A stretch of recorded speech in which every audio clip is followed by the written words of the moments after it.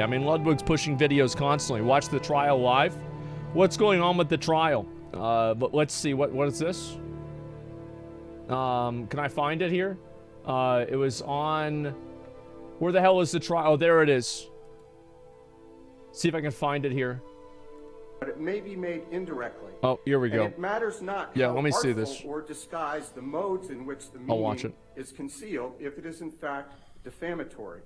Citing Carwile. Well, we can argue as to how artful it was, but the implication was very clear, as the court has previously ruled, or not law of the case, but as the court has persuasively written in its opinion letter.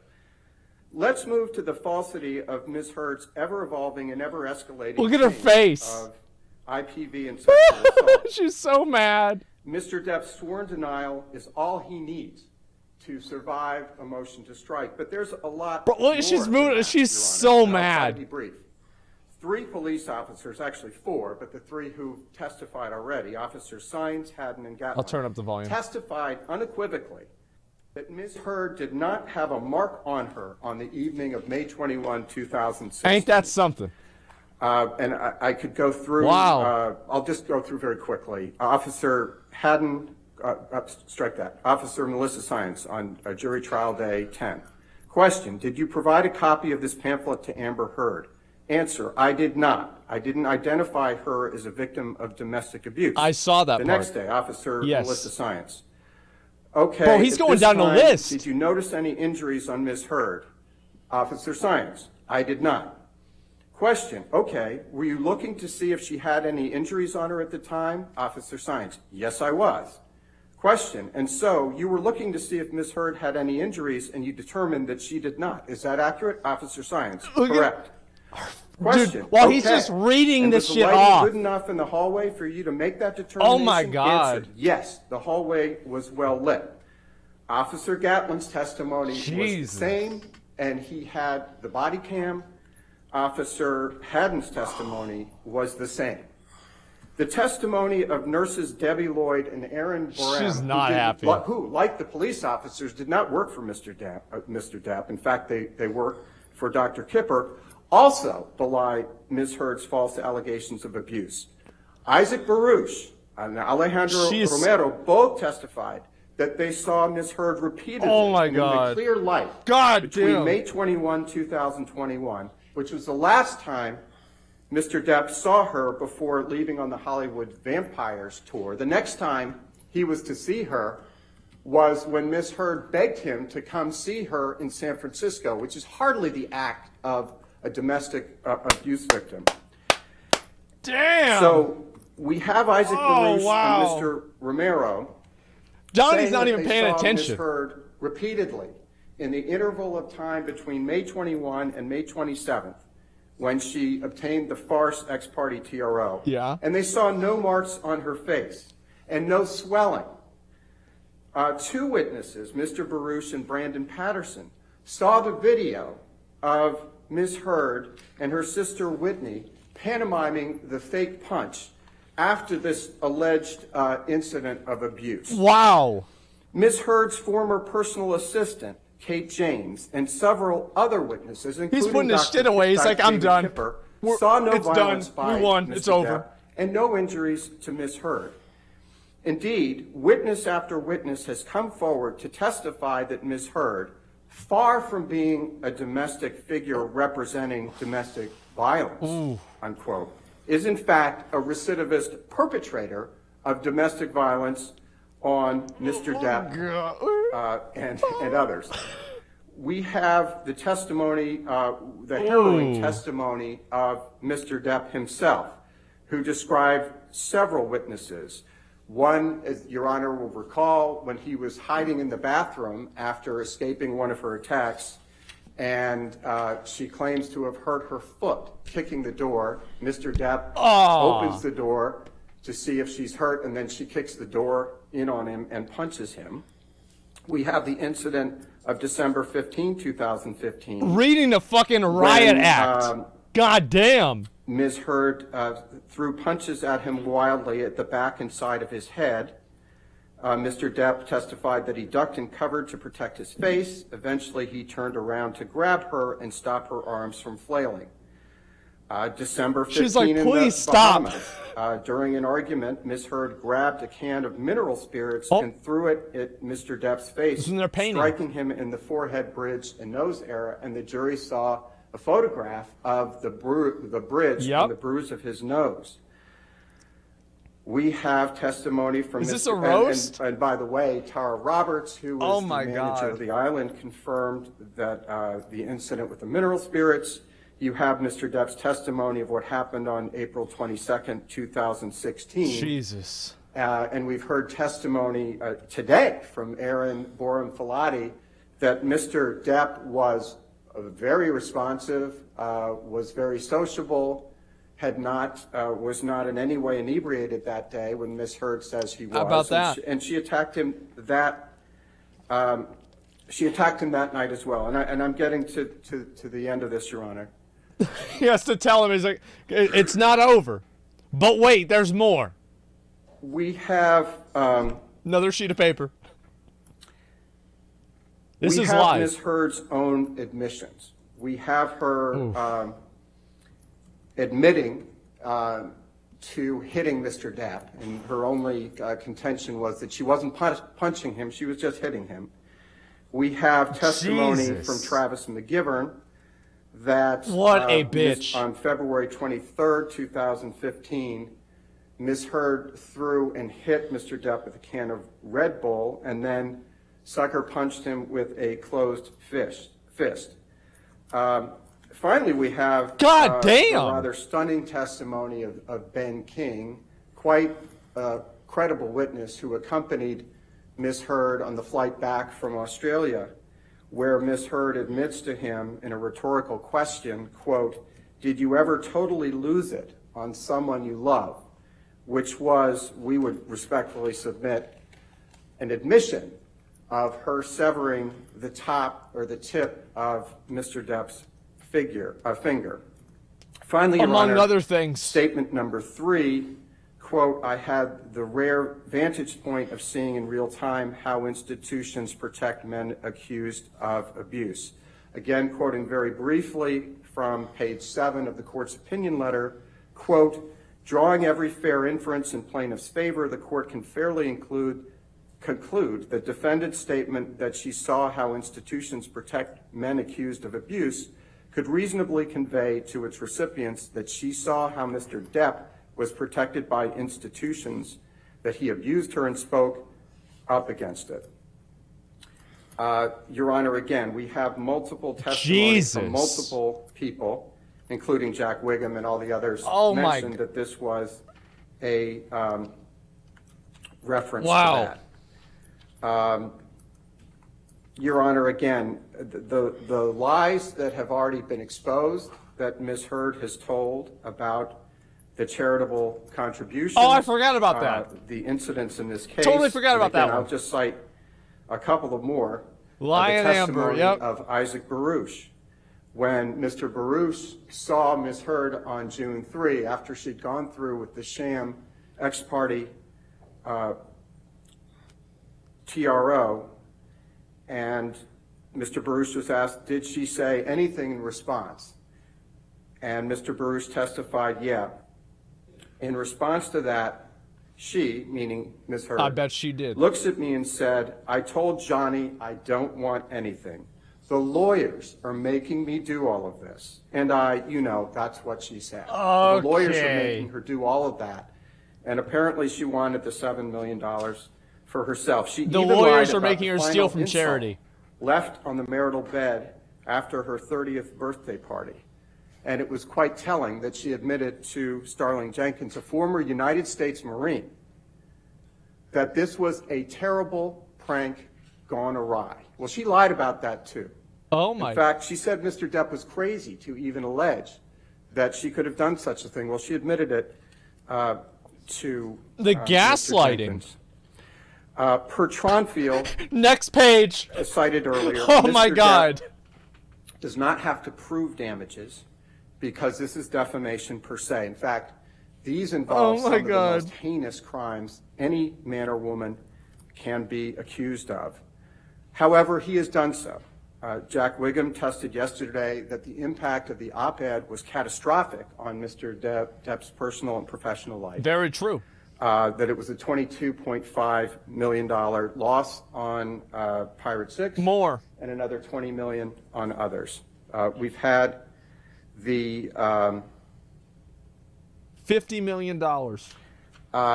We've had the testimony, so we have Mr. Wiggum testifying as to the 22.5 lost on Pirate 6 and another 20 lost on the other films, the other studio films, the indie films, and the other ways Mr. Depp would have made income. We have Richard Marx's testimony, Douglas Banya's testimony, and the testimony of Michael Spindler just this morning. Finally, Your Honor, none of Ms. Heard's affirmative defenses, which would include, her trying to create an issue of fact on the title, can support a motion to strike, as to which she bears the burden of proof of her affirmative defenses. Quote, whether the defendants have met their burden cannot be resolved when considering a motion to strike. See 243 Virginia at 83. And just to respond to Mr. Rottenborn's citation to the Lachova case, which we hadn't seen until he mentioned it today, I would only note, Your Honor, that defendant admits that she tweeted a link to the online version of the op-ed at paragraph 97 of her answer, though again, the admission of actual lawyer, is more than imagine enough that, to survive the motion to strike. And the Lachova case at 995 F. 3rd 134 holds that republishing a hyperlink doesn't necessarily start the statute of limitations, not that a hyperlink cannot be defamatory. So with that, Your Honor, we respectfully request that the court deny the motion to strike in full, and let's hear from Ms. Heard. Thank you, Your Honor. Uh-oh. Thank you. Your motion? Uh-oh. Here we go. Thank you, Your Honor. I can only assume that Mr. Chu wrote that speech for an audience outside the court because it didn't really address my arguments. I'm going to focus on what our specific arguments are for the motion to strike, Your Honor. Okay. Mr. Chu spent almost 30 minutes of the court's time talking about the disputed evidence of physical abuse in this case. Disputed. Ms. Heard hasn't even put on her case, and I can tell you she's not the abuser, and if the case moves forward, she and her witnesses will put on even more evidence of the physical abuse she suffered. How at the about hands of some Mr. Depp. to begin but with? That's not the basis for our motion right now, Your Honor. He talks about how Mr. Depp had a sworn denial, and that should count. We read his testimony. He claims he didn't strike her. But again, that's not the basis for our motion. The basis for our motion is the clear and undisputed evidence of non-physical abuse.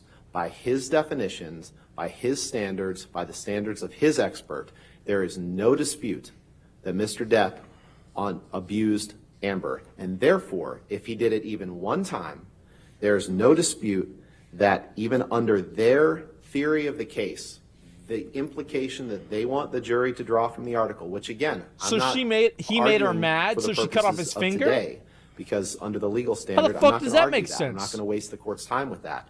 But even under their standard, the undisputed evidence is that Mr. Depp did commit abuse against Ms. Heard, and therefore that those first two statements were false. That's our argument on that. As to the headline, that's so bad. It's funny, Mr. Chu. We played 2 or 3 hours argument? of an ACLU deposition. And now he says, well, that wasn't our witness. It was his witness, Your Honor. He just spent 10 minutes talking about what Mr. Doherty said, and Mr. Doherty testified that the Washington Post wrote the headline. That is the only evidence, Your Honor. I understand he says, well, Exhibit 1 has her name on it. Exhibit 1 has her name on it. But the only evidence in this case about who wrote that headline is Mr. Doherty's testimony. It is undisputed. They could have put anyone else on. They could have called Ms. Heard for that because that was not part of the stipulation at the pretrial conference. It was only the tweet that we talked about, Your Honor, and they chose not to do that. Now, Ms. Heard will testify she didn't write that headline, so it wouldn't have helped them. But they've had 3 weeks to put on their case, Your Honor. They've controlled the playing field of evidence. There is no dispute. Because there's not anything that else. Ms. Heard did not write that headline.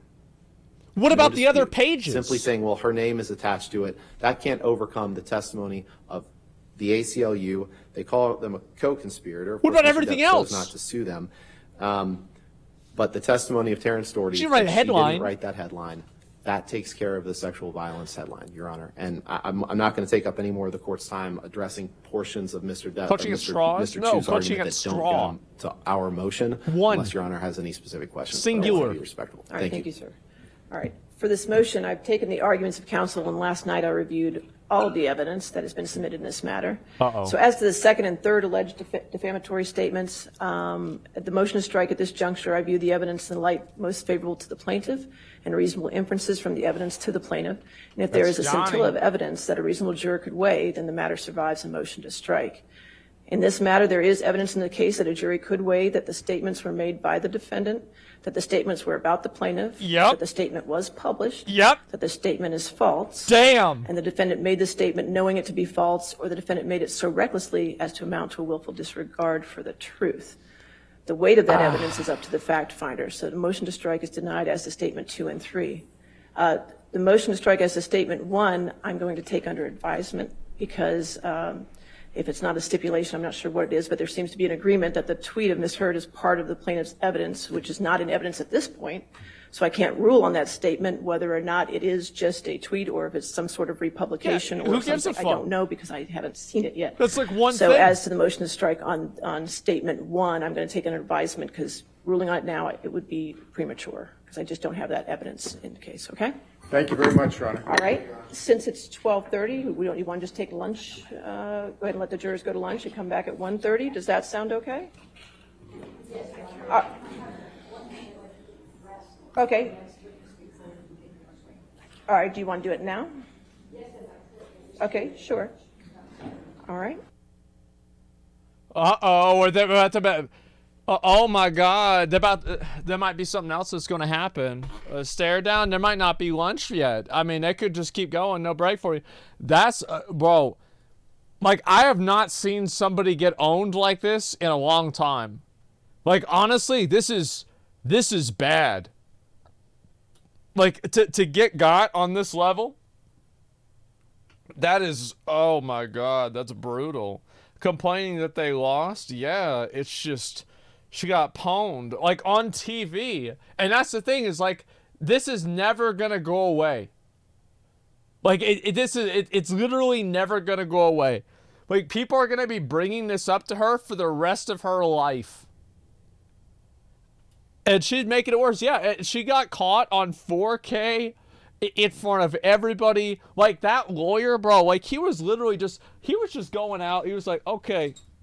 So, all right, on page 7, so yeah, she cut his finger off, said he was an abuser, lied about this, fake nail polish, kicked the door and then said it was Johnny. Johnny opened the door, she kicked him, closed the door again, she kicked the door, said Johnny hurt her. Okay, and he just keeps going down the list.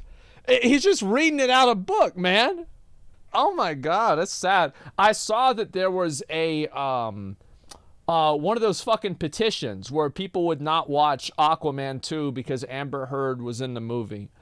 In my opinion, like, would I want Amber Heard to be in the movie if I was, if I had a vested financial interest in Aquaman 2, would I want her in the movie?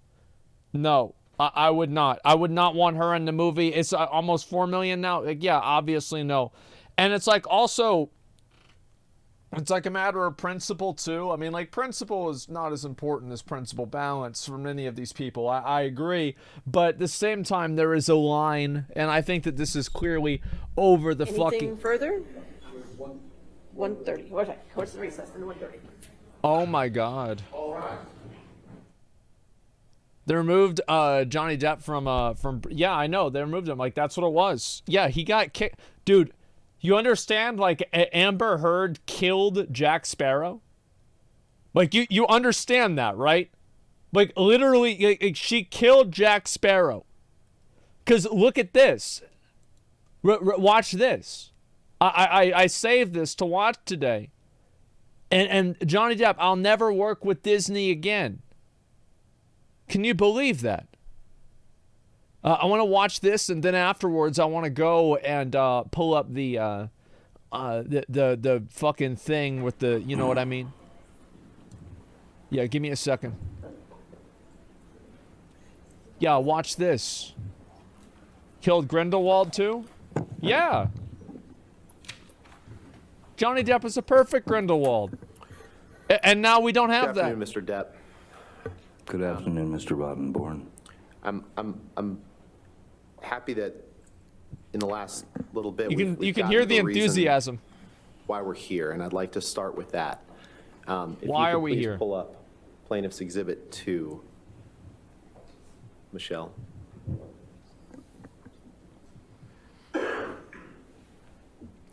Next page. Okay. Pulling up the exhibit. Oh, here we go. Here we go. Your Come Honor, I on. believe this is either in evidence or has been stipulated as part of the opening. I assume no objection to two. No objection, Your Honor. Okay. It says bullying Permission to was publish? too much to take. Yeah, true.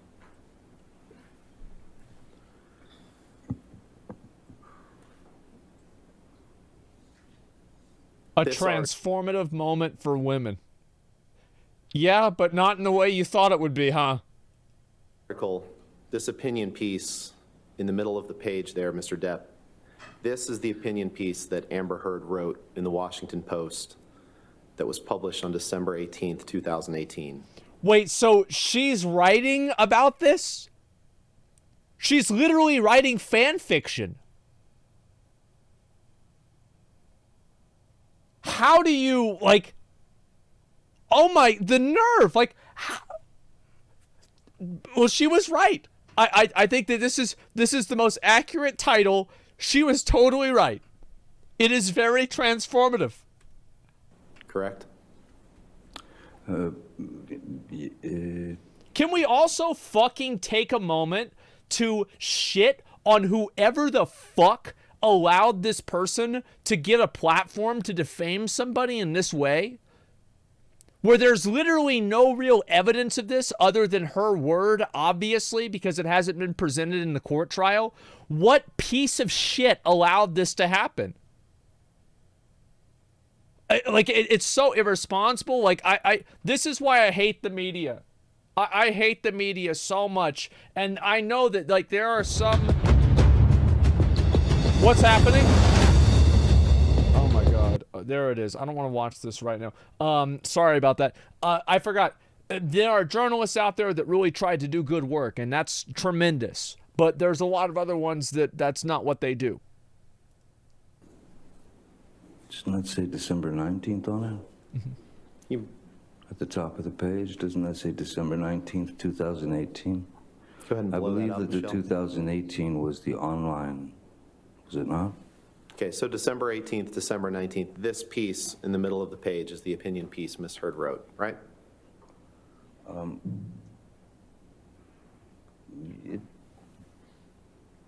Could you make it a little bigger? My eyes Sure. are getting smaller. By Amber Heard. This is what you're suing her over. Correct? No. No. I'm suing her It's like over, 5 things. It's not just one thing. defamation, and the various falsities that she used to bring my life to an end. And You Yeah. understand, Mr. Many Depp, things.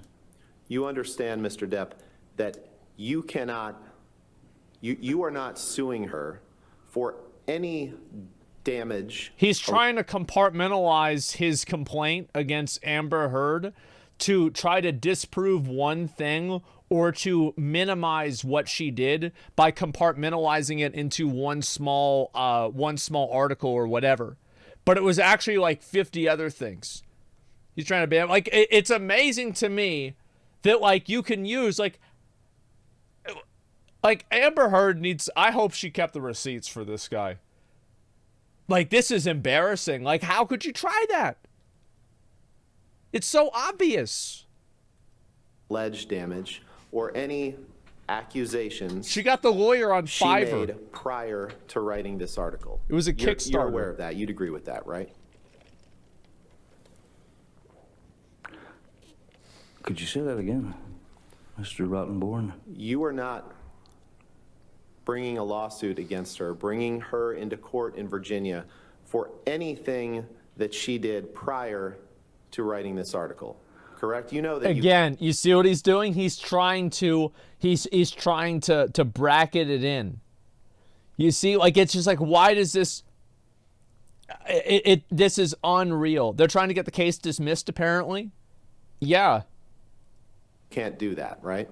I have to say that I, as I said at the top of this, I've never seen this version of the op-ed piece. The version that I saw was the other one that I identified that was on the 18th. This is on the 19th. I believe the So it was 18th edited? In was 2 years quite before, possibly, was quite possibly, I like how he apologizes to him, but what he's really saying is shut the fuck up. It's like, sorry. Give me a second. that was the online version that came out first. 2 years before there's a either the very online or the different- print. I'm sorry, I was just No, going I to think finish my you answer. answered my question, sir. Thank you. Oh, 2 years before the So what he was interrupting Johnny for saying, because Johnny was about to say something that was very important, is that the online version of the article, what I'm assuming that he was going to say, is that it differed from what was actually printed because it was changed between the 18th and the 19th. And because he didn't let Johnny say that, he would have made it to where people wouldn't shine a light on that in the first place. That's what I think had happened. I don't know, but I think that's what it could be, because it's a lot easier to edit something and then it goes to print the next day. online He playing and the games. print version came out. In 2016, Amber obtained a domestic violence restraining order against you from a California court, correct? I find it to be very interesting that he, interrupts the guy that's literally giving context for what happened. He's like, stop giving context. That's too much. We might lose. Please stop that. He's trying to box him into a technicality. Yeah, exactly. yes, sir. And in obtaining that domestic violence restraining order in May 2016, she accused you of domestic abuse, right? Yes, sir. And Michelle, if you could blow up the third paragraph down, please.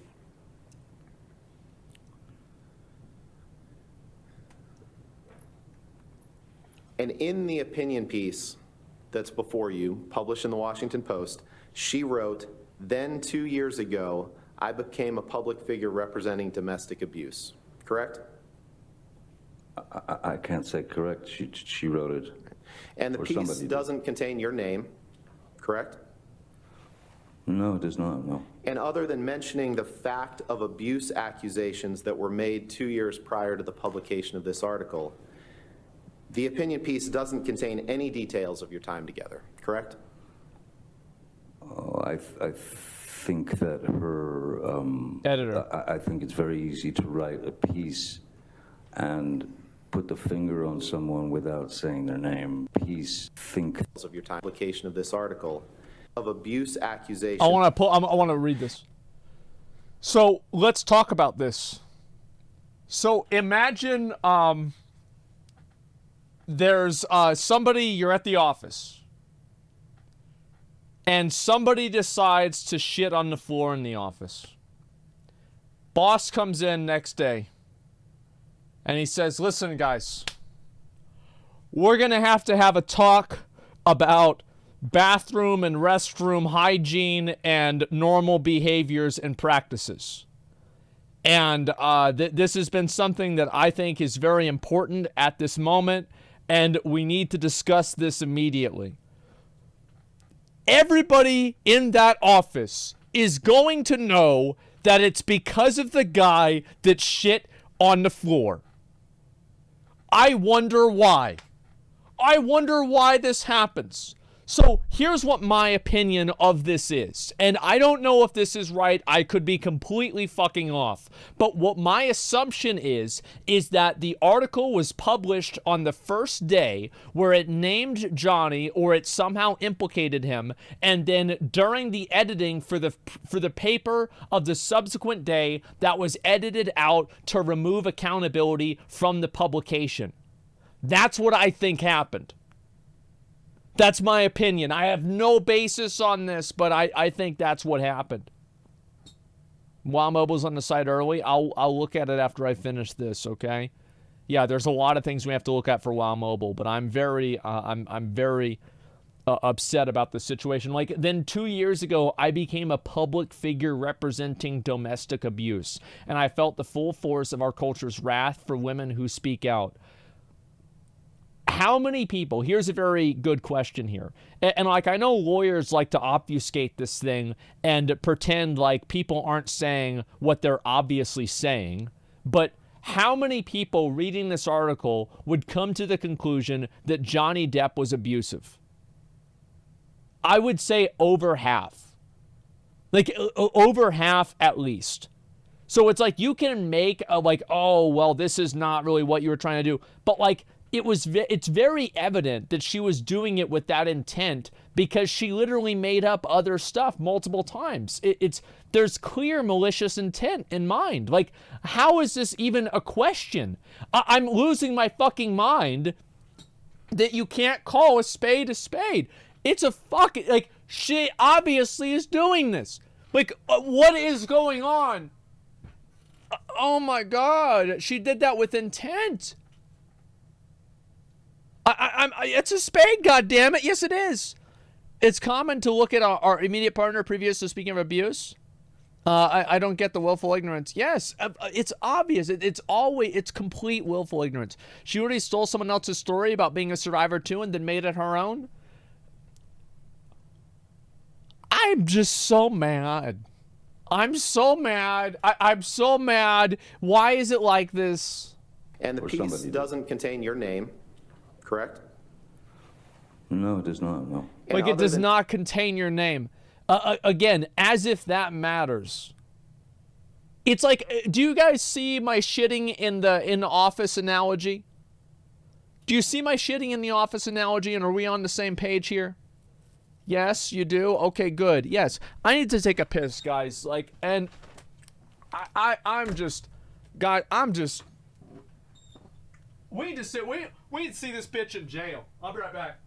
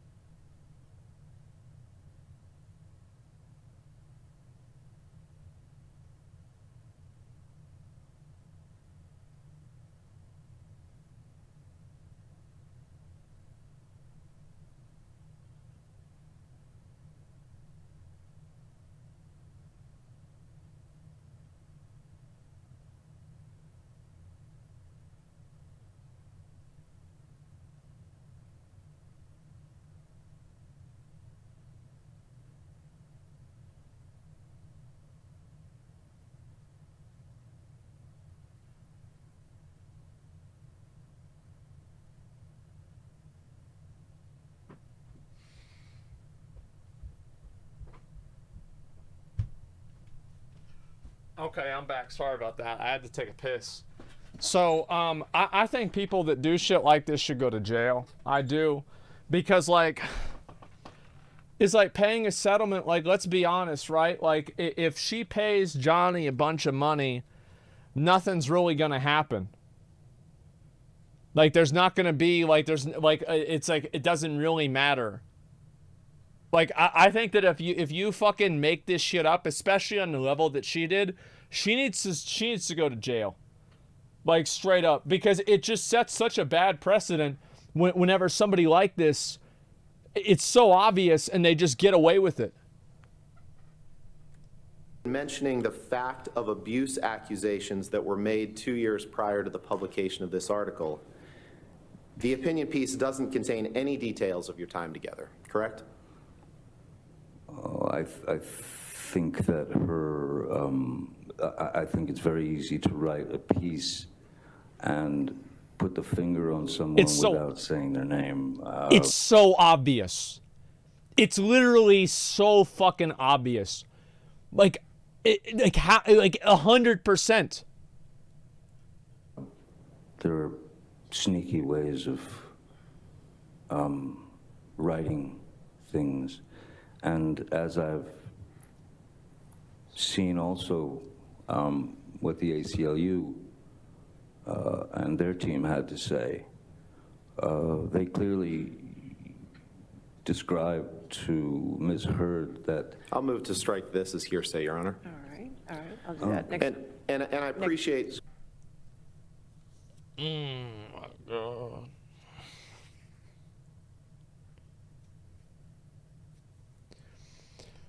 Oh my God, bro. Like, it's just, oh my God. Sorry, it's evidence. Next question, okay? Thank you, Your Honor. Mr. Depp, I'm I losing. appreciate you've gotten Stop it. a lot of chance to talk, and I'm trying to be respectful of the court's time and the jury's time. So I'm going to ask you that question again, because I think it's a pretty simple yes or no question, which is... You'd like it to be, sir. Nothing simple in this case. Other than mentioning the fact of abuse accusations made 2 years prior, this opinion piece does not contain any details of your time together. Yes or no? Okay. Let's apply just a little bit of logic here. If Johnny Depp wasn't implicated, why did he lose the roles?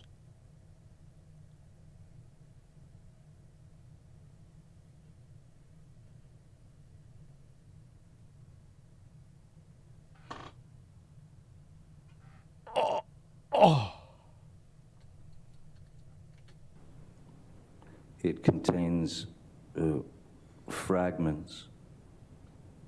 This piece here, I don't know, is this word for word with the other piece? And the article discusses proposed legislation, which you just talked about, correct? You'd agree with that, right? Yes, yeah. And it discusses Amber's experiences after she had separated from you. You'd agree with that, right? 2 years ago, I became the public face for domestic violence. 2018, 2016, it seemed to me that the puzzle was going to work no matter your angle, sir. Okay. So I'll take that response as a no, that this piece does not discuss this piece does not discuss anything prior to Ms. Hurd separating from you, and it only discusses her experiences, her biographical experiences after she separated from you. Correct? I can't say that. Okay. How could you possibly say that? Wouldn't saying that be hearsay? Wouldn't wouldn't that just be hearsay? Because he doesn't know. Like, how would he know what she meant whenever she wrote the article? It's like, it's so obvious. I mean, I don't understand how this is even happening. Like, how is this even a conversation point? If Johnny Depp was not clearly negatively impacted by this, what do you think? That Disney just decided, oh, we don't like Jack Sparrow anymore? No, I think that's not what happened. It's crazy. Claiming that due to Amber's allegations of abuse, you can't be in Pirates 6, correct? Yes. I'm saying that after everything had basically hit its media targets, Yeah. and the hit pieces kept coming. That's a good way to say it. It would be, I mean, I would be a real simpleton to not think that there was an effect on my career based on Ms. Hurd's Obviously. words. Fucking obviously, bro. Obviously. Whether they mention my name or not. you became aware prior to the publication of this op-ed that We'll look at you the were WoW likely thing after out this, for okay? Pilot I just have to 6, finish this. that Disney was considering dropping or dramatically shrinking your role, correct? No. Can you pull up Defense Exhibit 113, please?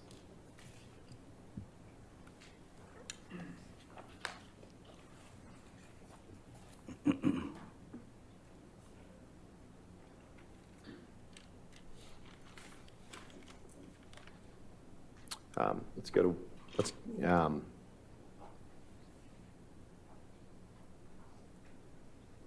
go to 114, please.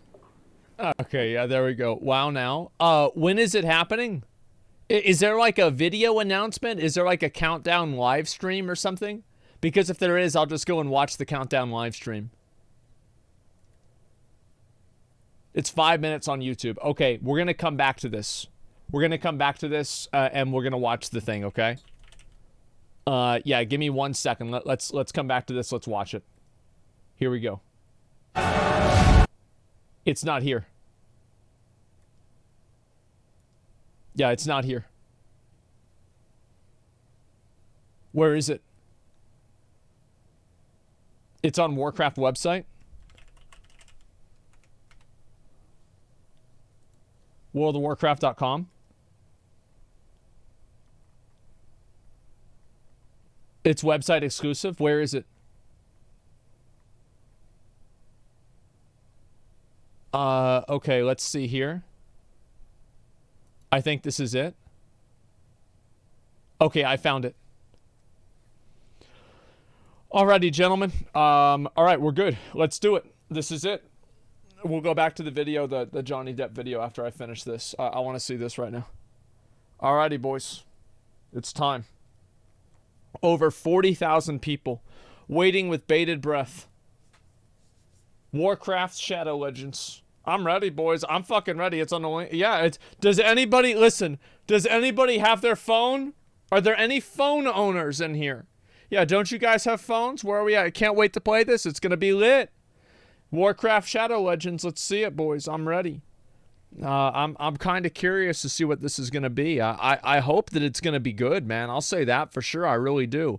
And as I said before, we will get back to all the trial stuff probably after I wrap this up. I don't know how long this is gonna take. Only 45K people.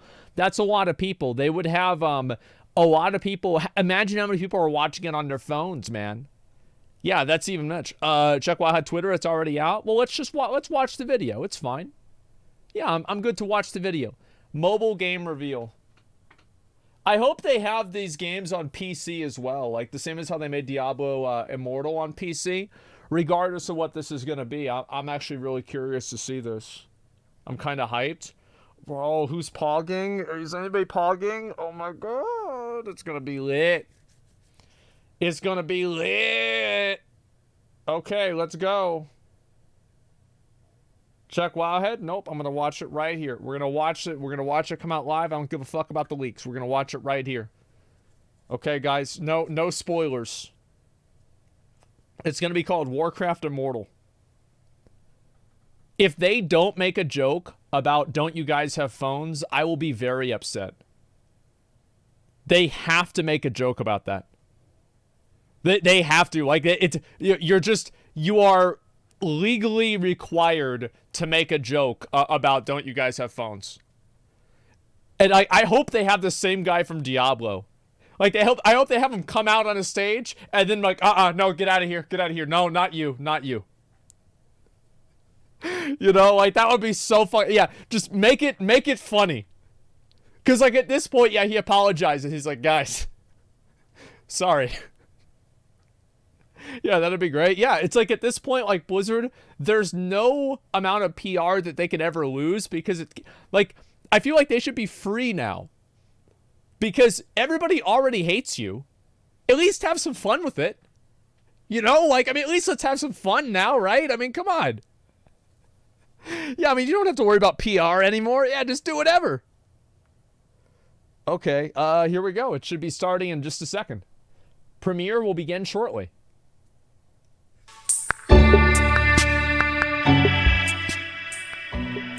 Okay. That's me, not you. That's me, not you. Damn, this shit's cool. So this is the new...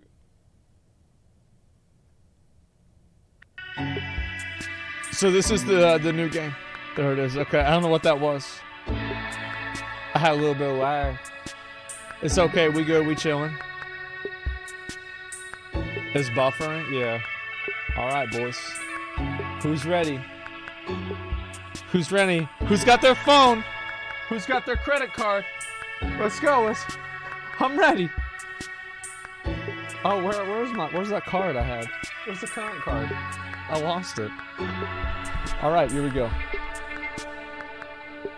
Damn, bro. What's this? An Andy Warhol painting? Get this shit off my screen. God damn, like just play the video. Alright, let's go. Blizzard Entertainment presents. Here we go.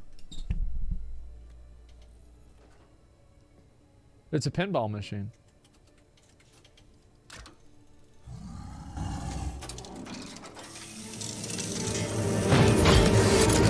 So they already have you put money into the game. That's cool. This is cool.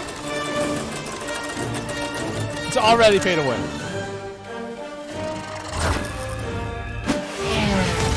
Okay. It's Hogger.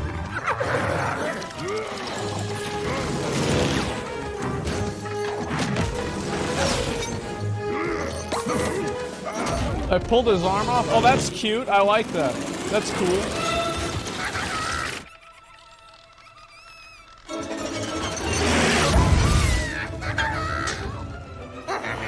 Oh, that's great. I got representation. I never get that.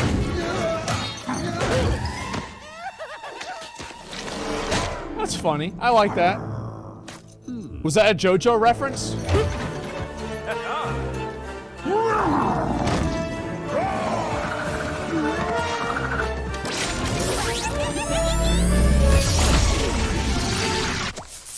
Wow. Yay. Arclight Rumble? Okay. Hi, I'm Justine. And I'm Adam, and today we have the honor of introducing you to Warcraft Arclight Rumble! So what is this game? What is this COVID game? really did something special to people. This COVID, is a mobile it, strategy, fast-paced hero collector. And villain collector. Look, and villain collector. people spend all day in game their that house. has a vast PvE campaign. It also has dungeons and raids Okay. and PvP and co-op and everything you'd expect of a Warcraft game from Blizzard. We love games. We were super inspired by tower defense games. Our game isn't really tower defense. It's more our style to do a tower offense game. Oh, that's good. Joyful Chaos. That's smart. And we're aiming to bring our Blizzard best to mobile games. It's an that inspire offense us. game. Chaos reigns. All the chaos. Can't use chaos twice. Oh my god. I love how the beginning of the game is pay to win. Basements of But the taverns beginning is all pay to win. across It's like, Azeroth. yes, it's pay to A win. mysterious machine has been found. Is it new? Has it always been there? Powered by Gnomish engineering and Arclight. This machine has been generating famous and infamous battlegrounds for your entertainment. So Yeah? when the battle begins, you'll come to the battlefield with your army, ready to go assault the boss. Wow. There's a base for you to defend. If the base dies, your run is over.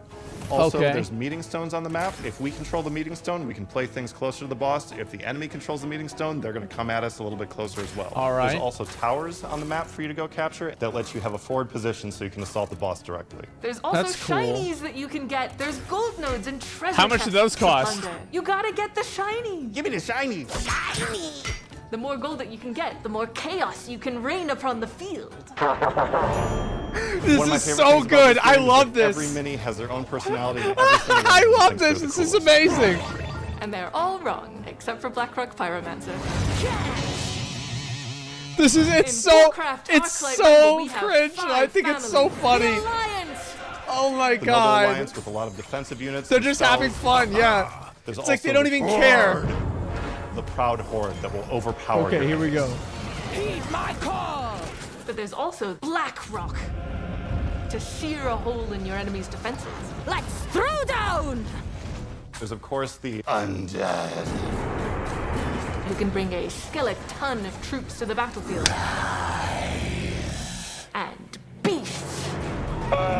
also have a literal stampede I from love the this. plains This and is jungles of so Asmongold. good. With all of the chaos going on with the troops, we need somebody to lead this rabble. Leaders are a way to cater your Oh, is that strategy and build a Jaina? specific play style that suits you. If you want to play siege units, go for Sneed. Wow. Sneed has a trait called Sneed's Greed that makes all of your siege units grab extra gold. They Personal called it favorite that? is Rend. With his ability Black in the Sky, it makes all of your flying units 1 gold cheaper, so you can fill the air with chaos. Chaos. There are tons of strategies Okay. that you can assemble with this. There are over 60 minis for you to play with. But you don't need to have an understanding of Warcraft to be able to embrace the No chaos. shot. A sense of exploration and wonder should come across regardless. Speaking of wonder, let's go play a game. We're gonna do it live. I mean, Okay, it'll be let's edited go. Let's later, see but it. that's okay. Welcome to Jinroke's Swole Troll Isle. Okay. Of strength. This is a fun map because I did the design for it and Justine did the art. We have our animators and our There's the character artists guy. to make all this happen. There's so many people that go into Cool. making this a reality. The goal of the Swole Troll Patrol is to punch your base in the face. Smash that start button. Let's go. Bro, they're Here gonna comes take Troll. this He's and coming turn down into our those lane, and 5-second the first thing phone we're gonna do ads. is have some harpies go say hello. There's a kobold Yep. that's already trying to steal gold over there. We're gonna let him go for that though. There's a bat rider coming, and we have a huntress. Let's play a huntress to help this out a little bit. And here comes another swole troll. Let's send out Okay. some chickens to meet that swole troll. Are they gonna Those lose like in trolls all are the definitely commercials? relentless. I'm actually gonna lose. No! We don't make these maps to be easy. I thought you said you couldn't lose. You designed this map. Smash that start button. Let's go. All right, here comes the swole troll, and we need some harpies to go take care of that swole troll. Man, how about that? There's some chickens coming. I don't care about those chickens. Pre-watch, but that called it, kobold, yeah. I do. That kobold. It's part of the It's part of the psychological marketing with phone games. I'll talk about it later. Need some more gold though. Let's go mine this area right here so that we can fuel our harpy addiction. All right, good. Have those chickens come in and peck that swole troll. So they're just just like it's a snack. they're oh my just gosh, pecking look him at to all death? These units coming in here, but one chain lightning is all we need. All right. That was cool. That was cool. Hopefully I like kobold that. Sneaks by. Aw, there you go. Woo! Oh, we're in overtime. All right, Down to the wire. harpies, come on. Time's running out. Too close. All right. So all he's right, gonna all right. lose. Let's do a wombo combo. Brilliant. I shut up. Strength. A suicide bomber, of course. That's just one of the 70 plus maps that we Thank have. God, we play won all because over of that. Azeroth. One of my favorite maps is going back to Stranglethorn, deep in the jungle, is Gurabashi Arena. Kamikaze, King yeah. Mukla is there with his banunchucks and banandalier. There's a couple of apes in Ungro that have some banana armaments. We've got Oh the my Banini gun God. by Ukluk. Ungro also has Devil Sword Queen, the tyrant of the area. What and about she King comes Mosh? stomping down, and you just have to take her down before she bites your base. Tasty base. What about King There's Mosh? always What going happened to be King unique Mosh? Challenges depending on each map. Now When it's it comes to Queen maps Mosh? That require you to be able to take I hate charge this of the political high ground correctness or bullshit, man. combat massive This is cannon ridiculous. bombardment from a ship. There's so many ways King that you can who? customize your minis using talents. Their abilities can Okay. be augmented in all different sorts of directions. Maiev has a really awesome talent called Cloak of Shadows. Wherever you play her on the map, she will cast Smoke Bomb and stealth everything around her so you can make a mobile assault squad anywhere on the map. Oh, okay. Warcraft! Warcraft! Arclight! Arclight! Rumble! They literally don't care. This game has They so many actually ways to don't play care daily how cringe content it every is. single day, every single week. I feel You like can we're play gonna new dungeon completely every go week. full We didn't circle. talk about dungeons! Where You can it's talk so about dungeons, cringe you it can play becomes dungeons Giga Chad. solo, or if you want to play co-op, you can as well. Oh my We didn't god. talk about co-op! I forgot to talk about co-op. Oh my co-op, God. You can join a guild, you can play with your friends. You can join a guild and you can fight your friends! Fight. Wow. You can go play raids with them. There's so many things to do in this game. We didn't talk about raids! You're It's just gonna have Onyxia. to stay tuned for more information, aren't you? Wait, Closed yeah. bid is coming to limited regions soon, so keep an eye on social media for more information. On behalf of the team, we are so excited for you guys to get your Well, hands why on aren't they this, wearing and masks? we really look forward to your feedback and input. Thank you so much for hanging out with us. Enjoy the joy. Enjoy the chaos. The chaos! It never ends! Chaos, chaos, chaos, chaos, chaos. It's not over. You thought it was over. It wasn't. It just keeps coming.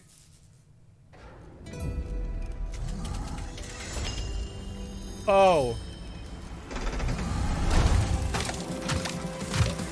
Bro. All new Warcraft experience. For Theramore! Yeah, it is Jane. Oh, it's Grom? That's cool.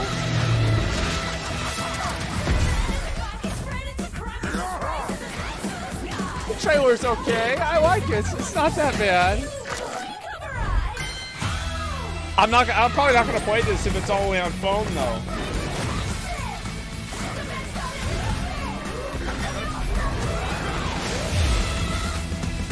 Jesus.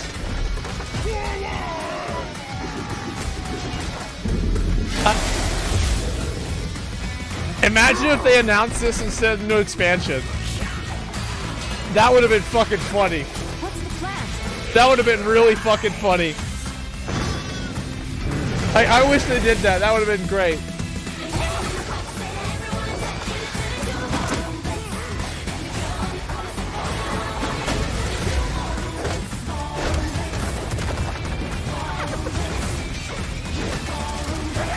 Sneed's Greed.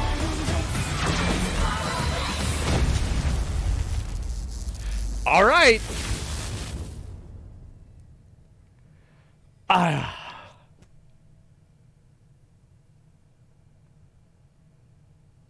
Now what?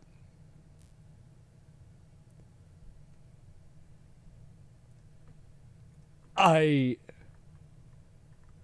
chat, what are they saying? What are they saying? I want to see what this is. Looks good. It's kind of cool. Don't you guys have phone? Revenge for Hots. I'll try it. Only respect of the Warcraft name, but this is insulting. Bibly Y. Cringe Royale. No actual WoW tie-in. So sad. Cringe Craft Reforge. Garbage childish game made for adults with childish minds. Heroes of the Storm is better than this. So bad. Vandus. What for God's sake is this? Nice game for 6-year-old kids. Bye. That would be great if we could play this inside World of Warcraft. Different end, different map. Oh, that's such a good idea, Conrad. We should be, that's a great idea. Yeah, we should be able to play this inside of WoW. Dude, that'd actually be that'd be an awesome fucking idea. Yeah, that's a crazy good fucking idea. Wow. Bro, Conrad, like, Jesus. Like, that's a smart dude. I'm gonna screenshot this, put this on the fucking, I put this on the Twitter. This is an actual good idea. Like, what the fuck? Like, oh, what's this shit, dude? Give me a sec. Let me get rid of this shit real quick. All right, where it be at? I gotta tweet this out, about the thing. This is actual, like, this is some real shit. Conrad's coming in here with the information. See if I pull this up right around there, crop that shit out. There it is. Like, that's a smart dude. Yeah, like that's such a good idea. Let me look at the rest of these. Okay, don't you guys have phones? Going to pay to win with time gating and chess, purchasable with real money. Warcraft from moms. Why are they using Riot's engine for this? Don't you guys have phones? Warcraft cringe fest. Late April Fool's joke. Wow, expected so much more. No, God, please, no. Remember, most people who started Warcraft Saga are no longer here. Blizz is not Blizz we knew before. Yeah, because Blizz we knew before is in jail now. It actually looks fun. So cringe, please cancel it. Hot take, I'm kind of hyped. Imagine if we have to pay for this. What do you expect to happen? Money thrown down the sewer. Garrosh Hellscream. Clash Royale. CR copy paste. The art style is nice, but not impressed with this gam. All right, give me a second. I'll refresh this in just a minute, and we'll see what people have to say. So we'll give it a like, and I'm not curious who has the add-on. How many? What's the ratio here? Does anybody have the ratio? We've got to figure out what this ratio is. Yeah, where's L plus ratio? Where is it? Return YouTube dislikes. 4.2K dislikes. Blizzard has the best art style in the industry. They went out of their way to copy Clash of Clans art style. Holy moly. Yeah, that's great. Good idea. Honestly, so here for this. Heckin' love these quirky edits. Can't wait to post this to r/gaming. So hyped.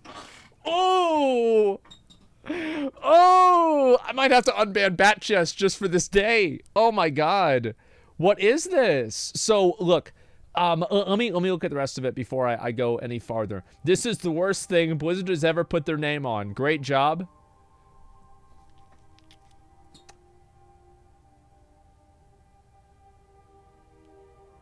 Is that really true? That's the most positive Blizzard fan. Okay. Do you guys want my actual opinion about this? Like, no meme, no bullshit, no anything. Like, obviously, it's funny to read the comments, and it's funny to see people, like, mauled out over the phone game. I think this is fine. I am glad. I think that having 35 cringe moments in a video is better than having one cringe moment in a video. I unironically do. Because at that point, like, there's just no, like, it's like they clearly don't care, right? I mean, these are like, it's like a middle-aged man, a middle-aged woman sitting there just, you know, goofing and clowning around. They probably, the truth is, they probably had fun making that video. And I think that there's some value to that. That they probably had fun and enjoyed making the video. It was lighthearted, it was goofy, it was really goofy. I don't think it was a big deal. I really don't. I thought it was funny. It was. And the thing is, what you guys have to understand is that us here, we are not the target audience. All right? You want to know who the target audience really is?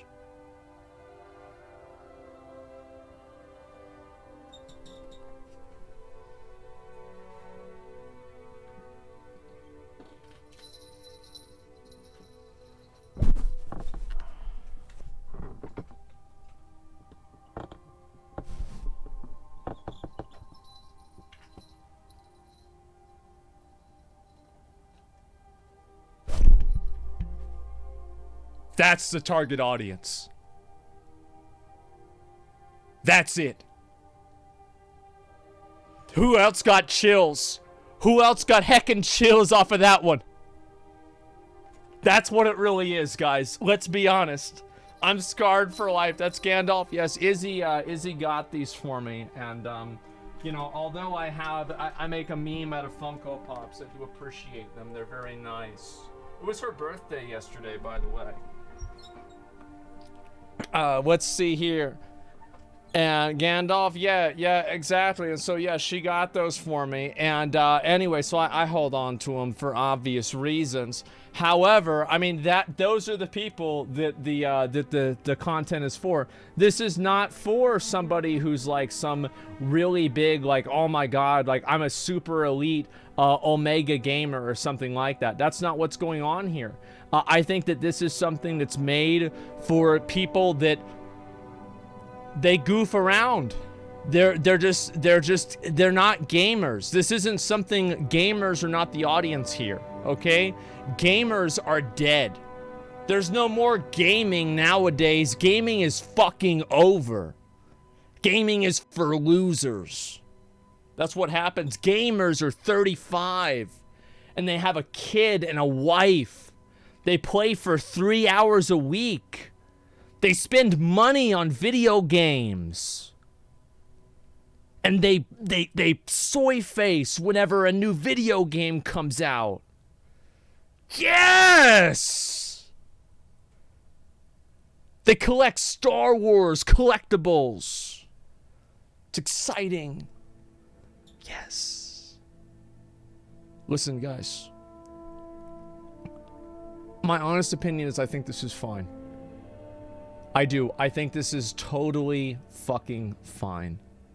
This is exactly what I would have expected.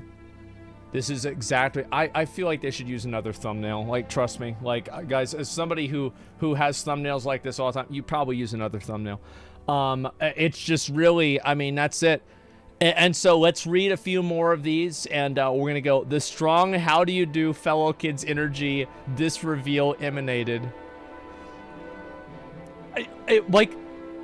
I don't think that... I think it's how do you do fellow boomers. Like, this is like 30, these are like 30-year-old people. Like, that's all it is, man. Heckin' based, I know. Of all the games Blizzard made, this is certain. Well, of all the games Blizzard has made, this is certainly one of them. That's about right. It's the worst thing I've ever seen from Blizzard. Thank God WoW Classic is still here. And big surprise, this comment comes from a middle-aged man who's bald. And where's the rest of these? Behold, the last gasp of the Warcraft IP. This is one of the games Blizzard ever made. This looks so underwhelming. Blizzard should be thanking YouTube right now for removing the dislike counter.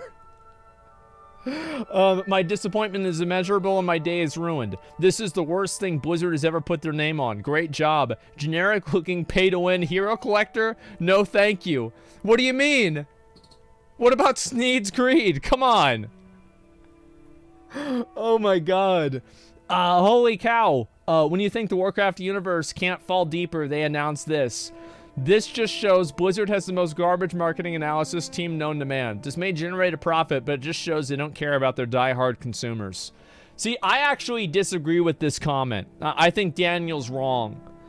Here's why I think he's wrong, is because they're not trying to appeal to their audience. They're trying to appeal to a new audience and diversify the game.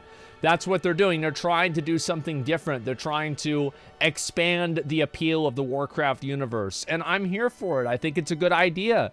It's like, do you always want to play it safe and die out slowly, or do you want to take some risks and do something different and crazy and kooky and just heckin' wacko, you know? Yeah, go for it. Let's see what some of the comments on Reddit are about this. I'm sure this is going to be great. Let's see if I can find it. It's going to be probably on the... I would watch this leaked mobile game. Okay, here we go. Let's see if I can find it. Arc Life Mobile. All right, let's read this one. This is the actual Raid Shadowlands. Okay, I didn't know that was actually a meme. All right, let's see here. Let's see what people have to say about this. It's pretty fucking funny. Expected nothing, still disappointed. It looks terrible. I was hoping for something more Warcraft 3 looking. Yep, it's a mobile game. Sums it up pretty well. It doesn't even look bad for a mobile game. It's just so generic. I don't know. I mean, when does the game's not out yet, right? Is it? Can I play the game now or not?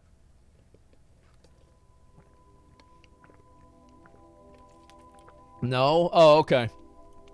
Let's see here.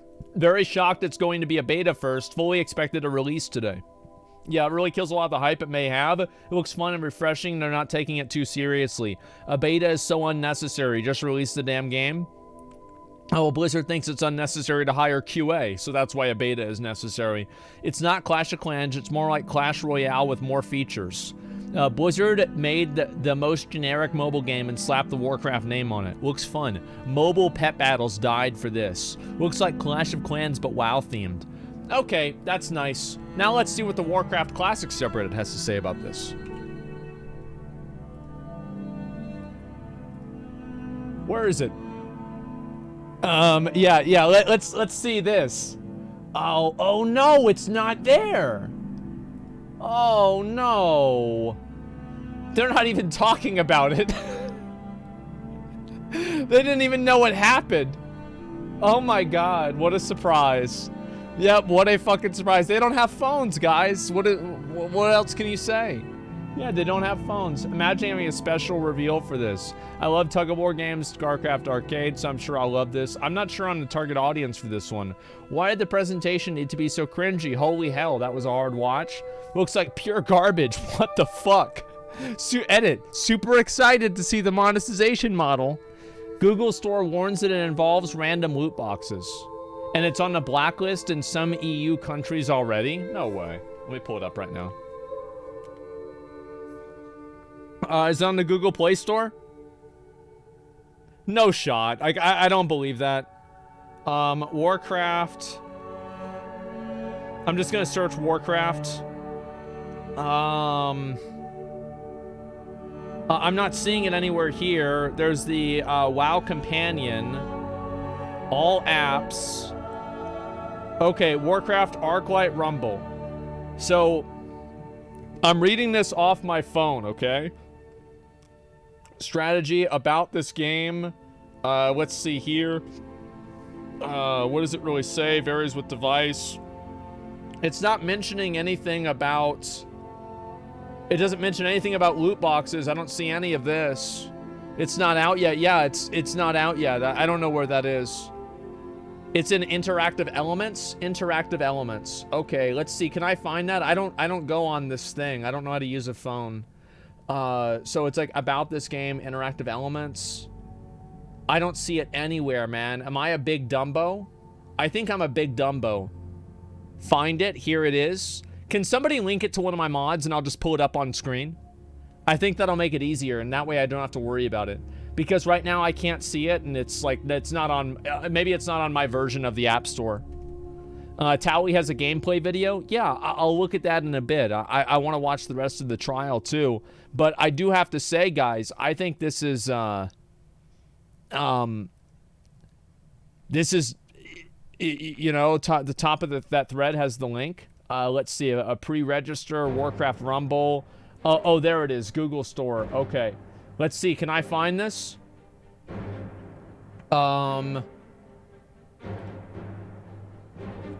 Interactive elements. Purchases includes random items. There it is, I found it.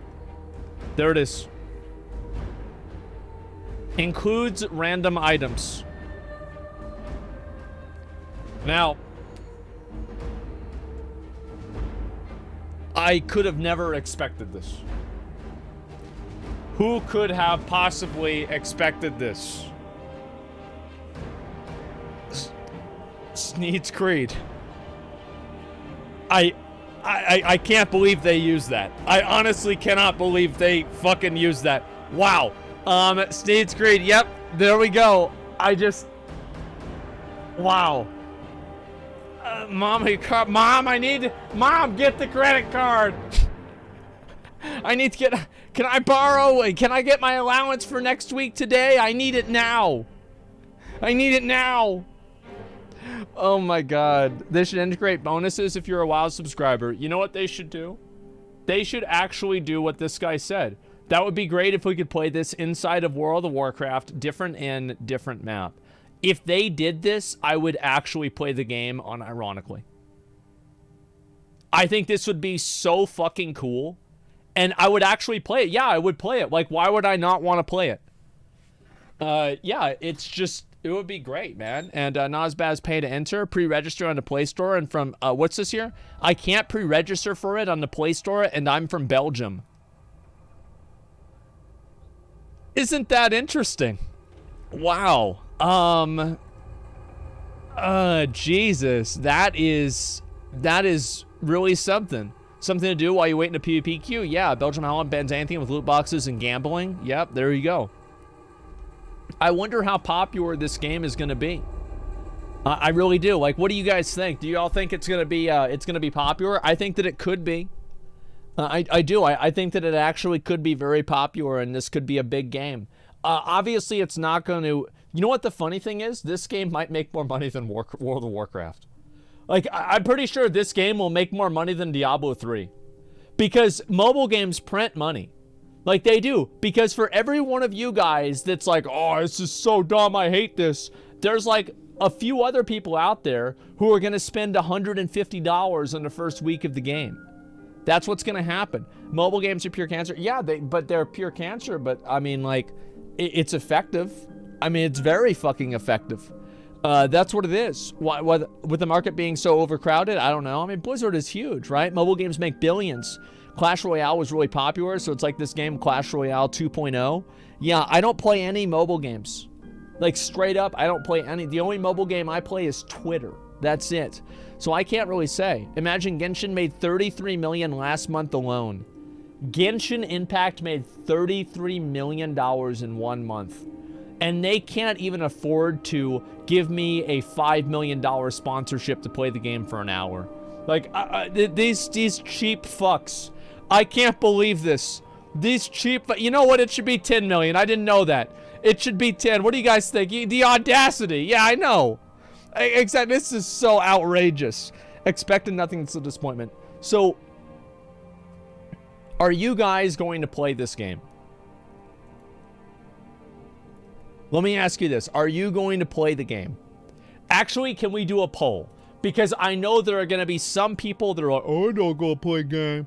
But I bet a lot of people will. I do. I think so. It's still not up yet. I'll wait for the trial to come back up. Nopers, I'll try it out, yes. Hell no. Hell no. I'll try it. Why not? I think I might try it. If I can play this on my PC, I will try it. Because I downloaded Bloons and it was fun. Like, Bloons was great. So, like, I'd like to see more Bloons or something like that. It'd be amazing. I hope that we get more of that soon. That would be great, man. And please don't make... what's this? Please don't play more Herd Trial? Oh, yeah, right. Okay, so is this the change the content just for me? Shut up. Everybody likes watching it. We're going to do it. Anyway, let's see here. Android emulator on PC? Yeah, but I don't want to play it on an emulator. You know what I mean? Yeah, I don't want to play it on an emulator at all. I want to play it on the actual game. I don't want to play some scuffed bullshit. I want to play the actual game itself. And I don't, like, I want it to be made for PC so it's not ghetto. Like, I've already played Dark Souls 2, and like, the PC port for that is terrible. Tally says there's no plans for it to be on PC. Let's see Tally's video about this. Give me a second. Tally, oh, wait, 1 second. Where's the... Did I just see what I thought I saw? Yeah. Okay, we're gonna have to watch the... I didn't see this one. Oh my god. Oh my god. He just came out with a new one. Uh-oh. Let's see this first, okay? Warcraft, Arclight, Rumble game. Alright, it's a 5-minute video. Let's watch a 5-minute video, okay, guys? Hammers up, everyone, and welcome to Warcraft Arclight Rumble. Okay. A Warcraft mobile action strategy game designed from the ground up by Blizzard. So this is what they've been working on for the last couple of years. It's finally here. I'm excited for the announcement. Now, they're calling this a tower offense more than a tower defense game. But in reality, it's... Bro, I feel like calling it a tower offense versus a tower defense is the same thing as, like,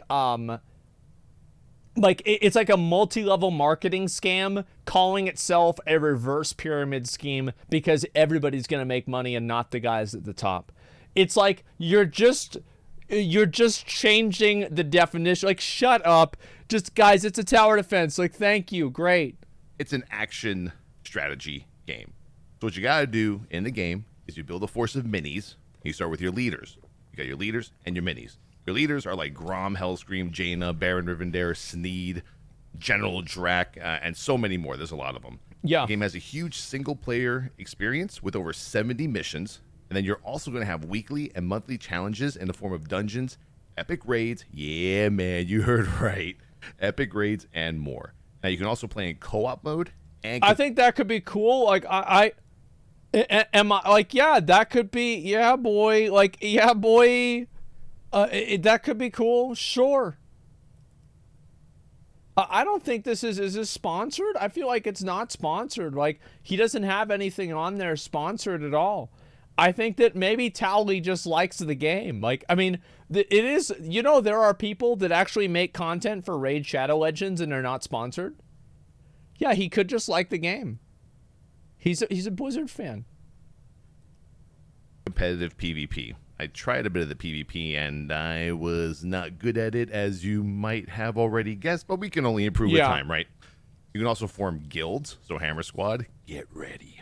Now, there's over 60 heroes, villains, monsters, and more from the Warcraft universe that have been rendered as tabletop-style minis for you to collect, level up, and improve with talents. That's the loot boxes. I asked him about the minis. Will we get the minis, like, in IRL as, like, you know, toys that we can buy on the store? Because that would be awesome. That would be really cool if they did that. The same as how, like, Nintendo has those amiibos. Like, I have a Mario amiibo. Like, I don't collect these things because I don't cry at the Star Wars trailers, but I do have one of them, and it's kind of cool. Yeah, I think they should release these as toys. But there is no plan for that as of right now. They should do that. I can't wait to see all the crazy builds the community comes up with for this game. So for now, sit back and enjoy the gameplay footage for Warcraft Arc-like Rumble. I'm gonna have a lot more content. All right, on the let's channel enjoy it for this new mobile game coming out soon. TM, enjoy, and hammers up. Okay.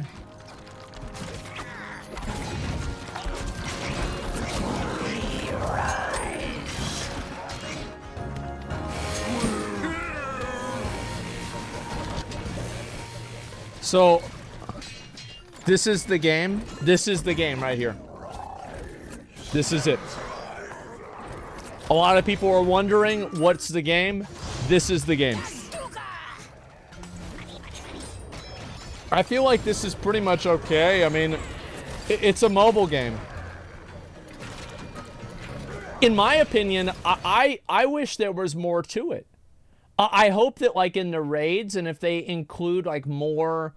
Like, I'd like to see them implement, like, kind of Warcraft 3 type things, like, where you have, like, creeps that you can kill and then recruit them and stuff like that. That would be cool. Yeah, I'd like that. Okay, so they're just walking around.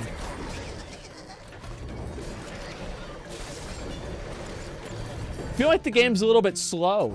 What do you guys think? Do you agree with me on that? Or like maybe it's like it's faster if you're playing it?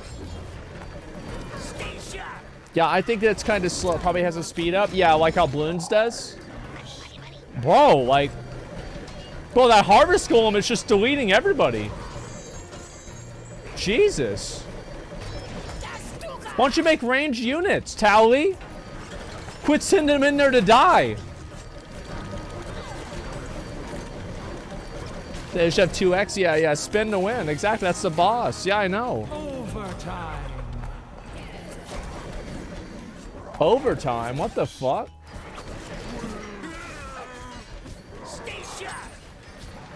Okay. Wait, this is actually the game? Yes, this is actually the game. Yep, this is actually the game. It's real, it's out, and it's here. Okay. 30 seconds remaining.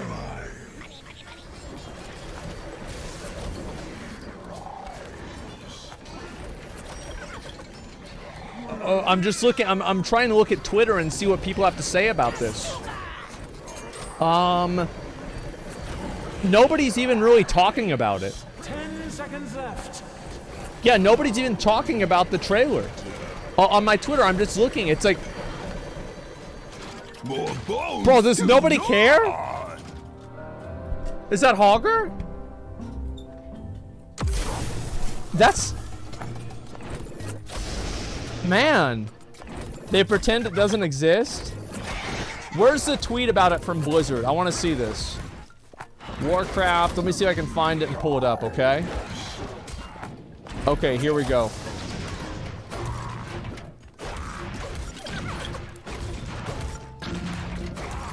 Amazing. Let me make sure to scroll down, make sure nothing's bad, and then after that, I'm going to go ahead and look at it, okay?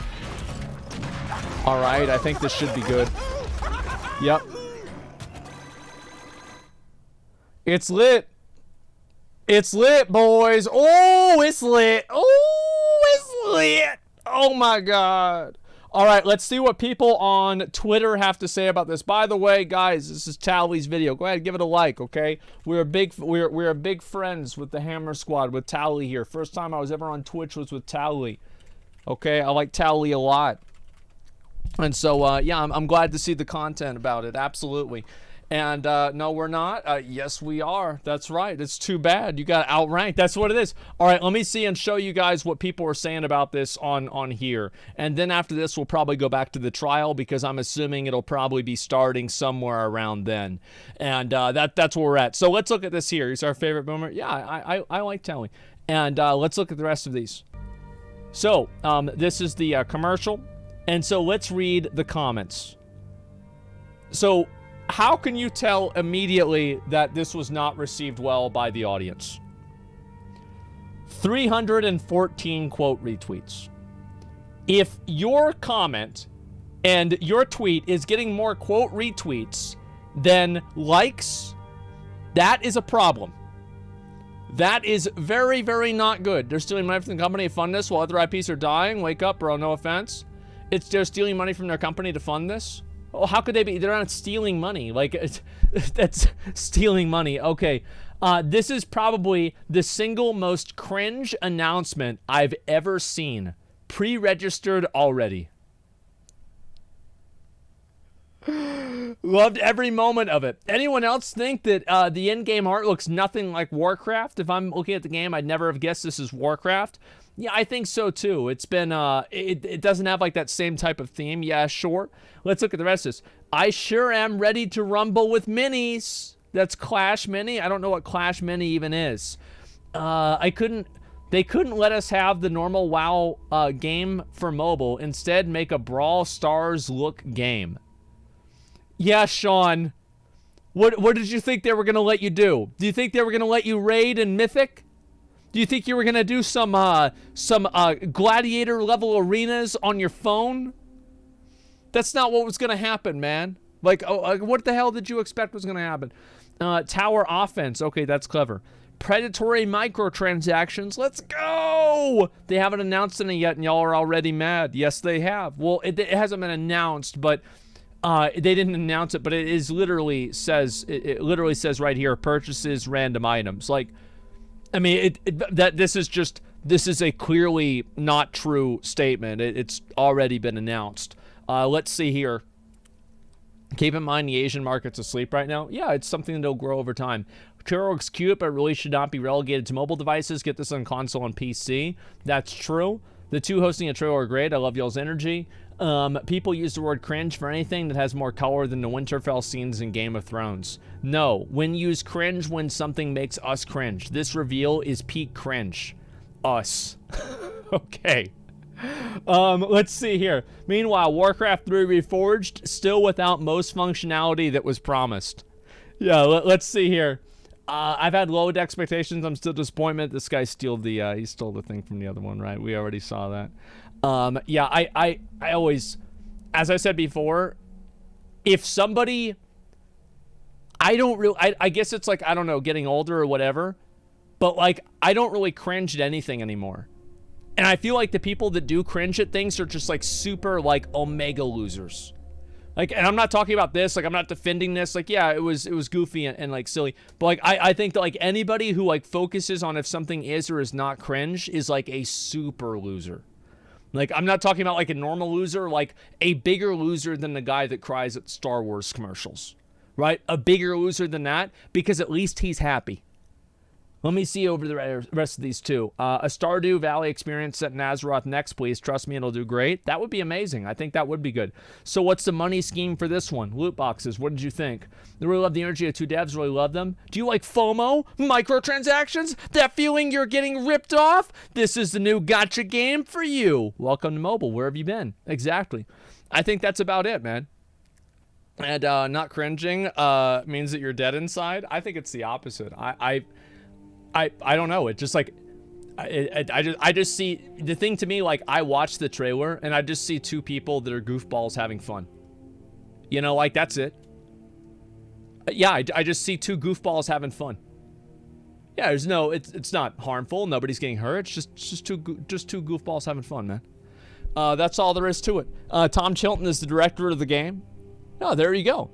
You don't think it was an act? I think that they probably act some degree like, I mean, bro, you don't fucking do a trailer like that if you're not at least kind of like that in real life, okay? Like, at least I think. And it's scripted and aimed at kids. Well, of course it's aimed at kids, because kids are the ones that aren't ready for the microtransactions, because those are the ones that spend the money, right? That's what it is. Absolutely, man. And let's see back over here. Hamming it up a tad? Oh, absolutely. Why is the mobile game on the Battle.net store if it's only in the App Store? Probably just to advertise it. That's what I'm kind of assuming. No, just no. So a lot of people are pretty negative about this. That's crazy. Well, it's not, but like it's just it is what it is. Let's see if there's anything interesting here. Any quote retweets that are interesting? No, not really. All right, well that pretty much settles it. We're gonna be playing the new mobile game. It's gonna be fucking great, guys. It's gonna be so crazy. Oh my god, it's gonna be fun. You guys ready for this? Whoa! Yeah, there we go. Let's see here. If you're not mad, you're soft, Aswan? Yeah, I think it's the opposite, actually. Okay. I'm actually gonna save this. I'm gonna reply to it, okay? Save as. Microtransactions. Pog. You. Okay, there we go. And we're going to upload a picture here. Where is it? Microtransactions, right here. I'm gonna reply. Saw this tweet, sort of this comment in YouTube chat. This would really be cool, and I know it'd be a big factor in me playing the game. Yeah, there we go. I think that's fair. Literally yoinked comment. Yeah, saw this. I didn't yoink the comment. I'm linking his comment with his fucking name. And I said I saw this comment. I am giving credit, okay?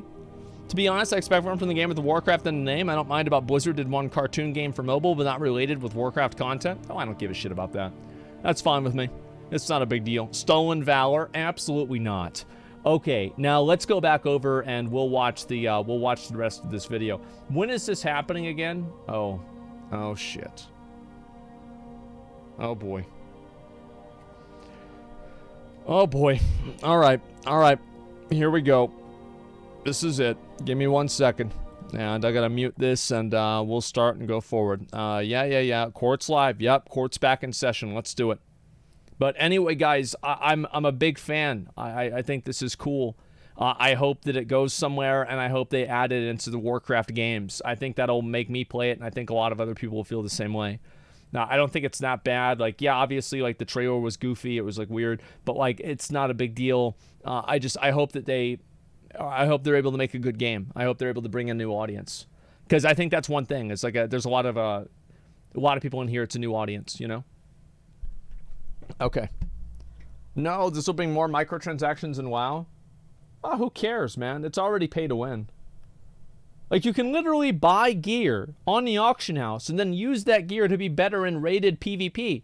Like, guys, it's over. Like, it's over. Like, but it shouldn't be. Oh, but it shouldn't be. But that's not what I want. Oh. Yeah, I know that. I don't like it either. I fought against it for years. I still don't like it. I'll mention every time I talk about it that I don't like it. But it's not going to change unless there's legislation. That's my opinion. There has to be legislation. If there's not legislation, there's nothing. Like, you have to have legislation, please. Like, whenever I will eventually find something that I can, like, get behind with this, like some person pushing legislation. Please, stand with me there, because that's whenever it really will matter. Like, don't worry about, like, liking comments about how much you don't like pay to win. Nobody cares about that. Run for office and do it, you lazy fuck. Bro, like, I'm not gonna run for office. Like, the thing is, like, I would have to talk to so many people every day. What if I didn't want to go to work that day? Oh, I don't know. I mean, it would just be a pain in the ass, man. Yeah, it's just, it's too much. Should we call local congressmen? No, they don't even know what you're talking about. Microtransactions, they're probably thinking about buying a video game. They have no idea. You couldn't play games? Yeah, I could. No, I think I could. I mean, like, doesn't AOC play League of Legends? No, that'd be fine. I feel like I would never win public office because you have to appeal to boomers. And I have all anybody would have to do to discredit me from running for office is just play an hour of my stream. On any day, any hour, just play an hour of my stream. And that's going to be about it for the average voter. Yeah, that's all that you're a boomers champion, though? Yeah, but, like, I'm talking about real boomers, like the fucking 65-year-old ones. Like, I'm talking about, like, adding in microtransactions, shit like this. They don't even know what that is. You would be canceled day one. Well, I think that you can't really be canceled if you, if you don't care. Even politicians can't be canceled. They can only lose. So, like, there's nothing, like, what would happen? Yeah, it's like, look at fucking Donald Trump. If you think that you can't be canceled, look at him. Like, I did like, if any 1 week of Donald Trump's existence was any other candidate, they would have been immediately disqualified forever.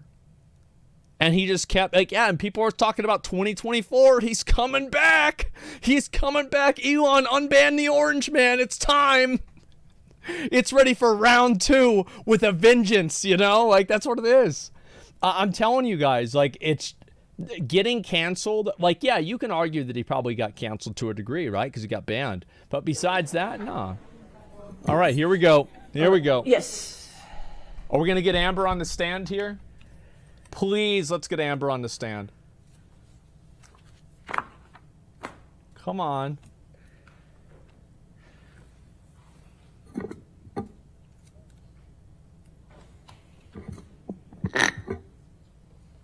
Okay. You got this? Yeah. She can't talk? I know. All right, we ready for the jury? Okay. Uh-oh. Here we go.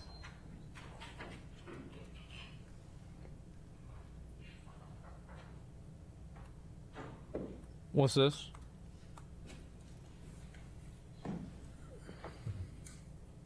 What's this? What are they doing? Oh, they're standing up. Oh, right. Yeah, of course. All right. Yeah, I never... They don't show who the jury are? That's smart.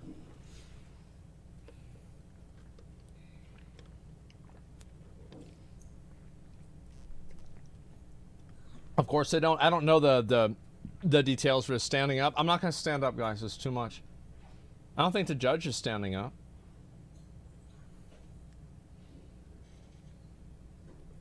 But they say the Pledge of Allegiance too? Yeah, sure. She doesn't have to stand up. I have no idea what the details are. Thank you, ladies and gentlemen. All right, be seated. All right, the plaintiff has rested in the defense case. Your witness, Okay, here we go. Call Dr. Don Hughes to the stand. Dr. Hughes. Well, we're going to get all Donald up there. All right. Do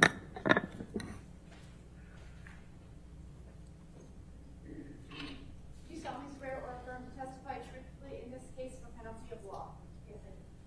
Oh, he's got to promise he's not going to make a bunch of bullshit up. Okay. Coca-Cola app? Yeah. Good afternoon. All right, here we go. That said Don. I was suspecting a K-Kona or something. Thank you, Your Honor. Will you please state your name? Dawn Hughes. And what is your profession? D-A-W-N. Oh. I'm a clinical and forensic psychologist. And where is your practice located? I practice in New York City. What is a clinical psychologist? Sure. So a clinical psychologist is somebody who assesses, evaluates, and treats individuals who are suffering from a variety of ailments or problems that they have in their lives. It could be a major psychiatric disorder, and it could be problems in living. Clinical psychologists also participate in training, in education, and in research ventures. Okay. And what is a forensic psychologist? Okay. So a forensic psychologist is someone who applies the science and principles of clinical psychologists to a particular legal question at hand. And please describe your background in terms of your education, please. She looks like a Karen. So I What do you received my mean? bachelor degree in psychology from Hamilton on. College, which is in upstate New York. I then received my master's degree and my PhD from Nova Southeastern University, which is in Florida. I then had to complete my year-long internship, and that was at Yale University in the School of Medicine in the Department of Psychiatry. And there I did 2 full-year rotations. I did a year rotation in the Substance Abuse Treatment Unit and another year rotation in the West Haven Mental Health Clinic, where we saw individuals suffering from a wide array So she's a real one. difficulties and psychiatric illnesses. Okay. After that, I had to complete my postdoctoral fellowship, which is Jeez, another it's year not even that's done. required in order to get licensed.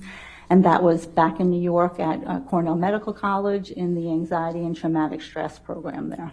All right. Please describe your training and experience in psychology and trauma. So my experience in trauma has been predominantly throughout graduate school. I started at a domestic violence program that was housed within our community mental health center of the university. And that program, we saw both men and women who were coming through the program. The majority of the men were court-ordered for batterers intervention programs to participate in mostly group therapy. Yeah, she should have seen because Johnny. of their behavior in intimate partner violence, domestic violence. We also treated the female victims who were victims of intimate partner violence mostly in individual therapy, but we did run some groups there as well. After that practicum experience, I went to work at the Veterans Administration in their outpatient psychiatry clinic. And in that clinic, I treated mostly, this was Florida, so they're much older adults. So we saw a lot of Vietnam-era veterans and actually World War II veterans in that program, and a few of veterans who served combat in the first Iraq War.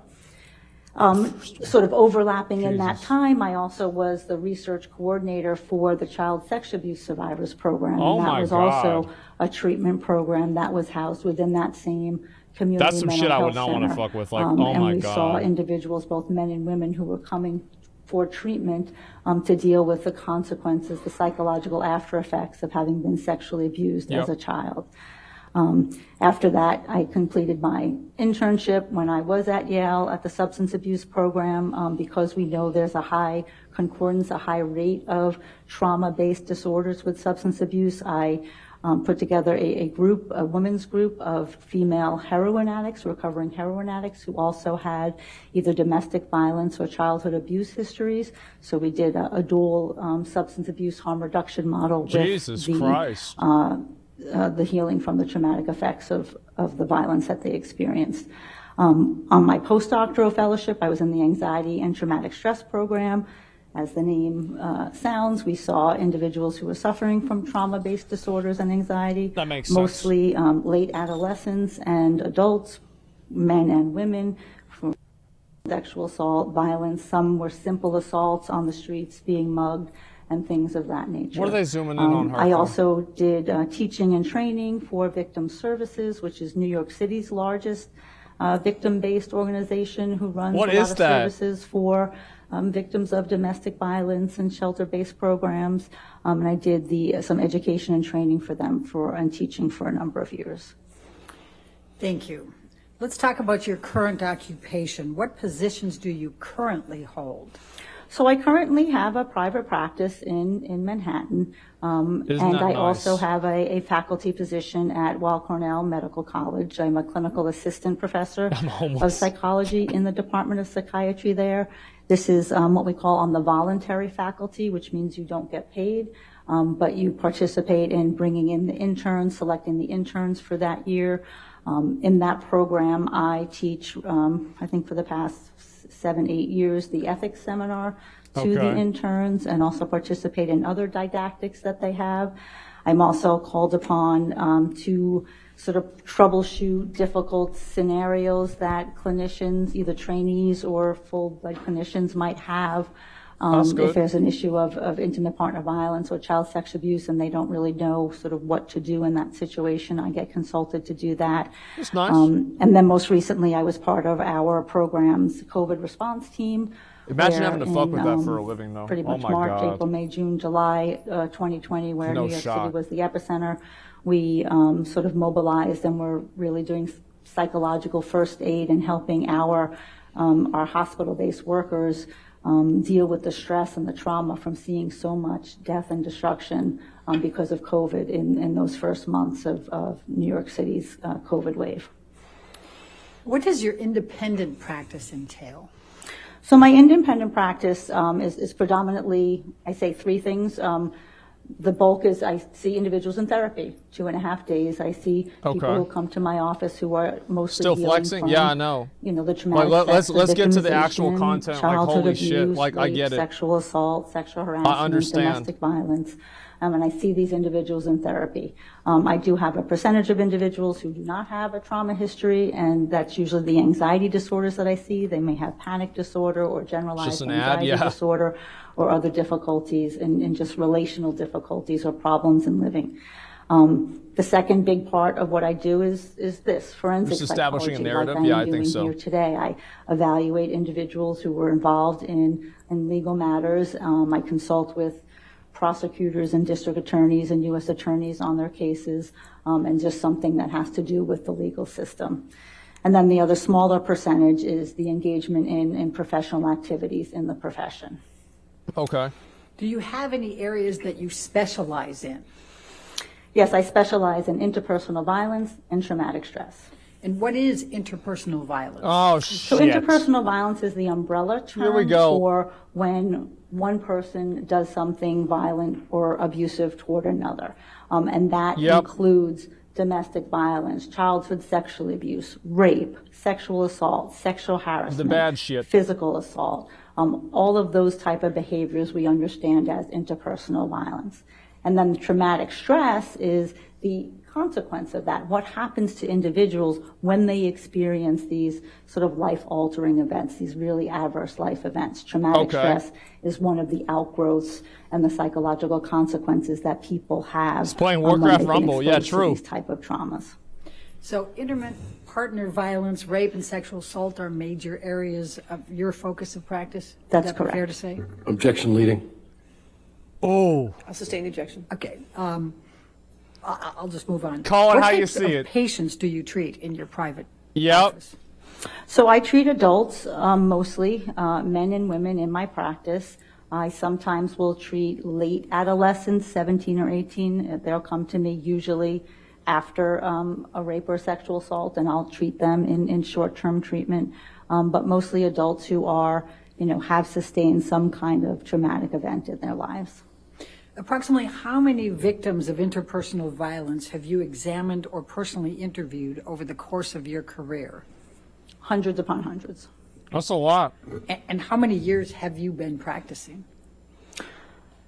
Well, I started practicing in graduate school in 1992, and I was licensed in 1996, so 25, 30 years. Okay. That's a long Are time. you board certified?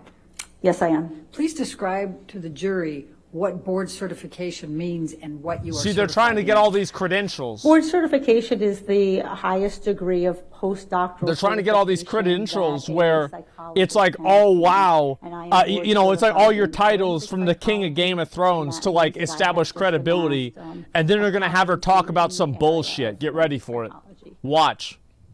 And are you licensed to practice? And in how many states? Watch. are This is you what's going to licensed? happen. I'm licensed in 3 I'm states. pretty sure it's what's in gonna happen. New I don't York, know.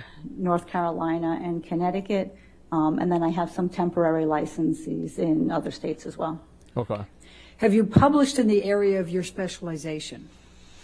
I have. I am Holy not shit. predominantly a researcher or We somebody get who it. writes. I'm a clinician. I'm doing We get direct it. clinical service. But over the She has course authority. of my graduate school and postdoctoral time, I have published some things, yes. And have you published a book chapter relating to rape and sexual assault? Objection have. leading. Oh. Overruled. Yes, I have rape and sexual assault in adult women. And have you published any book chapters relating to structured or clinical assessment of risk or violence? Yes, I co-authored a book chapter entitled, I guess it's a Structured Clinical Assessment of Risk and Violence. Okay. Have you given any other trainings or presentations to mental health professionals in the area of trauma and abuse? Yes, I've given many trainings at national conferences, at legal conferences for attorneys, for mental health professionals on understanding trauma and how trauma may show up in the courtroom, on understanding what a victim of intimate partner violence might look like, of understanding the difficulties that a rape victim might have to come into court to testify. Okay. And training just regular sort of mental health professionals on how to understand trauma, how Okay. to look for trauma. Got what it. does it look like when it comes into your office? How do you We treat see it? it. It's How on do the you right assess side of the it? screen. All of those factors I've done a number of trainings on.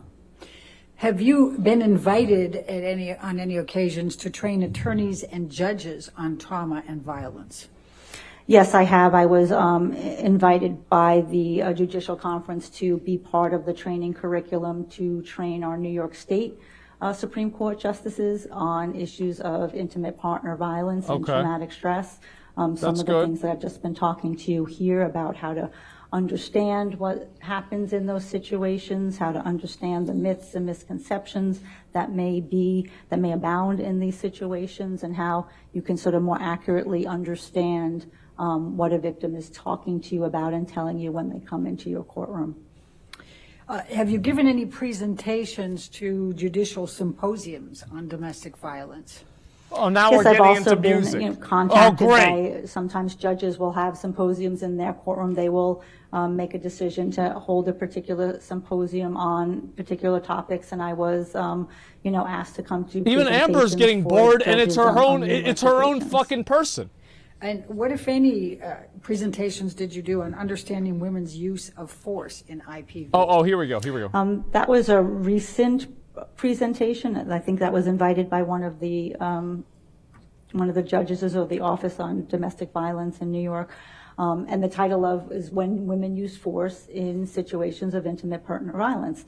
And my topic was to talk about the complexities of that issue. And what does that look like? And how can we differentiate if both people are fighting? How do we know that this is intimate partner violence? So what does the research tell us about that? How do we understand that? And how can we really accurately assess that? Here we go. That was sort of the bulk of what that training was about.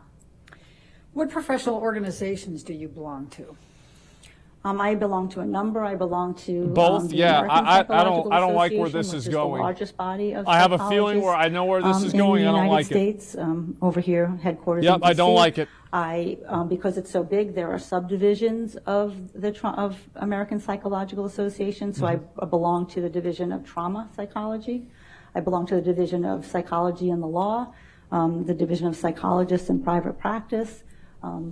I belong to other organizations, the International Society for Traumatic Stress Studies, which, as the name says, it's an international society where we I would have never guessed that. Interdisciplinary, mostly psychiatry I thought it was and a Burger psychology, King. researchers and clinicians to really understand and further our awareness about trauma. I thought we were traumatic I thought we were stress. talking about I Burger belong to the King, man. International Society for Shit. Trauma and Dissociation. This changes I belong everything. to the Anxiety Disorders of Association of America. I'm a fellow in the American Board of Forensic Psychology. I don't know if I'm forgetting any. He's just staring at the camera. Are any of these specific to interpersonal violence or trauma? Jesus. Well, clearly the trauma division of the American Psychological Association, the International Society for Traumatic Stress Studies, and the International Society for Trauma and Dissociation. And then also the Anxiety Disorders of Association continues to talk about trauma because prior to this new DSM-5, PTSD was originally categorized under the anxiety disorders.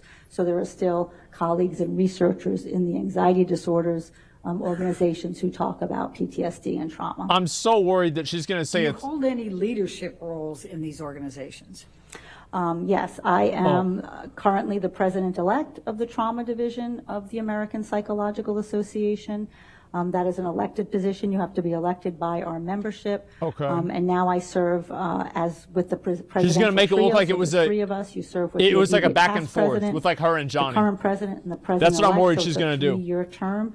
And what we try to do is continue to disseminate y'all best see what I'm saying? practices in trauma psychology and also interface with the larger American Psychological Association organization. Johnny's on Warcraft to Rumble. He doesn't give a continue fuck. to disseminate best He practices doesn't and give a have fuck. just a voice for trauma psychology with our larger It's body whatever. and policy making.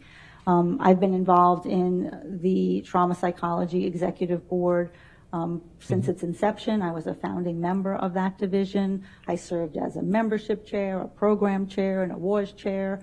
I was the APA Council of Representatives, which means I was also elected to serve a 3-year term and sit on the governance board of APA, representing the Division of Trauma Psychology. So That's I've been very incredible. actively involved in the trauma division. I can't believe it. And what is the Division of Trauma Psychology? I So the wonder Division what of that Trauma could possibly Psychology be. are psychologists How could who anybody come know what together that who is? want to disseminate best practices in trauma psychology. We want to make sure that we have our finger on the If I pulse was in of the jury, research and evidence-based I'd vote interventions Amber for guilty people who are just for struggling this with woman. traumatic events that have happened to them.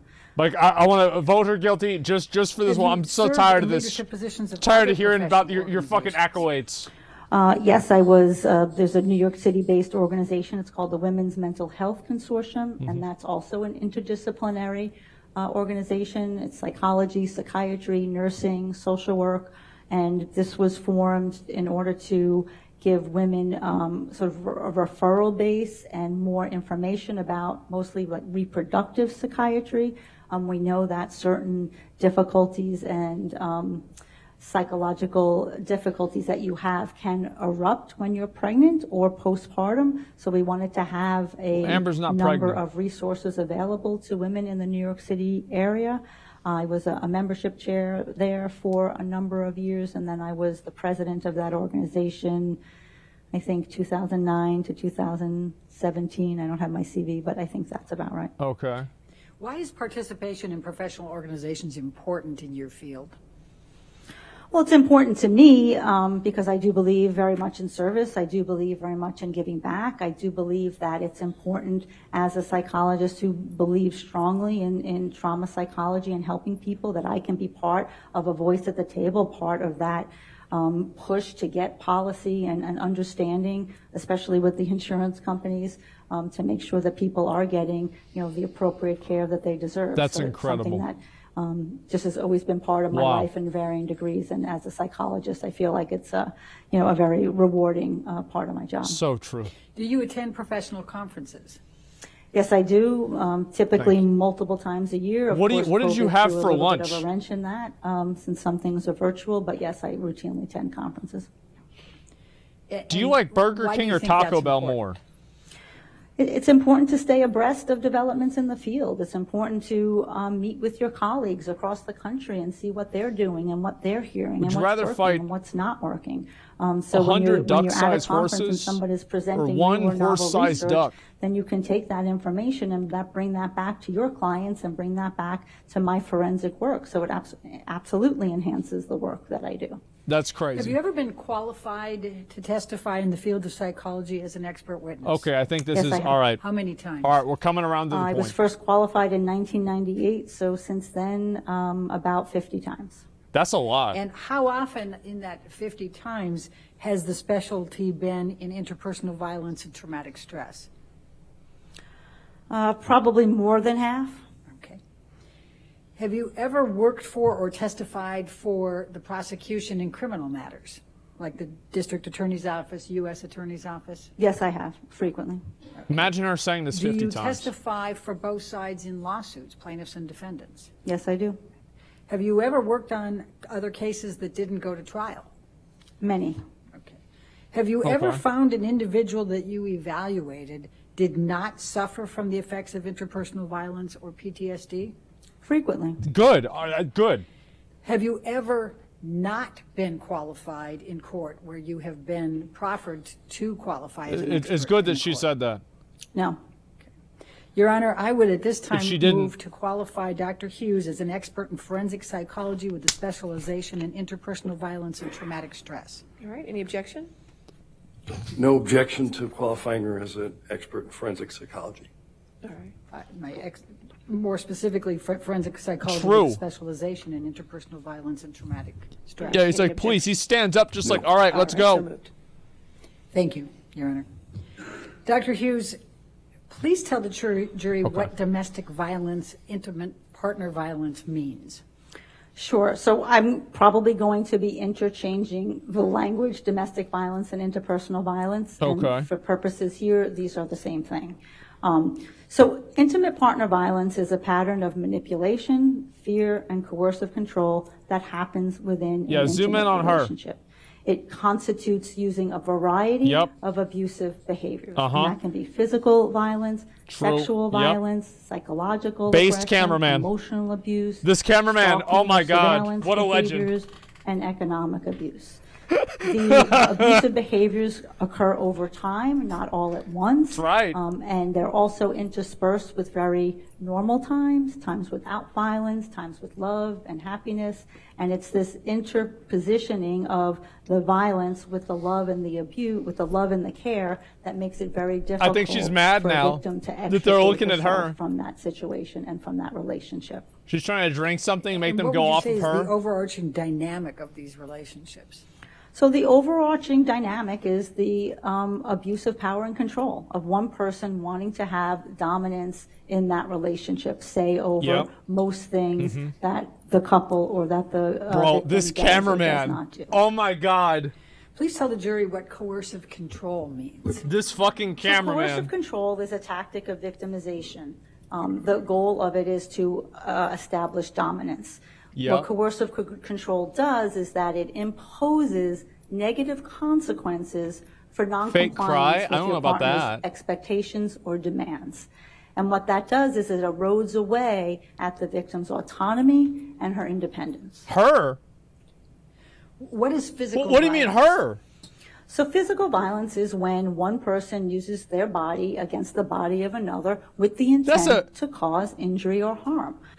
That can be push, shove, slap, kick, punch, I'm mad. beat up, I'm meaning mad now. multiple types of physicality in one instance.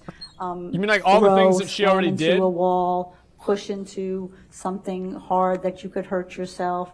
Clearly, use of a weapon would be a physically violent act as well. Does size and strength matter between the parties?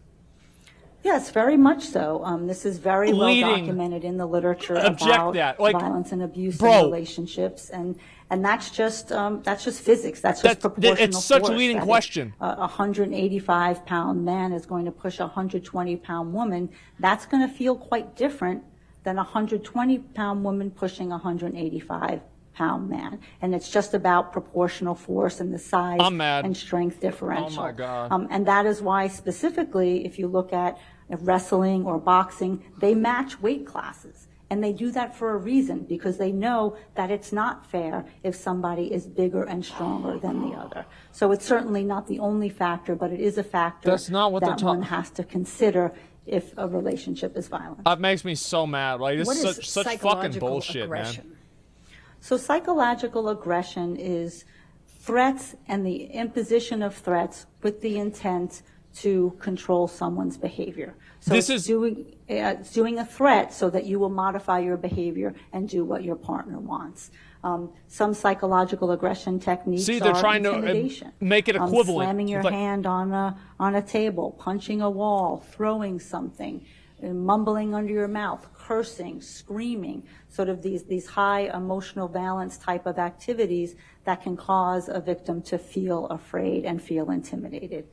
And then if there has been an act of physical violence where that contingency has already been established, that this person, your partner, has said, okay, I not only have the ability to use violence against you, I also have the willingness to do it. I wonder who the that would- intimidating tactics W take on cameraman, greater by the way. flavor. They take on greater salience. They mean more because you know what could be coming down the pike. What is emotional abuse?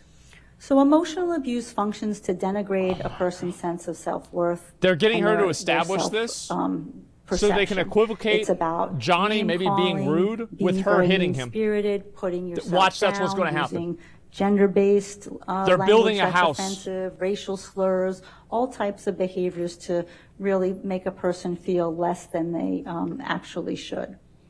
And what is sexual abuse? So sexual abuse in an intimate relationship functions to establish dominance and establish power. What it is simply in the psychological and psychiatric communities is forcing someone to do something sexual against your will when you did not want to. That seems obvious. It can be forced sex, either forced vaginal, oral, anal sex. It can be forced to engage in any other type of sexual act that you may not want to do. And when I say force, it doesn't mean it has to have physical force. There's a lot of Coercion. psychologically Yeah. coercive tactics that are used that many times when violence has already been established in the relationship, You don't need the to be victim often violent. feels that she can't say Yeah. no for fear of reprisal, for fear of That she- retaliation Bro. for saying no to those acts. So Bro, sexual can we get abuse, an objection does in the happen court? intimate partner relationships.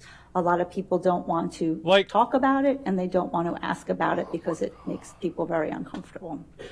Is digital penetration of the vagina sexual abuse? Digital? Wait. Person leading. What, if any, role does digital penetration of the vagina Wait, play digital- in sexual abuse?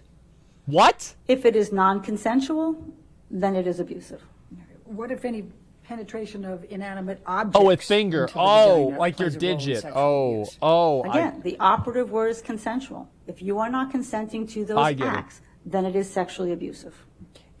Is there a distinction between sexual violence and sexual abuse? Not really. Sexual violence is a term of art. It is the overarching umbrella that we This is live? in Yep, the this is the live- psychological and this- psychiatric communities talk about. oh my So God. if we are looking at our diagnostic and statistical manual and say what are the traumas that could cause PTSD, it's listed as sexual violence. So it's an umbrella term that allows us to understand it could be childhood sexual abuse, it could be a rape, a sexual assault, it can be sexual abuse in an intimate relationship. So it's really just an overarching term that we use in the field. What are So I'm sorry. So it doesn't mean, I think people often mistake it to mean that when you are being sexually abused, that someone's punching you or someone's hitting you or someone's doing something like Nobody that because thinks you hear that. the violent. It does not mean Nobody that. thinks that. that. Could happen, but that term does not require that, nor does it mean that. What are stalking or surveillance behaviors? So stalking and surveillance behaviors are a common tactic of typically men who use violent behaviors in an intimate relationship. What they do is they allow the woman to know that wherever she is, wherever she goes, he's going to know. I'm going to maybe look at your phone, see who you're talking to, track you on Find My iPhone, look at your Instagram, look at your emails, really having a way of knowing all of the personal information about you. And what that does, it again erodes the victim's autonomy and it erodes her sense of privacy. She doesn't feel that wherever she can go, that somewhere he's not going to be part of her life in a very objectionable way. Sometimes there's the pop-ins. They'll show up at places that they're not supposed to be and that we don't want them to be, just as a way of checking. Sometimes they'll have friends or family check up on their partners to make sure where they are. What time did you get home? But you didn't turn off your phone at this time, but you came in the door this time. Like all of this sort of constant questioning and interrogation about an individual's whereabouts. What about economic abuse? What is that? So economic abuse is a way to, again, continue to maintain control over your intimate partner. Sometimes it's withholding information about the finances, of not letting you have access to the finances. If you can't have access to a credit card or a checking account or, Apple Pay on your phone, then you're this rendered is such usually bullshit, much more man. economically dependent on your partner, and that limits tangible options for you.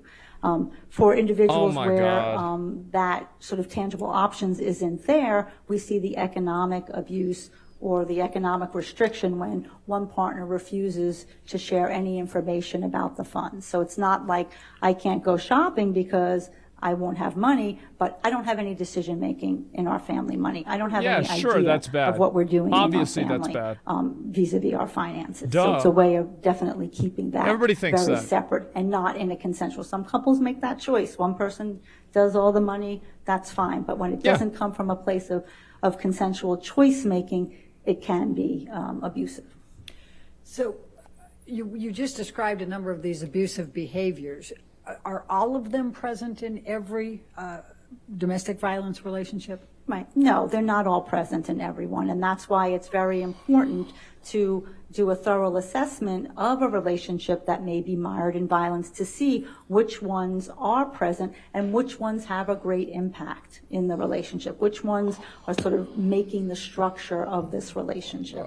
Oh my God. After a sexual assault in an intimate relationship, how might a victim in those circumstances interact with her partner? So this is one of the myths that Is this people say, well, if she rationalizing? was sexually assaulted by her partner, she would have just left. And nothing could be further from the truth. That's not what happens, especially when it's your husband or your boyfriend or your partner.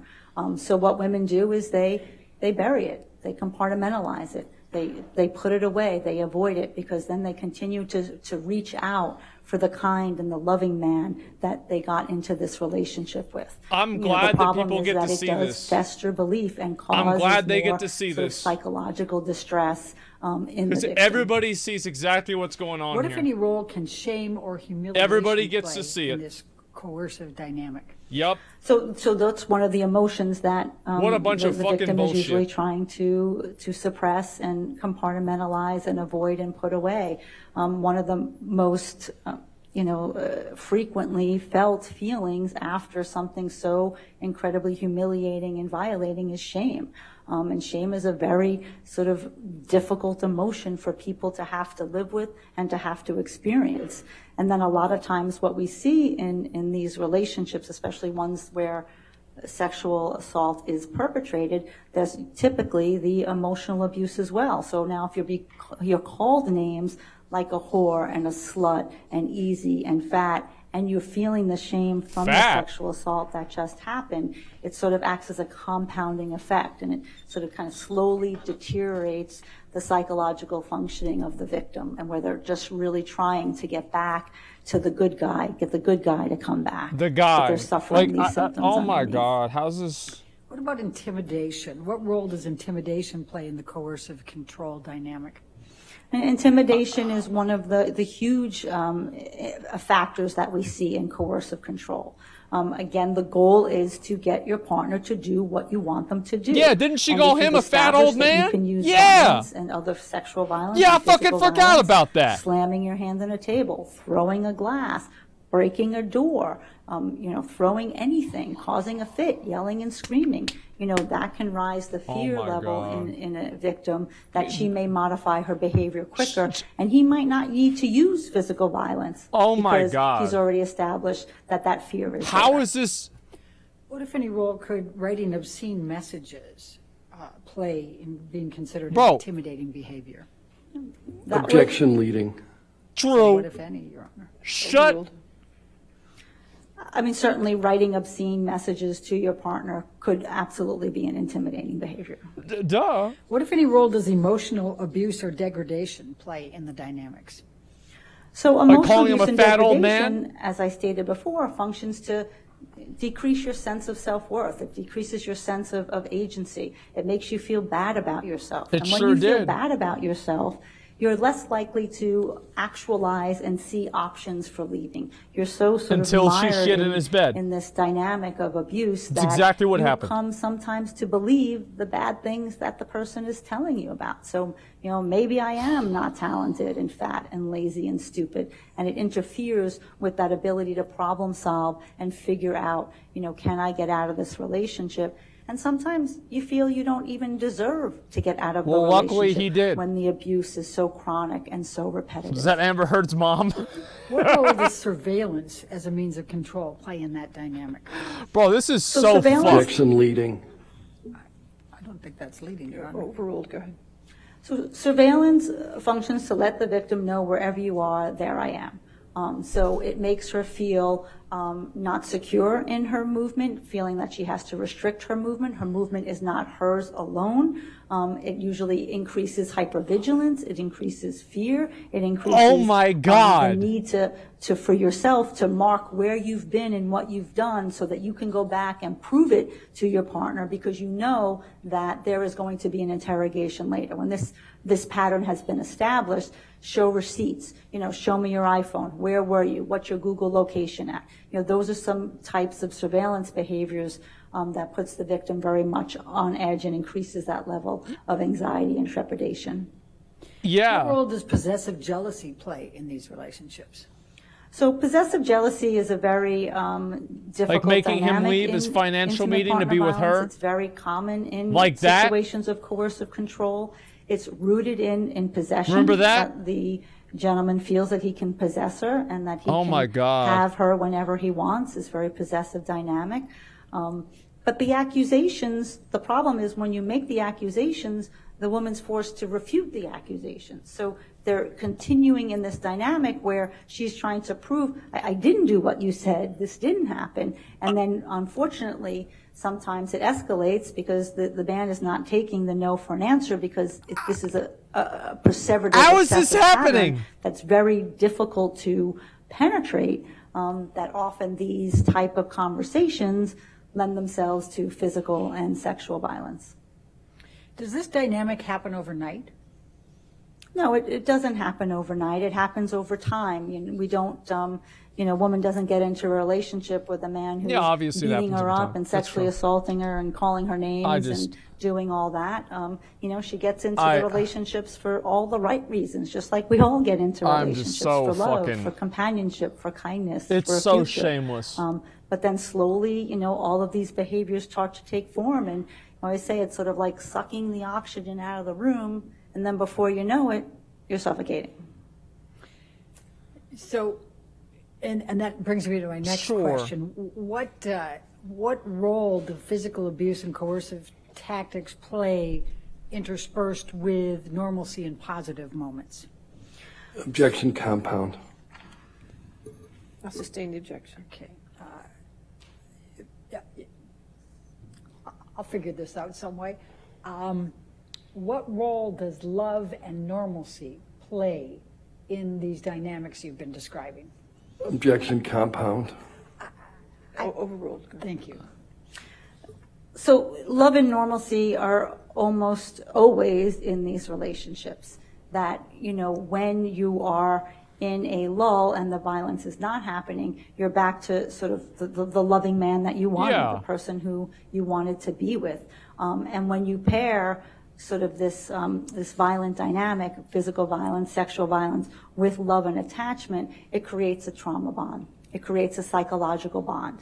An emotional dependency is created. So it makes it very difficult for the victim of the abuse to extricate herself from that relationship. Bias. And for her I to know, even bro. believe, Like, this is frankly, so fucked. that takes a lot of time to even believe that she can and that she should. And what, if any, role does that dynamic you've described have in the victim thinking they can fix the problem? So what do we know from the research? The research with working with battered men who come into treatment is that the only person who can change the abuse is the abuser. So no matter what the tactics that the woman uses, she's trying to do all these different things to fix him, to have him not be violent, to have him not be sexually violent, to have him not be obsessively jealous. And all those things don't change his behavior because it's up to him to change his behavior. And this was played out a million times in the batterers intervention groups that I led. And the men would tell us, it doesn't matter what she does. I don't care. So the problem is that the woman continues to think that she can fix it, and yet she can't. But she's the one who's then rendered sort of helpless and hopeless because everything that she's trying to do is failing. What is the cycle of violence? Oh, this is where they the rationalize cycle her of violence. Is one way to describe this domestic violence pattern. Here we go. Typically what we see, and the cycle can be different in a variety of relationships, but typically what we see is in the first phase, so sort of multiple 3 to 4 phases. In the first phase, there's a tension building phase. You're sort of starting to feel that apprehension. He may be throwing his papers on the table a little more. He may be slamming the fridge door a little more. He may be mumbling under his mouth a little more. He may grab a glass a little more forcefully than he normally is. And then there's the incident phase. Then there's the blow up, where the violence, the abuse, the screaming, the sexual violence or the physical violence, all that occurs. Then we come to the contrition phase. I'm sorry. I didn't mean it. It wasn't me. I'm not going to do it again. The promises for change. And then we sort of slide into the calm phase where, this isn't Everything's going to happen good, again. yeah. I'm back to and then you're back to stable phase ground. one. I'm I gonna get live it. in this place, this sort of honeymoon place. The problem in the calm phase is we often see the rationalizations and the justifications for the behavior. It's not like typically the man is taking full responsibility for what he did, but it's calm because there's no, violence and no sort of tension at that moment. Okay. And then it recurs.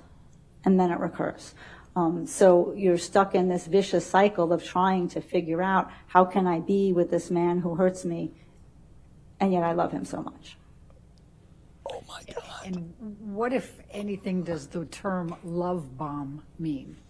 So the love bombing is, it's more of the colloquial term for the younger folks here, but, where you shower someone with affection and love, in this contrition and calm phase where, everything about you is special. You're the best thing in the world. I'm never going to do anything to hurt you again. I would never let anyone hurt you. And it could be sending flowers. Or how about and giving the person a gifts, knife? or going on trips, or your favorite restaurant.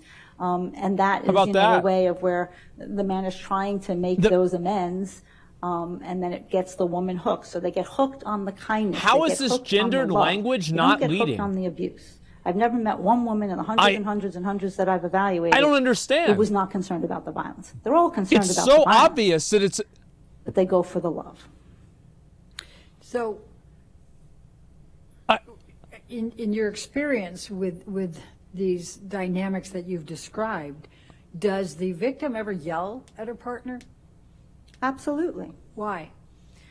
We know from the research that women use verbal and physical acts of aggression in these relationships. That's not uncommon. This has been researched for 5 decades.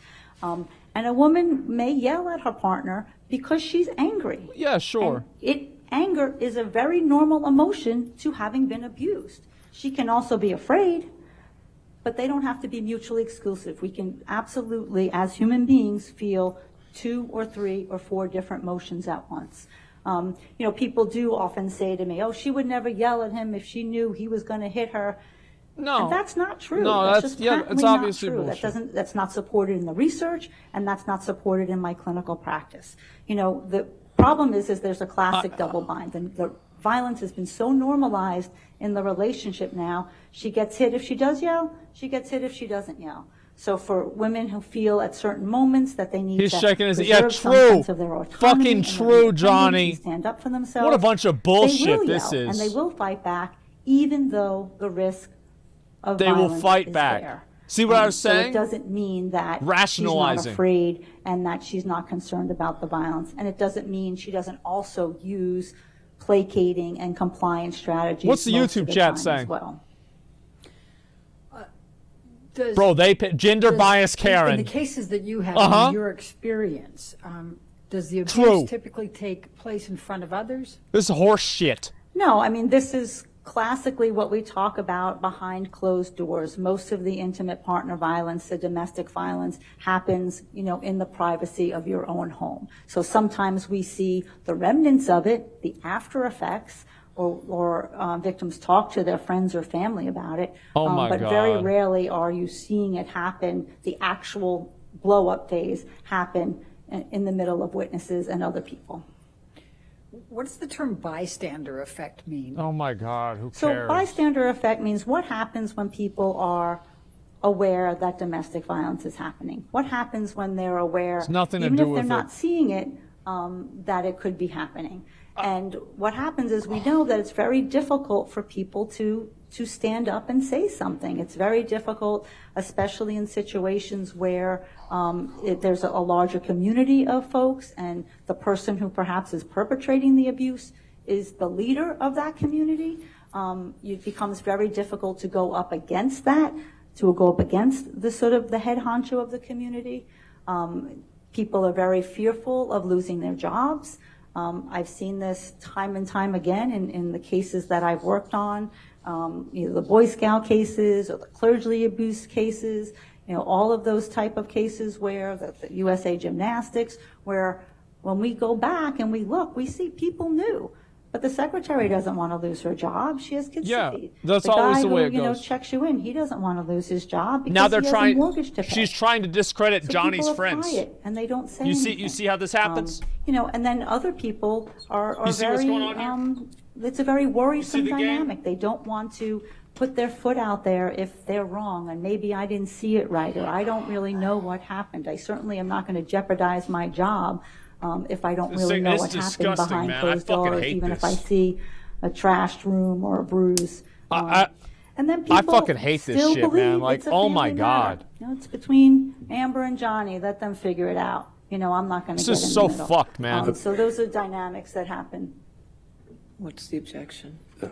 Motion to strike. The whole thing. What's the objection?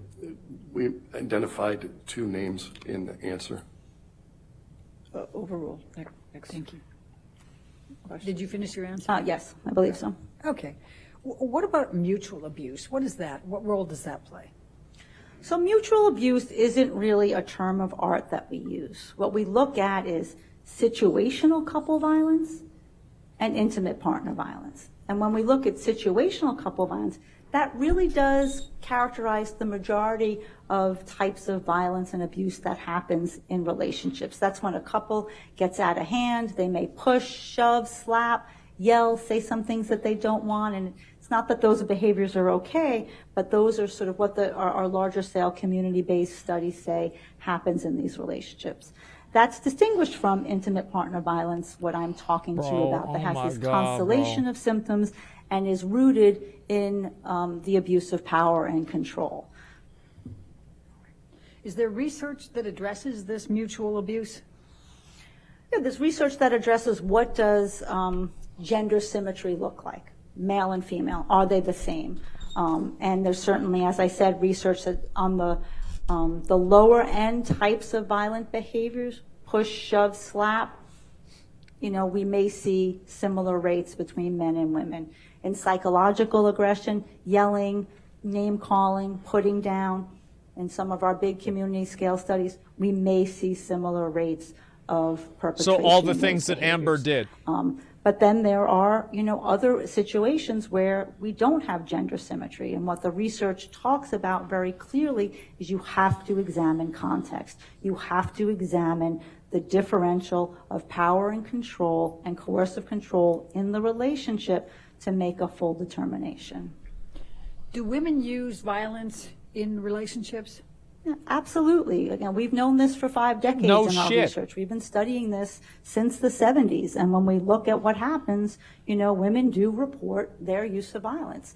The majority of violence that we do see is what we call reactive violence. What or a bunch of fucking bullshit. Violence, wow. Or sometimes violence that's perpetrated independently of an assault. Wow. Or something that's going on.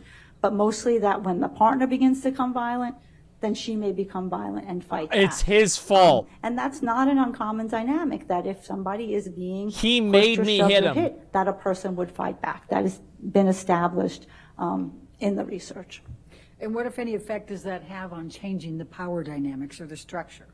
Well, you have to find out, does her use of violence change the overarching power structure of coercive control this is unreal, and violence and abuse in this relationship? I'm and you so have to mad. examine those variables to see, does it or does it not? She cut his fucking finger off. Can men be victims of intimate partner violence? Absolutely. Certainly, we know that we have to be careful of gendered stereotypes. We can't go in and think, oh, only the woman is the victim and only the man is the perpetrator. That just does not comport with the research. We know that. It doesn't comport with your language either. Have domestic violence in same-sex relationships. My very first case was a same-sex domestic violence homicide in Brooklyn. That was in 1998. So I've been examining and treating individuals in a variety of types of violent contexts. So we have to be careful that bias doesn't get in our way when we're evaluating a particular situation in a particular case.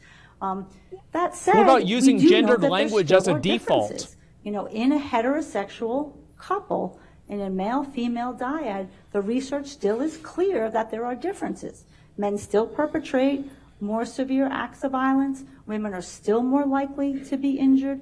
They are much more likely to suffer sexual violence at the hands of their partner. They're more likely to be intimidated, afraid, and they're much more likely to be killed. So we know that those differences exist, but we do examine, in those individual circumstances, knowing that either one could be a perpetrator or a victim. So how are you able to determine whether a relationship is a situational violence or intimate partner violence? So I thoroughly examine all of those other variables. I look for the coercive control. Who holds the power in the situation? Who's able to say no? Who makes the decisions? What are the consequences if you don't follow the decisions of your partner? Is there sexual violence? Is there intimidation and fear? Are there statistical factors that are associated with severe and lethal domestic violence. So there's a lot of data that we have in the field that we can use to assess a particular relationship and really find out what's going on. Does alcohol and substance use cause people to be violent? No, it certainly doesn't cause people to be violent. We have plenty of people who Yeah, can that's be, right, it doesn't. Struggling with substance You abuse. see and that? addiction, That's a and they're leading not question. violent. Like, how the But fuck? when you have a substance abuse and addiction, How the fuck? and you perpetrate domestic violence, it does create a much more disastrous effect. It is a co-occurring variable, and we know that also from the research that the majority of the women will report that when their partner is drinking, the physical violence goes up. So a lot of the times when he's physically violent is when he's been consuming drugs or alcohol. When he's not consuming drugs and alcohol, he's not violent, those other behaviors continue to persist. The coercive control, the surveillance, the obsessive jealousy, the possessiveness, the psychological abuse. Those usually persist, but the alcohol can just Remember, throw guys, we've got to be on a careful flame, to not fall into stereotypes. Is there research that looks at how women cope with the violence and abuse in their relationships? Yes, there is. Please tell me about it. What does it say? So there's been a lot of research to talk about what do women do. That's the question that everyone wants to know. Why doesn't she just leave? And in asking that question, why doesn't she just leave, we actually are able to say, well, let me tell you what she does do. And what the research shows is women do a lot of things in that relationship. So there's sort of three main categories. One are the formal responses, the formal things that she does. Call the police, participate in prosecution of your partner, go see a therapist, go to a shelter, go to a hospital. Like These what are sort of Johnny the very did? Formal strategies that women can use. Then there are the informal strategies, and that's talking with your best friend, talking with your mom, talking with like your what friends, Johnny trying did? to get that emotional support from your social network. But the most common one is these personal strategies. And the personal strategies are really talking with your partner. They're trying to fix the relationship from within the confines of the relationship.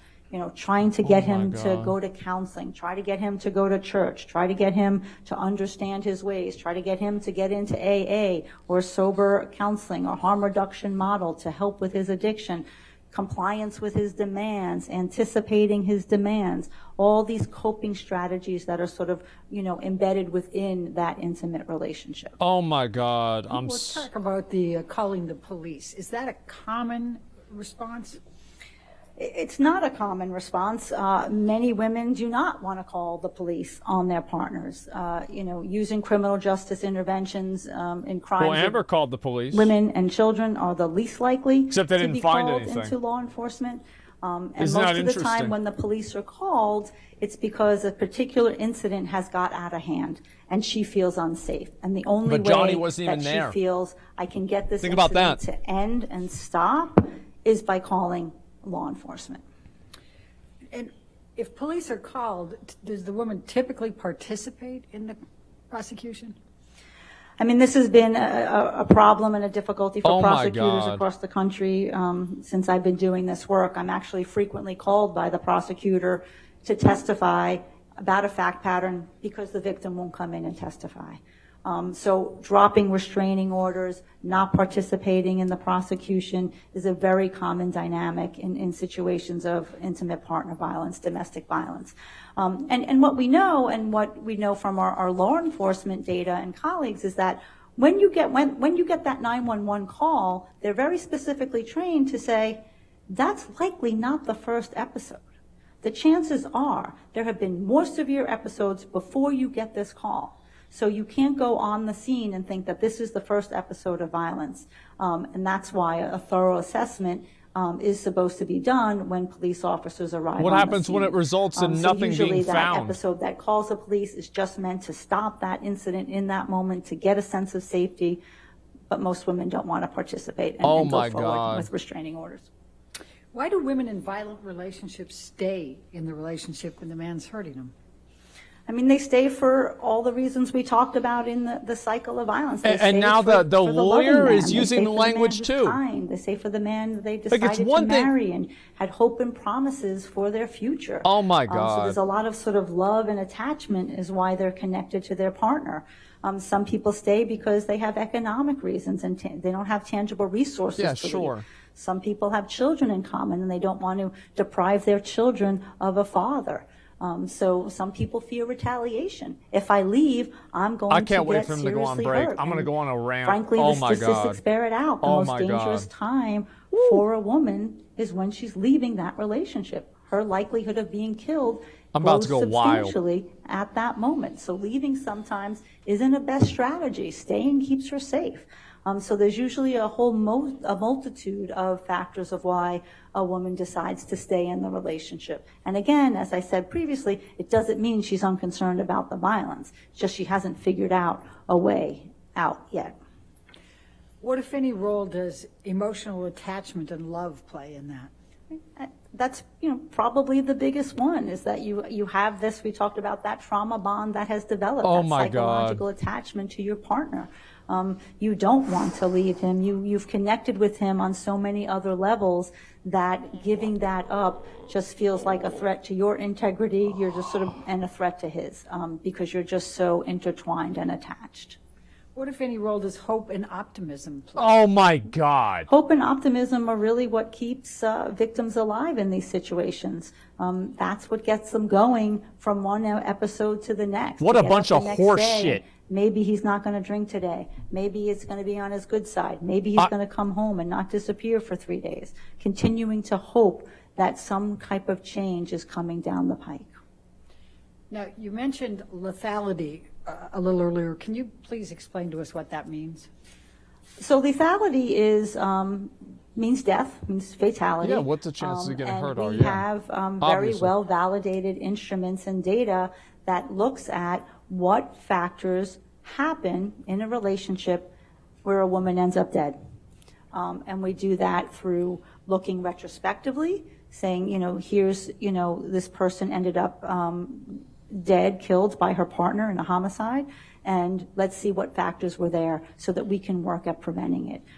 It's very methodologically sound over Oh my different God. case-controlled designs over multiple cities, used by the FBI and law enforcement. So these are a number of factors that tell us that somebody is in a very dangerous situation. So some of the factors are an increase of frequency and severity of the violence, threats to kill, choking behavior, sexual assault, obsessive and possessive jealousy, controlling behavior, the perpetrator's use and abuse of substances, alcohol and substances, the perpetrator's threatening of suicide himself, right? Those are some of the top factors, and there are more that are very, Oh my very God. dangerous. When we hear that and we hear a woman is in a situation where those are present, then we are moving out of situational couple violence. What, if any, role does destroying property? And destroying property, destruction of property, personal property is also one of the risk factors for danger and fatality. And what, if any, role does leaving threatening messages play? Yep. That's also a risk factor for lethality. What are the psychological and traumatic effects that such interpersonal violence has on victims? Objection compound. Psychological and traumatic effects are kind of interchangeable. I'll sustain the objection. What are the psychological effects that such interpersonal violence has on victims? So these have also been well researched, and they are wide and varied. We see depression and depressive disorders, sometimes with suicidality. Oh my we God. see anxiety and anxiety disorders, a lot of stress. Oh my we see God. post-traumatic stress disorder. We see substance abuse and substance abuse disorders. We see trust difficulties and difficulties in interpersonal relationships. As a result, we see a lot of shame and humiliation.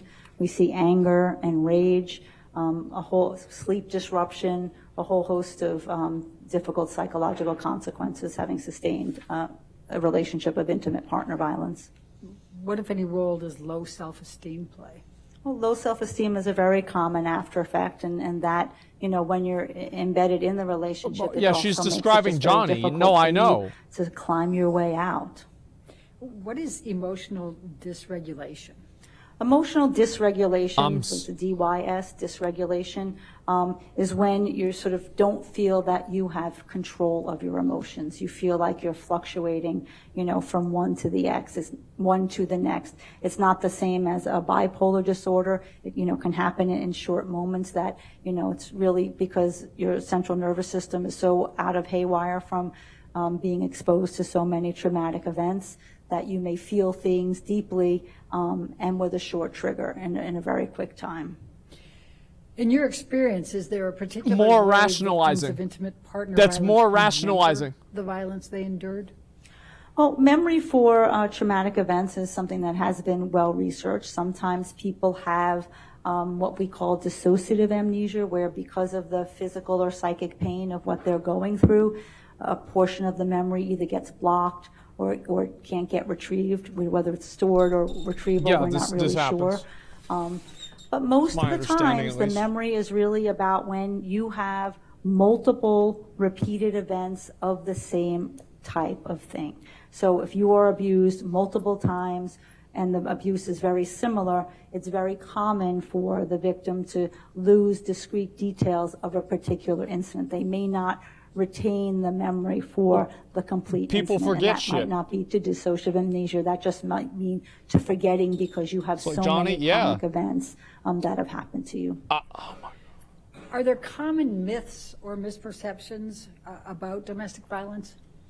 There are. I hope I've dispelled some of them here already, but I mean, the myths, certainly are that women are meek, are passive, are, just sitting there and letting the abuse happen, that women don't fight back, that women don't yell back, that some old ones, that they like the violence, they're not concerned about the violence, that if it was really bad, she really would have left. If it was really bad, she really would have told the police. What about that it's not always she? That just don't comport with the research. Are there also myths about trauma survivors, how trauma survivors present? Yes, there are. And what we say is, how lay people think someone who suffered a traumatic event is supposed to act. So in the immediate aftermath of a trauma, people think, oh, they should be hysterical and abreacting and emotional all over the place. And that's typically not the first reaction of a trauma survivor. The first reaction is, suppression, emotional numbing, emotional constriction. How do I get through this? Women who are beaten, they get up the next morning, they get their kids dressed, they get them to school, Oh my they God. go to work, they do a presentation in their office, they go on with life. The most normal thing that a person does who's experienced trauma is to get up and try to be normal. They're striving for that all the time. So sometimes if you see somebody who is more emotionally constricted, looks maybe stoic, looks like they're not feeling, it doesn't mean that they're not having internal reactions. We say this in the field of clinical psychology all the time. The inside doesn't match the outside. What you're seeing on the outside may not match what's going on for the person inside, because they have to be so controlled, because the fear is that if I let out a little of this emotion, I'm not going to be able to put the floodgates back on. It's just going to be too overwhelming. And that's true for people who are involved in litigation, and also true for my private patients who are, even though they're coming to me for help, they try very, very cleverly to not want to feel the difficult emotions of the trauma that they experience. Oh my God, I'm going to write out a list. Is it also possible that they can look very friendly and smile and laugh and things like that? Yeah, I'm going to write out a list. Sustain. What, if any, please describe some of the ways that a victim can hide that, as you just testified to. We call that the appearance of normalcy, the appearance of competency, right? And it doesn't mean that they're not. It doesn't mean that they're not normal and that they're not competent, but it doesn't give you a bird's eye into their inner experience. And that's what we do in the rooms of therapy, where we really help people deal with that they keep to themselves. But yes, someone can be smiling and happy. It doesn't mean that they're not suffering inside. Is there a single profile that fits all women in domestic violence situations? What the fuck? No. Is there a single profile of a man who perpetrates intimate partner violence? No. Your Honor, I'm at a point of moving to a new topic area. I don't know what Your Honor wants to do because I know we switched the lunch route. I'm perfectly happy to keep going, but if this was a good stopping point, we could make that for the break. My God. All right, let's go ahead and take our afternoon break for 15 minutes, okay? Just do not discuss the case and do not do any outside research, okay? Okay. It's a little early. All right. All right, thank God. Thank God. All right. I'm about to go in on this. Let me let them finish, and then I'm about to go in on this.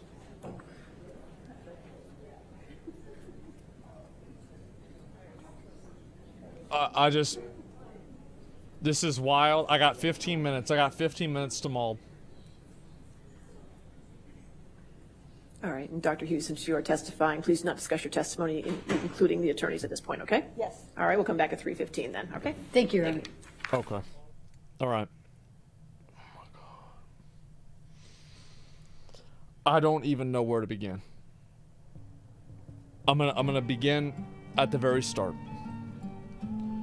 How the fuck do you bring somebody on to discuss whether domestic violence occurred either way and have them use language that is in one direction, and then have the audacity to sit there and say that it can go both ways and it's a misconception that only men perpetrate it, and then you go right back to saying her victimhood, his abuse?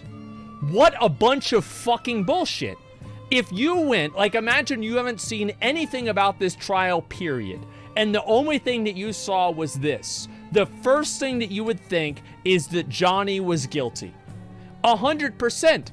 Because, and here's what the difference is because this person was brought on as an authority on the subject. Like, for example, when they bring on Johnny's friend, it's obvious that this person is going to be Johnny's friend and they're going to have Johnny's side of things because they're a witness that's friends and has a relationship with Johnny. But she was brought on as an expert fucking witness in the category, or in like whatever you want to call it, in the field in general. And the fact that you're taking that, and it's very different than just somebody bringing their friend on that's involved and they're friends with one of the people in the case. Because this is a person who is supposed to be an objective information giver for these kinds of things. You see what I'm saying? They are supposed to be non-biased. And I can't fucking believe this. They're doing the same thing Johnny Team did with the curry expert. Not necessarily, because she never said the curry. That's the hot lady, right? She never implied, and also, like, I'm pretty sure she worked with Johnny. No, that's completely not true, because she worked with Johnny. So there's already an established expectation that she had a relationship with him in the first place. So she's being brought in as a person who, like, yes, obviously they are they're an expert, but their relationship is already established. Yeah, she worked with Amber. She's a defense witness. Yeah, and that's what I'm saying. I'm so... Men Too is trending on Twitter. It should be. It's just nuts, man. Imagine other less famous men this woman is testifying against. They have no chance against this bullshit. Here's what's so fucking disgusting about this, is that this woman testified, she even said 50 times. 50 fucking people probably have had their lives altered in some way or another, or at least had it closer to being altered because of her bullshit fucking language. It's just, it's such horseshit. And, like, yes, of course, according to the data, that's what happens. According to the data, there's a lot of things that happen. But that doesn't mean you treat each individual case as if it's a statistic, because it's dehumanizing. Like, it's just, this never happened in Sweden. I don't know what would happen in Sweden. I have no idea. Do you think the judge will see through this? I think that everybody sees through this. And that's why I'm so glad that it's happening. That's why I'm so fucking glad that we get to see this in plain sight in front of everybody. And you can see how absolutely fucking biased it is. It is completely fucking biased. It is completely unfair. And the fact that nobody's standing up to say, hey, listen, maybe if you're using gendered language to describe a situation, this isn't very objective, is it? But no. It's just, I'm so fucking annoyed by this. The jury have to see through it? Yeah. And it's just, the judge apparently doesn't know anything about how relationships work, so our questions about every angle. I don't know about that. I think that's too much. But you know, I saw in the last couple witnesses, you think Depp is 100% innocent. That's why they party brings both people. Did the person that was just on state that she had any relationship with Amber? Because I don't remember hearing any of that she didn't have any real relationship with Amber. No. So that's the difference. That is what the difference is. Never asked. Yeah, exactly. So the other people had an established relationship with Johnny Depp. They had an established relationship with him that contextualized their testimony. She did not. That's the difference. And so you bring somebody on as an unbiased source while they're using gendered language. That's bullshit. It's absolute fucking bullshit. We don't know yet? Oh, so let me get this straight. So if they ask it at the end if she's worked with Amber, is that no? That's also, it's dishonest because people at that point will have already made up their mind about what they think before that information is made available. People's first impression has already been made. That's why every single time they ask it at the beginning. If you're asking at the end, there's a reason for that. Here's one thing I've always said, is that if anything ever fucking deviates from the norm, it's because they're doing something under the table. I use the pronoun she for victim and he for abuser. It's total bullshit. It is. It's absolute fucking total bullshit. Doctor testimony is more damaging than it is helpful for the defense. It exposes the bias. I don't know. I hope so. I really hope so. But like, this is what's so scary to think, right? Is think about all the people. Like, as I said, my friend Jeff had this happen, right? Jeff gets fucking abused. His ex-wife is hitting him downtown. Cops show up. Guess who ends up in the car? Jeff's in the car. Jeff's in the car. And like, it's so fucking ridiculous, man. It really is. She spelled so generically. Dr. Kerr was more specific. Exactly. And that's why they had her speak generically. They had her do that. And also, by the way, she has like, how many other interest groups did she have that was for women? Like, how is this not a fucking bias? That she's using gendered language and she's like part of 3 or 4 other groups that are for women specifically. It's a disgrace. It's an absolute fucking disgrace, man. It's disgusting. Surely it's so transparent, though. I know. And your feelings, your personal anecdote doesn't apply to every situation. Yes, and neither does statistics. And that's why using gendered language whenever you're explaining the dynamics between a victim and abuser is harmful. I agree with you. Like, that's exactly my point. That's my whole fucking point, man. I'm just, especially when and then also the leading questions from the lawyer, right? Trying to, like, you know, muddy the waters between, oh, well, she's yelling, he's hitting her, she's hitting him. You know, it's a he said, she said situation. Who knows who's wrong? What a bunch of fucking bullshit, man. That's why she's so qualified. She's shocked that she was slanted with her language. I'm not. Because why do you think so many guys have this problem with like, not getting a fair shake? Well, it's because people like this that are so qualified are in there making decisions in positions of power with an obvious fucking bias. I'm so annoyed by this, man. I really am. How about the part where everything that Amber did was Johnny's fault? Yeah, that's the implication.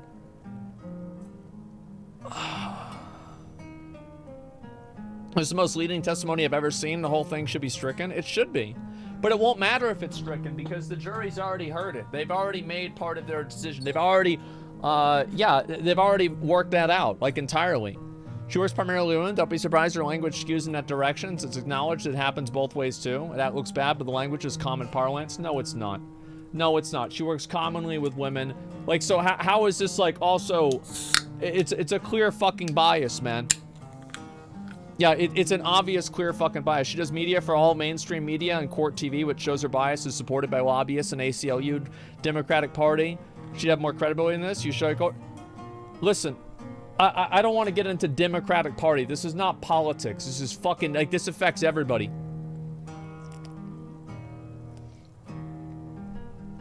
It's just, it's a fucking disgrace, man. It really is. Never managed to record every part of her marriage except the parts where Johnny Depp allegedly abused her. Yeah, that's because it didn't happen. Like, that's exactly what happened. And it's the same as, like, whenever she was talking about, oh, well, like, this, it's like whenever the cops show up, they have to make sure it's not the first case of the abuse. And it's like, well, what happens whenever the cops show up and the abuser isn't even there and there's no signs of violence that's documented in the police report? What about that?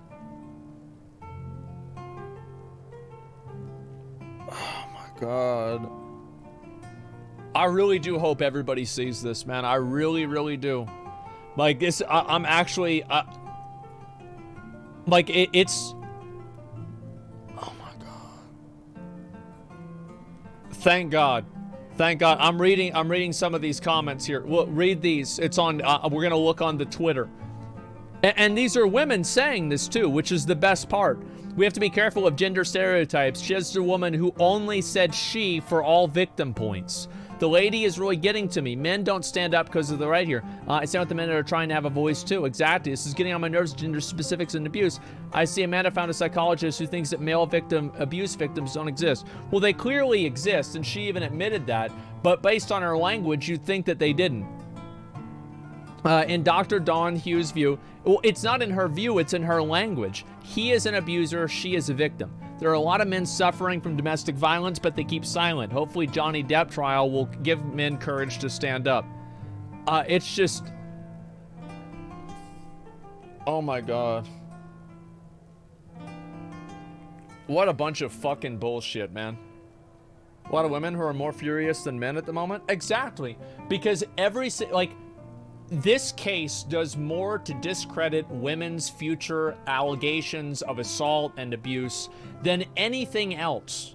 Because what you're seeing here is you're seeing a person with immense power and privilege with Amber Heard and deliberately sabotaging Johnny Depp's career in a tangible way, and the audacity that they have to try to compartmentalize her damaging his career into one article as if, oh, it's not damaging to his career? Well, then why the fuck did he lose his roles then?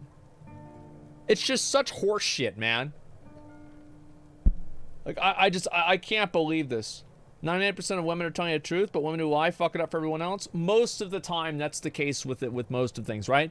And now, you know what I said. This is what I've said before, and this is why probably these women are pissed off too, is that now what's going to happen every single time that there's a case of a woman who gets abused is people are going to ask the question, is this real or is it like another one of the Amber Heard, Johnny Depp things? And it's going to shed a shadow of doubt on all of this. Melvy's clarified that it happens in same-sex relationships. Yeah, so what do you think? Do you think that it matters that she clarified that in 5 seconds, or she gave a 20-minute testimonial that implies the opposite? What do you think? Like, yes, you're right. It's like a disclaimer, right? It's like a disclaimer before they start promoting gambling or something like that. It's so annoying for me to see, man. It really is. Like, I'm fucking pissed. Let me read this. Psychologist witness stand for Amber Heard is so biased. Only women being abused that she couldn't see men as victims literally happen in front of her. A woman and a survivor. I know a lot of men who are victims and survivors. I'm utterly disgusted by Dr. Yu's dangerous and biased view. She has no place in mental health. Obviously, she'd have her license revoked or forced to take further education. Well, I think that it's very telling The fact that she holds so many positions of power and she's testified so many times before. Because you know she said the same thing and those other 49 cases didn't have the same level of scrutiny on them, and she could have fucked somebody else's life up and we don't even know about it. You see what I'm saying? Scroll down. I'm reading some of these. All I'm hearing is she. Like, can someone tell this one meant to? Yeah, this is nuts. Jesus, man. The whole Johnny Depp situation is separating real victims, advocates from the fake. Yeah, true. Our justice system is unfairly geared towards women on such issues. Men's abuse is erased and even ridiculed.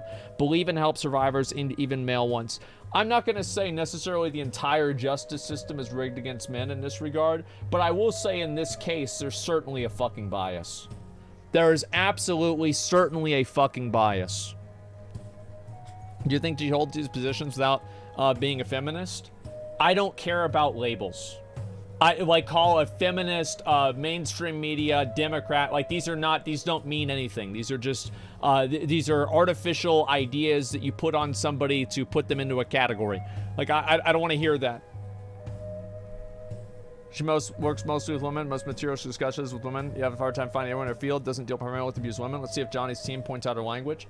I have no problem admitting that women probably, like, if you look at homicides, how many men kill their girlfriends and how many girlfriends kill their boyfriends. I think that there's probably way more men that kill their girlfriends. And in terms of like actual like abuse that sends you to the hospital, probably way more men do that. I think we can all agree on that. Everybody fucking knows that.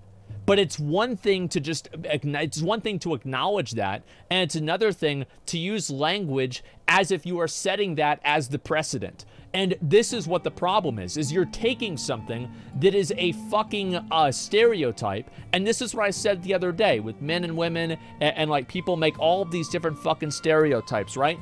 Is that you can never take a stereotype and apply it to an individual and have it not be dehumanizing. You can't take a statistic and say you're part of the statistic, and so I'm going to categorically assume your guilt or your innocence. It's disgusting. It's absolutely fucking disgusting, man. Look at her reviews. People are just going to give her bad reviews because of this. It doesn't mean anything.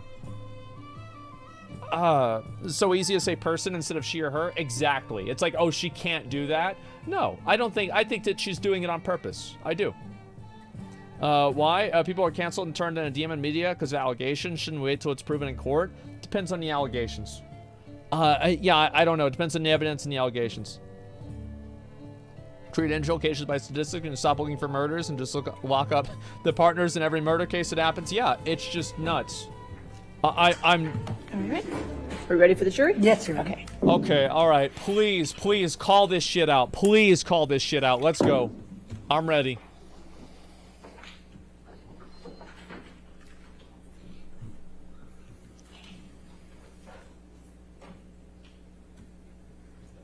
Come on.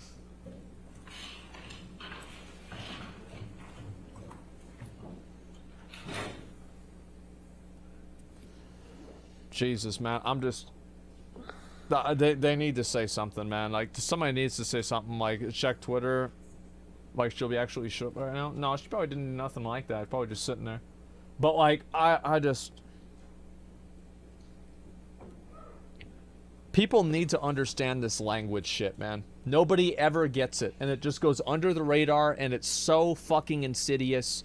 It's so effective, and people can't even see it. It's so annoying. It makes me fucking annoyed, man.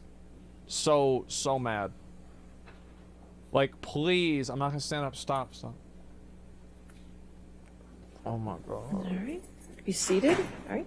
Your next question. Thank you, Your Honor.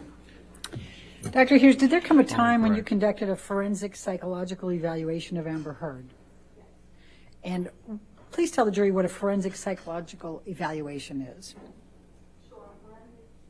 Could you turn it on at the bottom base? Okay. A forensic psychological evaluation is an evaluation that is conducted for the courts to answer a particular legal question. It contains multiple parts. Ms. Hurd is not a client of mine. She's never been in therapy with me. She's not under my clinical care. It is an objective evaluation to determine a particular legal question. Forensic evaluation follows a methodology what we say it's a multi-method, multi-hypothesis-driven methodology, which means I look at a variety of different documents and data using multiple hypotheses. It's not just one hypothesis, one theory of the case. You're going in looking to see, what possibly could be going on here. And then you use the data to arrive at that opinion. You look for consistency across the data to arrive at that opinion. And the forensic psychological evaluation has many parts. It has the clinical interview part, a structured or semi-structured clinical interview where I'm asking Ms. Hurd lots of things about her life, both before Mr. Depp and after. It involves a psychological testing component of the evaluation, which allows me to do a good broad scan of different symptomatologies that people might have in their lives, as well as to have indicators of how she approached the test. Is she defensive? Is she malingering? Is she feigning? Is she exaggerating? Yes. It gives me indications about how she approached the evaluation. I review a number of documents, medical records, psychological records, the text, the audio, all the different things that we've had in this case, and then I conduct collateral interviews. So, Dr. Hughes, just to be clear, do you assume everything the victim reports is true when you conduct these examinations? No, of course not. I always approach a forensic evaluation with a healthy dose of skepticism. With any forensic evaluation, there exists a motivation that the individual may be telling you something that is not accurate. It doesn't mean that that's there, but you have to control for that and know that you're looking for, again, what does the data tell you, the external data, about what the person is also telling you. Did the forensic evaluation follow a standard methodology, or was it specific to Ms. Hurd? No, this is my standard methodology that I would use with any individual who's in a forensic matter, and I would be called to evaluate them. When did you meet with Amber Hurd? Okay, so I met with Ms. Hurd for a total of about 29 hours. I met with her for the first time in September 2019. I saw her for 4 visits in live in my New York City office. That's about 21, 22 hours. And then I saw her twice over Zoom. One was in January 2021. And but I thought she said, not a client. Yeah, come on, go up there, please. Please go up there. What a bunch of fucking horse shit, man. Are you kidding me? There's a difference? No, there's not a difference in the eyes of the public, okay? And that's what they're fucking... I know that there's a difference. Oh, I met with her and she's not a client. Yes, there's a technical difference. But they are using that technical difference to portray an objective perspective. It is obvious what's happening. It is obvious. Don't fucking go and use your legal technicalities whenever you're talking to people that don't know anything about the law. It's deliberately misleading. Why was that not said at the very beginning? That she had met with Amber Heard. In answering that question, were you consulting anything? Dr. Hughes. I wonder why. I'm so sorry. Dr. Hughes, were you consulting anything? Dr. Curry's here, I guess, as well. That's what confusing myself. I'm consulting my cheat sheet of the dates that I saw Ms. Hurd so that I could accurately report to the court. I also have my final designation in front of me so that I could give the most accurate information to what I put in that report. Okay. Yeah. Okay. And do you want to see that? Okay. Should we just take the break now and have him look at it, or does he want to? Would you like to look at it now or before cross-examination? It's just to post it. Okay, before cross-examination. Okay, All right, that's fine. fine. Thank you. Okay. Please continue. I think you were telling us when you saw Ms. Hurd.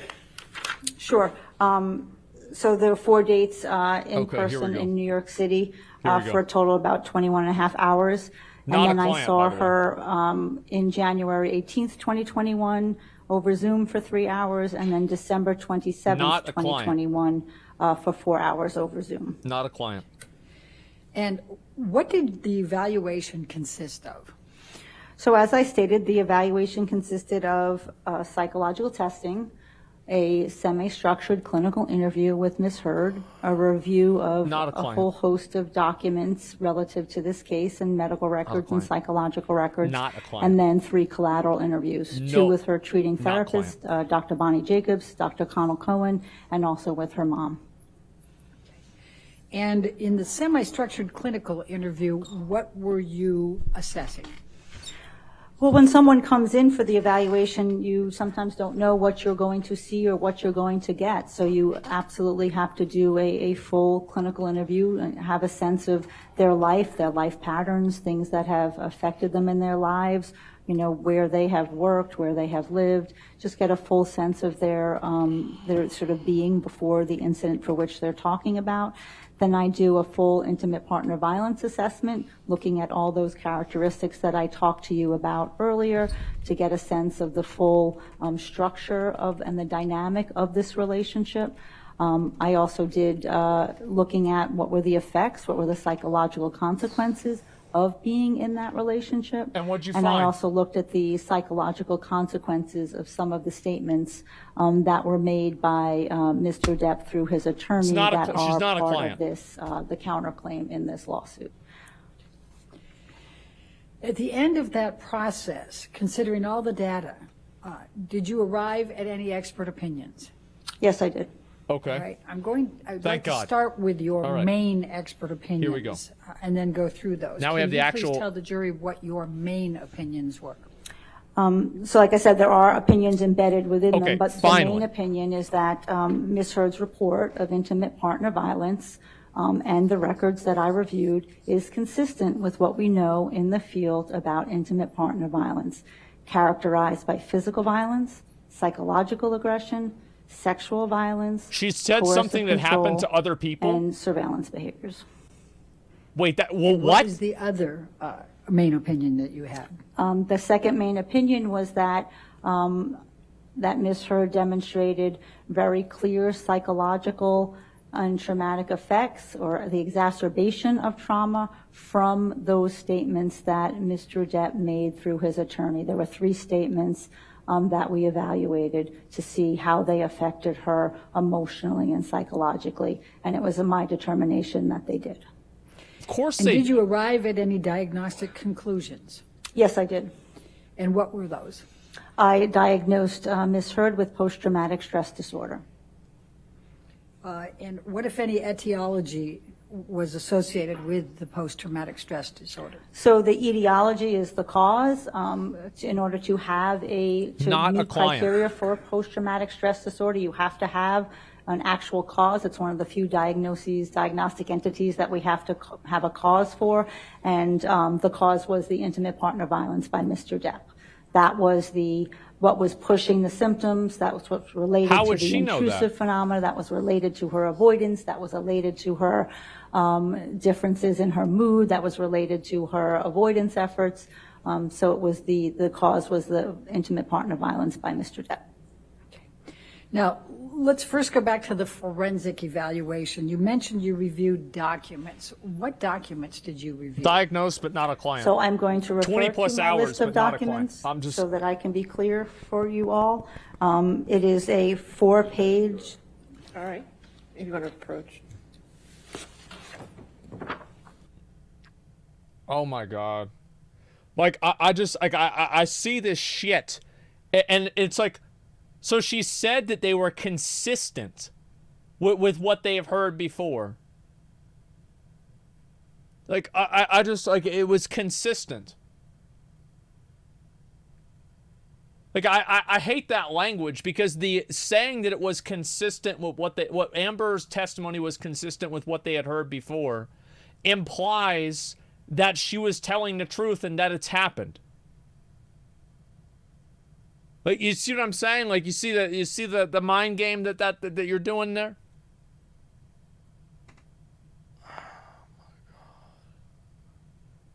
Like say, and like the fact that like, how long are we into this fucking testimonial until we actually found out that she had a relationship with Amber Heard? Like, shouldn't people have known that immediately? How the fuck is this happening? Like, why is it that every other person, their relationship with the person that's in the case is immediately, at the very beginning, disclosed entirely? And they didn't even ask her. They asked her if she was a client, but they didn't even ask her if she had received any monetary compensation. You notice that? There was not even a question about that. There was just if she was a client. So that way they could get off on a categorical technicality without saying that she got paid. What a bunch of horse shit, man. Like, I can't, I swear to fucking God. Like, oh my God, I'm so mad. I'm so fucking mad that this is happening. Experts are always paid. Yes, why is this happening? Like, Johnny's lawyer will ask that? I'd be fucking better. Yeah, he'd fucking better ask. She's literally a professional paid witness. No, it's no problem to bring people that were paid at some point. Yeah, I hope he's saying this is some motherfucking bullshit. Like, she's, and like, also, remember, this woman here, the she encouraged the gendered language. Because you saw before the break that she asked questions baiting the she's and things like that as well. It wasn't enough that the doctor was using it. The lawyer was baiting that as well. Dr. Curry, if you, I mean, Dr. Hughes, I don't know why I keep doing that. My apologies. My apologies. Dr. Hughes, I think it's the confusion of having her in the courtroom. Dr. Hughes, if you need to consult your notes to answer something, let us know Dr. that Carey's you the muffin need lady. to consult your notes. Otherwise, try to answer to the best of your ability. And then if you need to do that, just let us know you're consulting your notes, okay? The concern is that you not read from them, that you consult them as you need to, okay? Correct. I just don't want this to be a memory test of having I don't see the problem with her reading the notes. 80 pages of notes, But you and 12 can- psychological testings to. You can reference your notes, just don't read from them, okay? Yeah, no problem. Okay, great. Yeah, I don't So see a please problem. tell us what documents you reviewed. Please tell the jury. It's a script. Okay, so I reviewed a number of documents, a I plethora don't of know. documents, most, and I obviously won't read them all. 50 times but in I court, by the way. reviewed Yep. certainly all of Ms. Heard's testimony that she gave, in her deposition testimony in The accounting this guy case, didn't her need this. deposition or her trial testimony in He the knew what UK time the meetings case. were. I did the same thing for Mr. Depp. Remember I that? reviewed his deposition testimony as well as his trial testimony in the UK as well. I reviewed a number of the Not depositions a that were client. put forth in this case. I reviewed Not the a psychological treatment notes for Dr. Bonnie Jacobs, Dr. Connell Cohen, Dr. Laurel Anderson, and Dr. Amy Banks, although she did not have treatment records. So I reviewed not only their records, did collateral interviews with some of them, and also read their deposition testimony, and also read other medical records in this case, nursing notes in this case,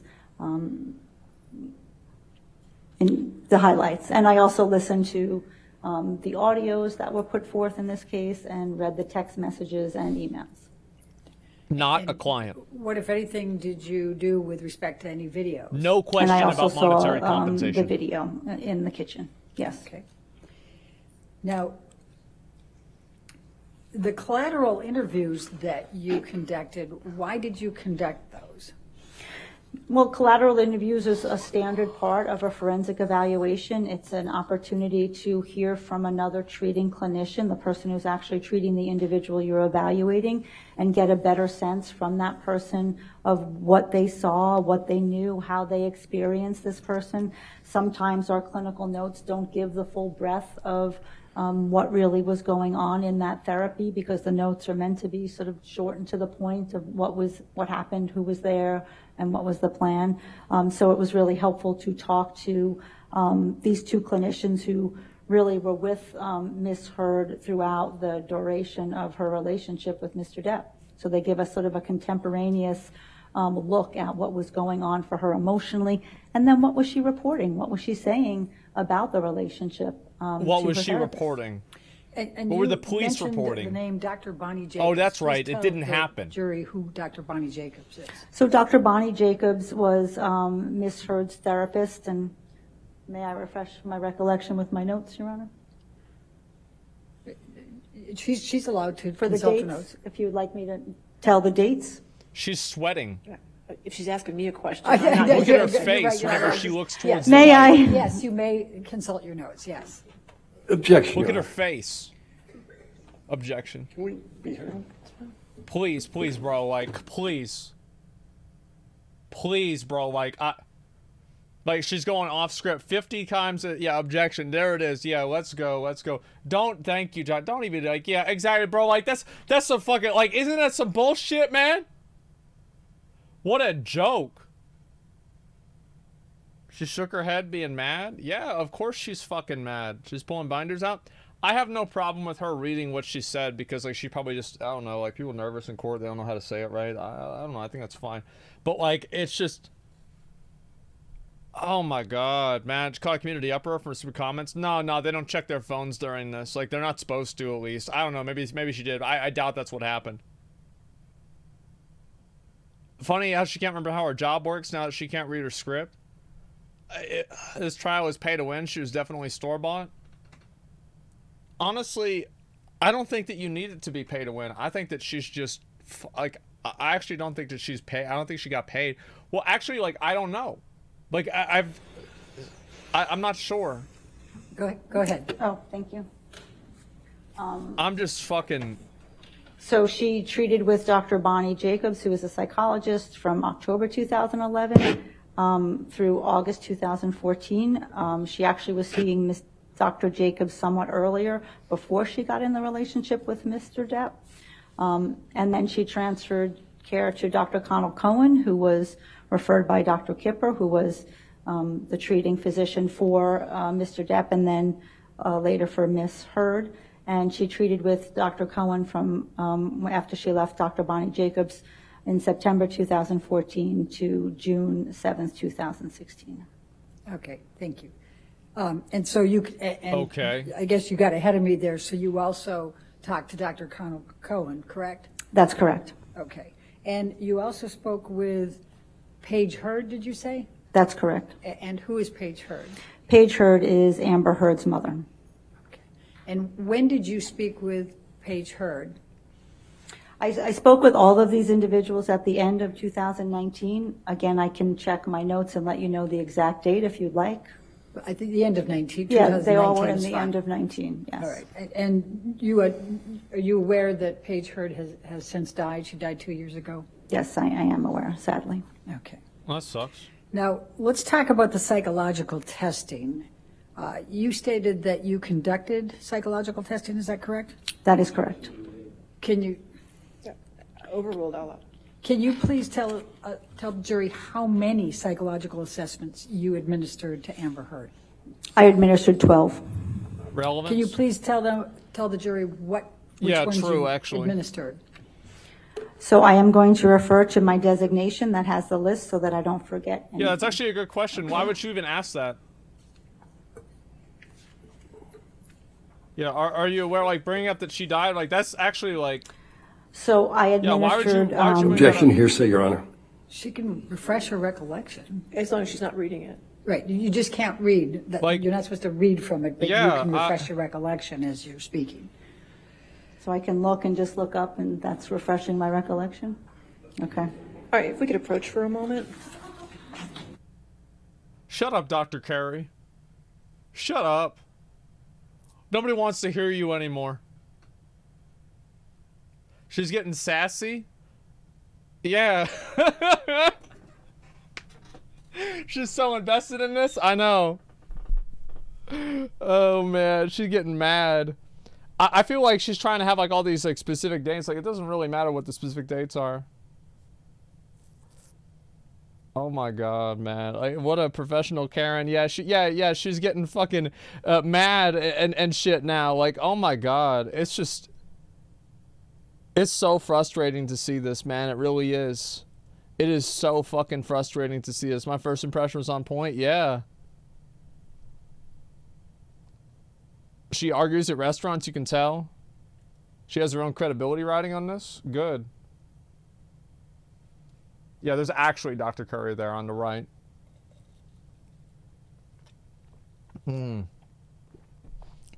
She's the one that testified a few days ago. Remember that. Professional arguer? Well, she should have gotten fired if that was the case. That you administered, please. Yes, I can. I administered the personality assessment inventory, which is a broadband instrument to scan for psychopathology and psychological symptoms that people have.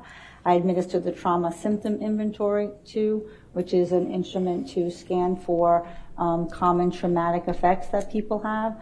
I administered the Miller Forensic Assessment of Symptoms test, which is a measure of malingering. I administered the post-traumatic stress disorder checklist for the 5th edition for the DSM-5.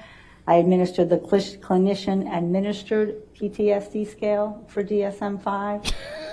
I administered the Beck Depression Inventory, the Beck Anxiety Inventory, the Mood Disorders Questionnaire, the danger, I did 3 intimate partner violence measures, the Conflict Tactic Scale, the Abusive Behavior Observation Checklist, and the Danger Assessment Scale. And then I also did the Life Events Checklist, which scans and gets us to ask about a lot of traumatic events that an individual may have experienced, and we administer that typically before either doing the PCL or doing the CAPS. Thank you. I want the judge to get her name wrong Were there any tests you again. administered to Amber Heard Please that get were her name designed wrong to again. reveal malingering or feigning? Yes, there were. Okay, can you please tell the jury about those? Wait, what? So malingering is the false production of psychological symptomatology for the purpose of some external material gain. Feigning is the false production of psychological It's a cool down for symptomatology hunters. with no identification of what that gain may be. So basically feigning is saying your mental health is worse than it actually is. So I administered 3 of the tests had validity indices built in that could allow us to address that question.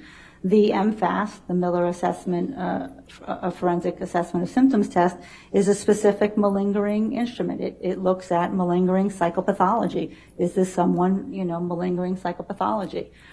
She scored a 0 on that scale. So on that test, sorry, not the scale, that test. So on that test, there was no evidence of malingering. On the TSI, there are 2 validity indices, and she scored within the normal range on those scores as well. One was slightly elevated, but when in testing the limits, because it has rare symptoms and over-endorse symptoms, I determined that also was a valid measure. And then finally, the PAI, the large scale 344 question instrument, has very robust validity scales on it to test for exaggeration or feigning or malingering, and she did not score in any of those scores and those scales at all. Those were not elevated. 98 to 0. So the combined results between probably different those tests. 3 tests suggest to me that Ms. Heard is not malingering her psychological symptomatology. Now, Dr. Curry testified Oh, that here we one go. test showed, quote, intentional exaggeration in the 98th percentile, Yeah. meaning that she engaged in extreme levels of exaggeration, end of quote. Why'd Do you that agree with happen? that? I do not. Why? Because that test, the scale that she is referring to is it's called ATR. It's the atypical response scale. As I said, that combines rare symptoms and over-endorsed symptoms. It's very frequently elevated in people who have high levels of distress. And then importantly, on this test specifically, it says, do not use the percentile rank. It is in the manual, it is in italices, because the way that this test was normed, it was normed on people who have trauma. So it's what we call negatively skewed. That means it falls on the tail end of the continuum.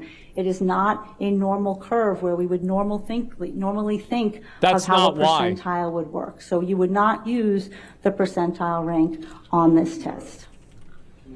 It's because of the general versus specific questions. Okay. You see, like, so that's horse shit. because the reason why Dr. Curry brought that up originally was because Amber Heard did like, she passed all of the tests where you could easily predict what the outcome of pushing certain answers would be. But then whenever she was given a test where you were not able to easily predict the outcome, the difference was completely fucking different. So it's just that, like... Dr. Hughes, please continue. So that is a very inaccurate way to describe that scale and that test. And so the ATR scale on this test is probably the least robust of our validity scales, so you would never make a comment like that based on one scale if you don't have consistency across data. And when you look at the consistency across the testing with the PAI, the TSI, and the MFAS, and there's research to support that when they go together, you have a higher degree of likelihood that this is not feigned PTSD, that this is not feigned symptomatology. And then actually, if I look at the validity scores on the MMPI-2 that Dr. Curry administered, those scales are not elevated for exaggeration or malingering either. So if I add that, now I have really robust data that Ms. Heard is not malingering or feigning her psychological symptomatology. That's why they gave her the other test. Thank you. Did you administer any tests that are specific to domestic violence? Yes, I did. Which ones? So that was the conflict tactics scale, the abusive behavior observation checklist, and the danger assessment scale. And what did they show? Would like to refer to the testing. To refresh my recollection, just a glance so yes, I can be clear with the jury. There's like an implied outcome of putting certain answers on there, and that's why Dr. Curry did the other test. Overall gist of the testing was that, and the benefit of these tests is that they allow me to ask for what Mr. Depp did to Ms. Heard, and then also what Ms. Heard did to Mr. Depp. So it was asking about both sets of behavior. What about his finger? And Objection, Your Honor. True. Back to reading. She wasn't even looking down. She was looking at the jury. Go ahead. Please continue. So what these tests show was that there was a high degree of serious violence perpetrated by Mr. Depp toward Ms. Heard. There was violence more on the mild level perpetrated by Ms. Heard toward Mr. Depp, with one severe indicator, which was the punching that she indicated to me.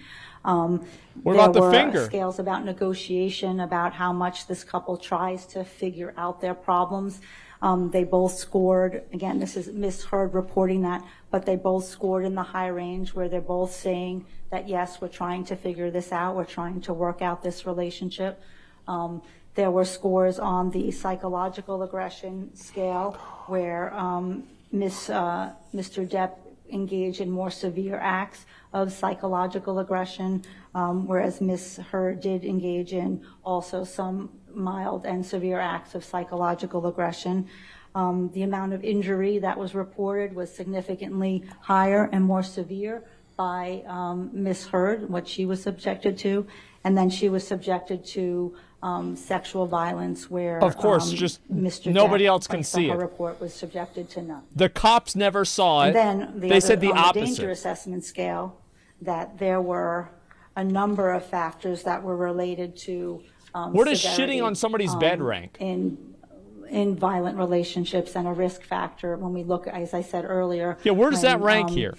Behaviors come up on this scale. They're very worrisome, very scary, and we have to take mild. them seriously. So there were a number of behaviors that came up on this scale, such as Mr. Depp threatens to kill her, the increase in severity of the abuse, the forced sexual activity, the choking behavior, his obsessive jealousy. Objection, foundation.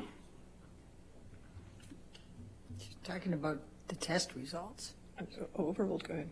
Please continue. The obsessive jealousy, the control aspect, and his threatening of suicide to kill himself.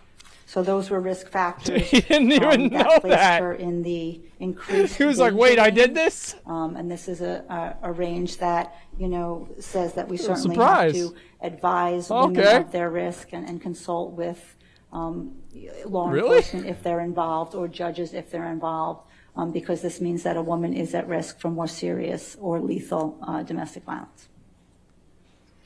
So did the results of the psychological tests you administered to Amber Heard support a diagnosis of PTSD? Objection leading. What, if any, psychological tests did you administer that supported a diagnosis of PTSD for Amber Heard? Sure. So there were 4 tests that supported that diagnosis. One was the PAI, which was that 344 question large scale personality inventory.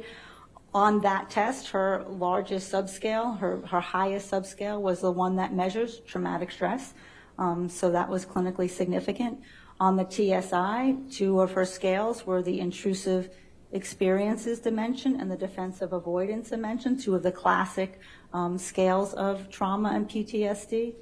On the PCL, which is the post-traumatic stress disorder checklist 5, that she scored in all 4 domains of PTSD, and that's an instrument that says how much are you bothered by these symptoms, and in all 4 clusters, which would be the intrusive experiencing, when things about the abuse or the trauma enter your mind when you did not want them to. Sometimes they're cued, sometimes they're uncued. She answered in the avoidance category, which is a second category of PTSD, that I do things to try not to think about this, to try not to feel this, to try not to get upset. Sometimes I avoid certain people because they become a trigger for me. She scored in the what we call the negative alterations in cognition and mood, changes in her thoughts and feelings as a result of the abuse and trauma, and also in the physiological hyperactivity, the hyperarousal, the hypervigilance, the startle response. So on the PCL, she endorsed symptoms in all 4 of those categories, saying, some of these symptoms are bothering me a lot. And then finally, the clinician-administered PTSD scale for the DSM-5. And what that allows me to do, unlike the PCL, is really look at symptom severity and symptom frequency. How is this really playing out for this individual? And similarly, she scored in all 4 categories of trauma and of having intrusive experiences and nightmares and avoidance efforts and physiological hyperactivity and changes in her mood and her thoughts. And her total score was a 28, which falls in the moderate range. So that means that she has experiencing a moderate degree of post-traumatic stress disorder symptomatology. And those tests allow me to make that definitive diagnosis that she suffers from PTSD. So she made a diagnosis, Thank but you. the girl's not what a if any client? consideration did you give to Amber Heard's Hold up, history wait a of minute. childhood abuse in making your diagnosis? I mean, that was a significant consideration, given that we know that childhood, well, first of all, we know that people can experience multiple traumas across the lifespan. Oh, she realized what she was saying And we wanted there. to make sure that the symptoms that she was experiencing were related to what she experienced with Mr. Depp and not her childhood. And certainly, earlier on in the evaluation and when I evaluated and spoke with her, that was true. And that was also true on the latest measure, the clinician-administered PTSD scale for DSM-5, the CAPS-5. And that's because the content, you have to look at what is the content of the symptom. So it's not that someone says, oh yeah, something traumatic comes into my mind. No, what is it? What comes into your mind? What bothers you? What are the triggers? And those were all specific to Miss Heard's relationship with Well, what the Mr. fuck Depp. did you think she was going to say? The reason the childhood is also significant is that we know that if somebody suffers childhood abuse as a child, they are much more likely to have an adult re-victimization. And they're much more likely then to be more vulnerable to obtaining a PTSD, to getting PTSD, if they've had that prior vulnerability. So it's a very strong vulnerability characteristic to obtaining PTSD when you have a subsequent trauma. The other aspect about her childhood abuse is that she was raised in a family of violence. She was physically abused by her father.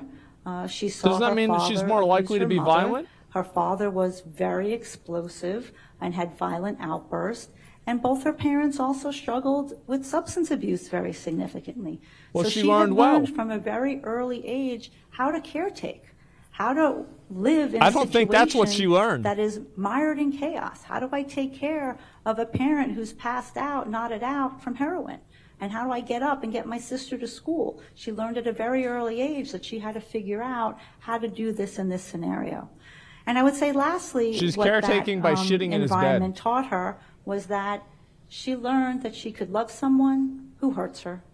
She knew that people who hurt her also can love her. And she learned how to have this tolerance for cognitive inconsistency, this tolerance for two should be diametrically opposed emotions. But she grew up knowing or believing perhaps that this could happen. And she also believed that she could fix him, just like she tried to fix her father. Guys, that's not and just speculation, like she tried okay? to fix her mother. She truly, truly believed that she could fix Mr. Depp and rid him of his substance abuse problems. But that did not work. But she wasn't a client either. Did you review Dr. Curry's CAPS 5 that she administered to Amber Heard? Yes, I did. And what, if any, agreement did you have with Dr. Curry's interpretation of the CAPS 5? I didn't agree with her interpretation, having been a trauma psychologist for over 25 years and administered hundreds of these. Credibility I found time. that there were flaws in how she chose to administer it, and then some of the coding. Ms. Heard on that CAPS 5 to Dr. Curry certainly reported trauma-based symptomatology related to the abuse by Mr. Depp, but somehow that was not coded as such. And did you review Dr. Curry's MMPI 2 that she administered on Amber Heard? Yes, I did. And do you agree with her interpretations on that test? No, I do not. Why not? Because this profile is a normal profile. There are no clinical scores elevated above 65, which is 1.5 standard deviations of the mean, which is what we use to determine clinical significance. And if none of those scales are elevated, it becomes very difficult for us to make assumptions about a person's psychology and their functioning. Now remember, the psychological testing generates hypotheses about a person that we then, using our clinical judgment, have to make a decision about. We have to make an assessment about it. And if none of those scales are elevated, it just doesn't give us rich information to make those determinations. The one scale which is accurate that was elevated was one that measures defensive responding, sort of a protective responding, an unwillingness Protective to is not the same as defensive. admit minor faults. That was elevated, and that was true. What the fuck? But the result of that is you have a defensive profile. You have somebody who's not giving you a lot of information. So the scales are all low. So there's no way you can take that MMPI and then say it meets it's consistent with borderline personality disorder. You just don't have the symptom expression on it in order to do that. And that's my next question here. What, if any, diagnoses did you make of personality disorders for Amber Heard based on your testing? I did not make a personality disorder of Ms. Heard. Why not? Oh my God. For a number of reasons. Number one, a personality disorder requires a pervasive pattern in a variety of contexts. Two keywords: pervasive pattern, variety of context. Okay. That means if her emotional instability, her affect dysregulation, or her fear of abandonment is only occurring in the relationship with Mr. Depp, and we don't have evidence of it before, and we don't have evidence of it after, it is not. All right. Do you want to approach? Thank God. Thank God we get to shut this shit down. Like, I'm so fucking... What about the previous relationship? I have no idea. Yeah, no, obviously she's got to make Dr. Curry look bad because she got mistaken for Dr. Curry a few times, so it probably hurt her fucking ego. That's clearly what's going on, especially with the thing that she said beforehand. Yeah, obviously that's what it is. And as somebody shitting in her bed, like, yeah, it's like... Here's the thing, is like, what about all of the other evidence that is completely fucking congruent with the other analysis? So you have in one category, You have, okay, well, you know, she said that she was abused. And then you have the other category. She said she wasn't abused. And then the cops said she wasn't abused. There's no evidence for her being abused. There's video evidence of her abusing other people. Like, what about that? You know what I mean? Like, you have to have a, there's like, fucking, like, what's the word for this? It's like corroborating evidence. Oh my God. It's perspective. Yeah, it puts perspective. Like there's no evidence that this happened. And the police even investigated and said that it didn't. Oh my God. They already went over how she abused her ex-girlfriend too. There is a pattern. I didn't see that. Yeah, I'm not sure. She's reading cheat sheets again. I don't care about her reading cheat sheets. Like that has no relevance to me. I don't care about her reading the script because it matters what the script says. Like if she memorized the script before she came in here, would this have somehow been better? No, it would have been the same thing. I don't care about her reading it or not. Amber hit both her ex and her sister. This expert is just outright lying. There's a video of her abusing her own sister on YouTube. Well, I mean, I'm sure that this doctor would have known this, but unfortunately, Amber wasn't a client, and so you know, this would be impossible data to gather. Like it would be like there's no way you could find out the truth for this, right? Because Amber wasn't a client, so like, what do you expect? I just, oh my God, oh my God, oh my God, I just. Man, what a cock ass, man. What a cock ass. It's not the job of the expert to care about the Amber shitting in the bed. She doesn't analyze this in her test. It's not the job of the expert. I mean, I feel like it is. Like, if you shit on somebody's bed and you're doing a psychological investigation, I feel like shitting on somebody's bed is part of... I feel like that's... I think that's important. I feel like there's some relevance to that. Yeah, I really think so. I think that's like, you know, maybe, you know, it's possibility, like, it's mild. Yeah, guys, it's mild, guys. Amber dated Elon Musk. I don't know what happened with that. I have no idea. She lied to everyone besides this lady, and this lady thinks she has the most accurate information. Yeah, it's like these things are just like, I just can't believe this is happening, man. Why she's disagreeing with two doctors? Well, what I'm saying is like, fuck what the doctors say. Which doctor is saying things that's backed up by other fucking things besides studies? They're all tests. Like, no test is 100% conclusive. But like, it's like you move towards 99% certainty, 100% certainty, right? So you first have the tests, and then you also have the videos, and then you have the prior behavior with other exes and apparently with their sister, and then you have shitting in the bed, and then you have the pictures of Johnny whenever he got his fucking face hit. What do you think? He punched himself in the face? Give me a break. Like, it's just unbelievable. And also, by the way, still, at this point, we have not had the question, did you receive monetary compensation at any point, or any type of compensation, or some degree of, quid pro quo from Amber? Like, this has not even been a question.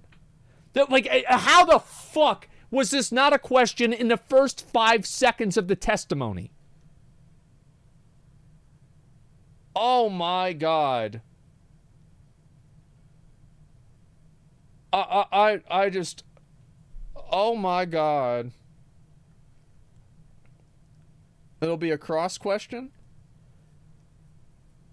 I feel like every other witness at the very beginning disclosed their relationship. Am I right about this? Every other witness at the very beginning disclosed their relationship with the person that they are involved with in the trial. Am I right? Every single one. This one, it's not. Where there's smoke, there's fire.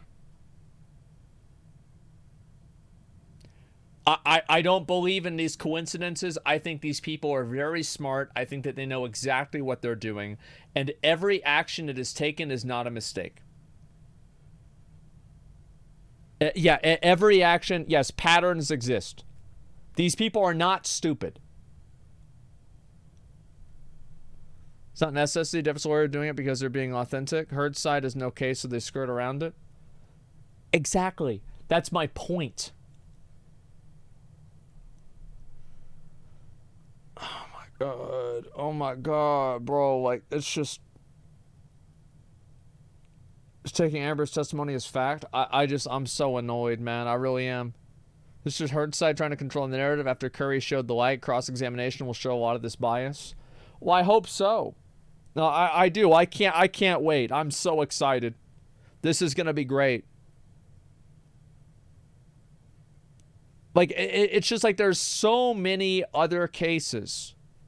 You know what I mean? Like, there's so much other evidence the other way. Like, it's just too much, man. How are the plants doing?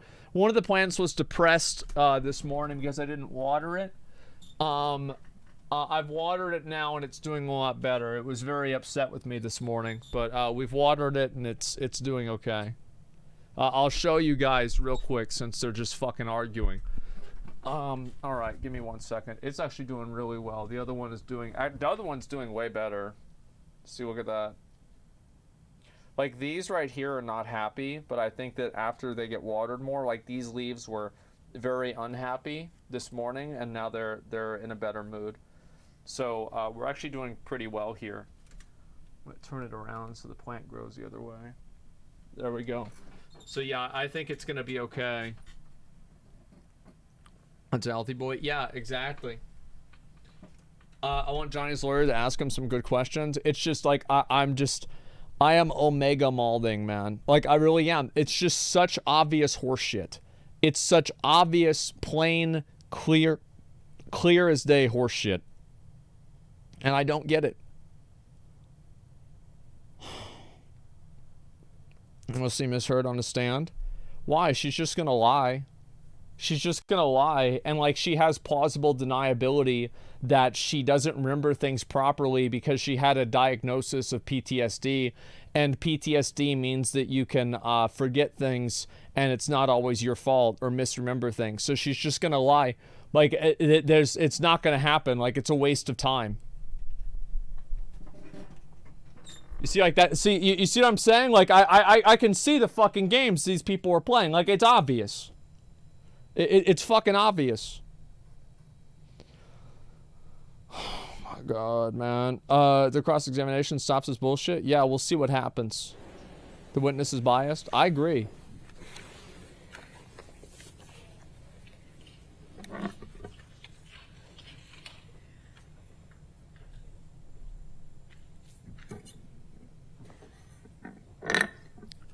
Dr. Hughes,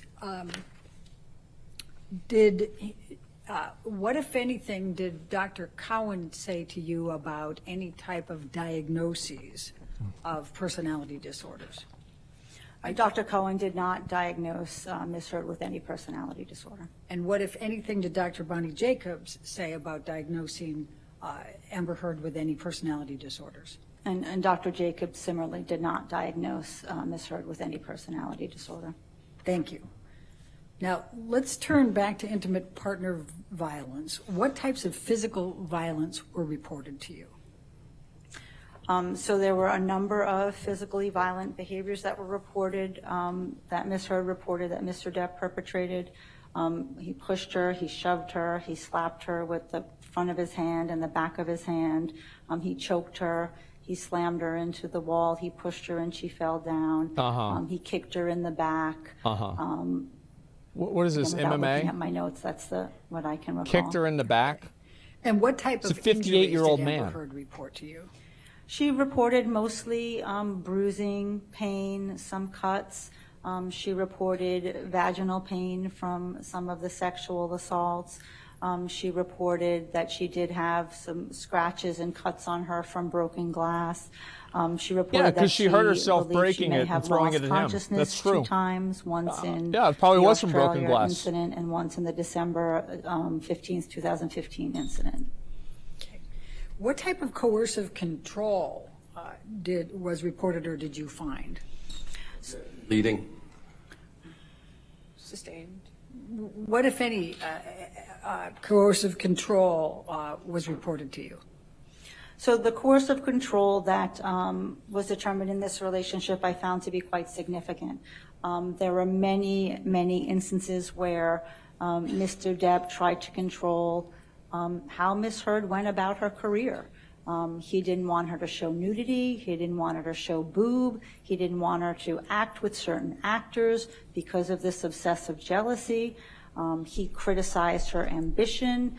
He'd rather she not work. He called, the ambition as something as a negative thing. It made her very fearful to have to look at scripts or talk about scripts or talk about movie roles because he persistently put those down and told her she didn't need to work and she didn't need to do that and she didn't need to show her tits and ass. He didn't necessarily support her work.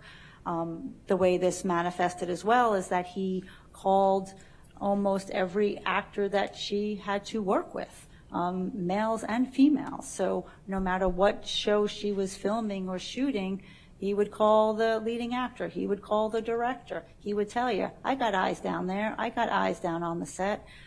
So she never felt safe to be herself and be an actress in these films or productions because she'd have to come home and then endure his anger at her for doing something. Yeah, where's the proof? Where's this hearsay? Like, when she was filming and he was in the same town, she feared that he would show up on the set and, to know what her call sheet, what she was filming that day. She even told her assistant, don't give it to him, don't let him see it so that he won't show up. And sometimes he did. So it was very trepidatious for her and very anxiety-provoking that he continued to do this.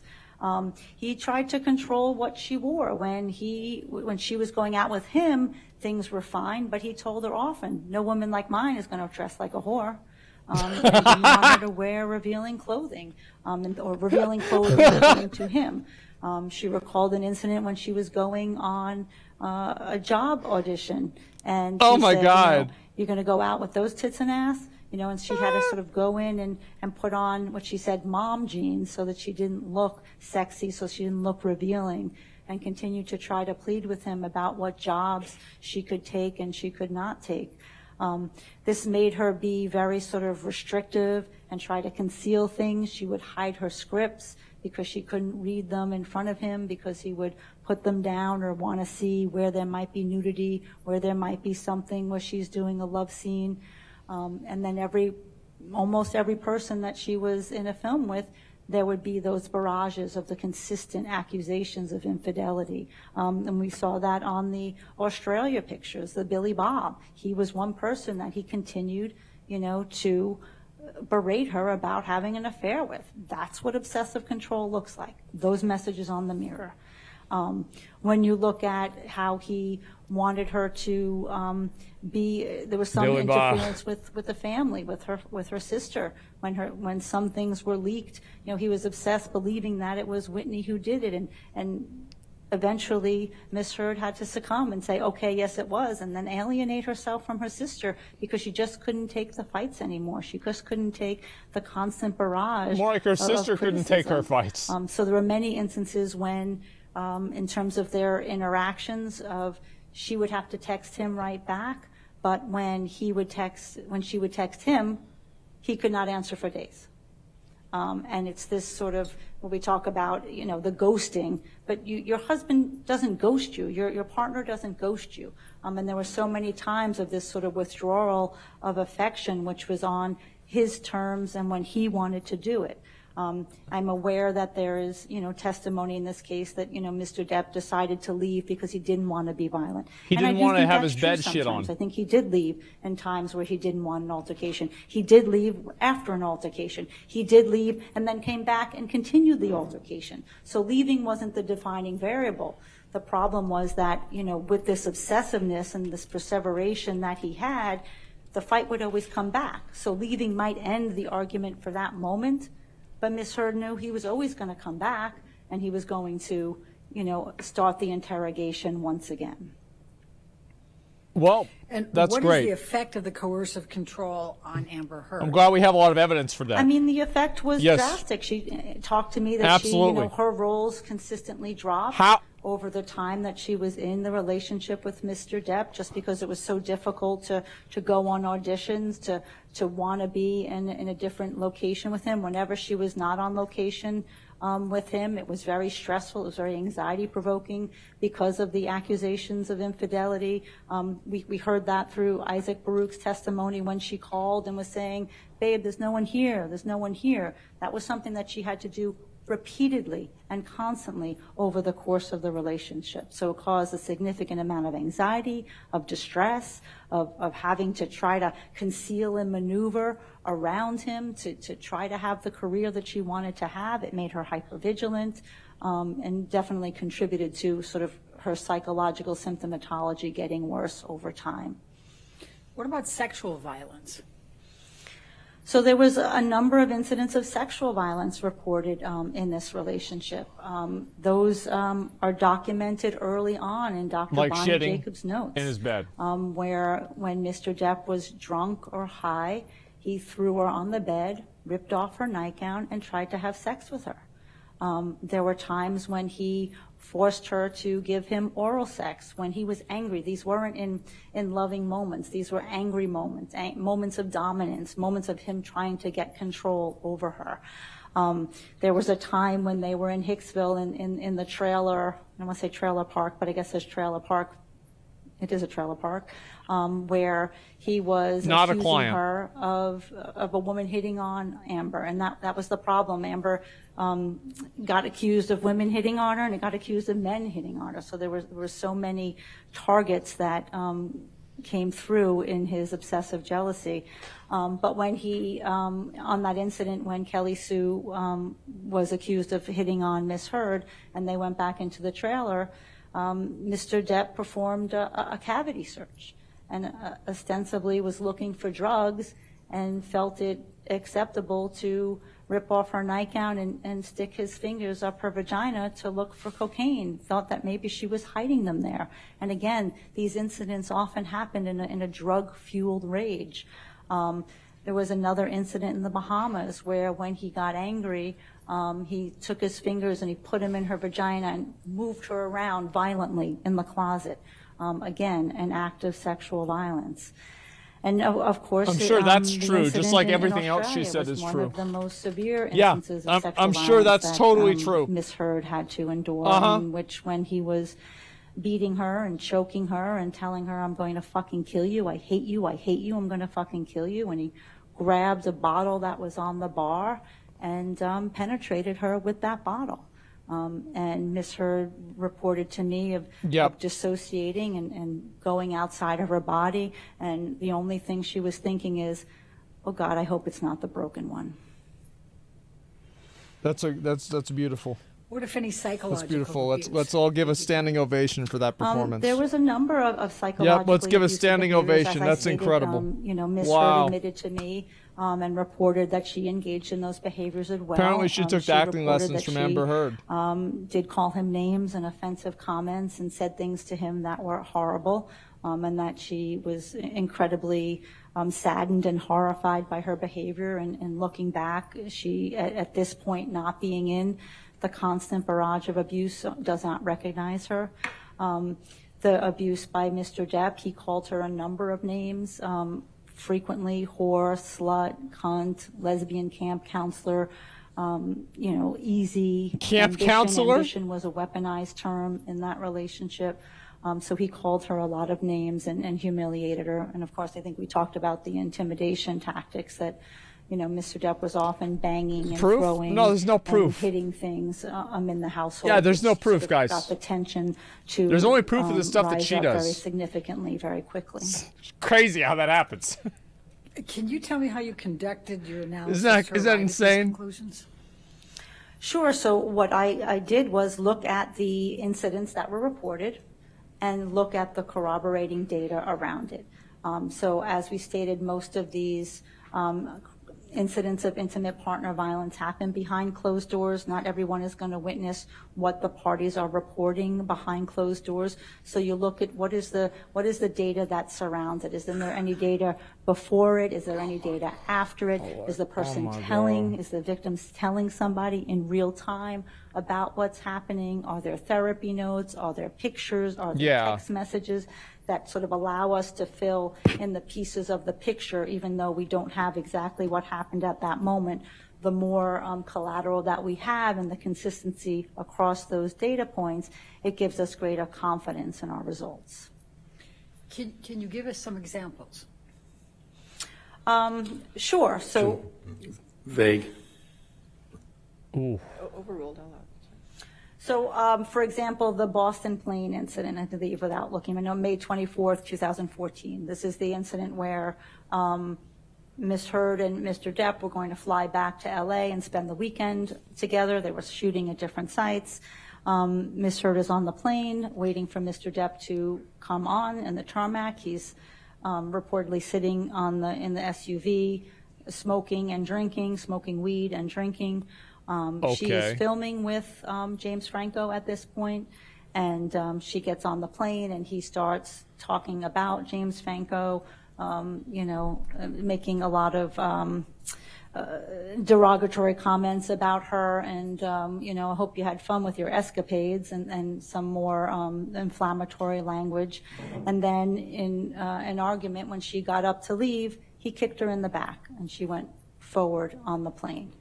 To the front of the plane because he sat in the back of the plane. And I'm sure there's so if evidence. I look at what is the corresponding data to this. And witnesses for this. There's a therapy note, several notes in Bonnie Jacobs' records that talk about Mr. Depp's increasing use of alcohol and his obsessive jealousy around Yeah, James no Franco one saw it, though. before this Boston plane incident. After the incident, He Ms. sparred and Heard kicked her? told Yeah. her friend Io. She told her friend Savannah. She told her friend Rocky. Ms. Heard did not go home. He's like, what the fuck is she was talking afraid about? To go home. So she went to a hotel because when Johnny was in these states, he would often show up because he's still in that drinking and drugging phase. And he talked about that. That was the roxycodone before he detoxed. He was still in that, high substance abuse phase that he would often show up at night, and that did not feel safe. There was a text from Stephen Duders, Mr. Depp's assistant. All right.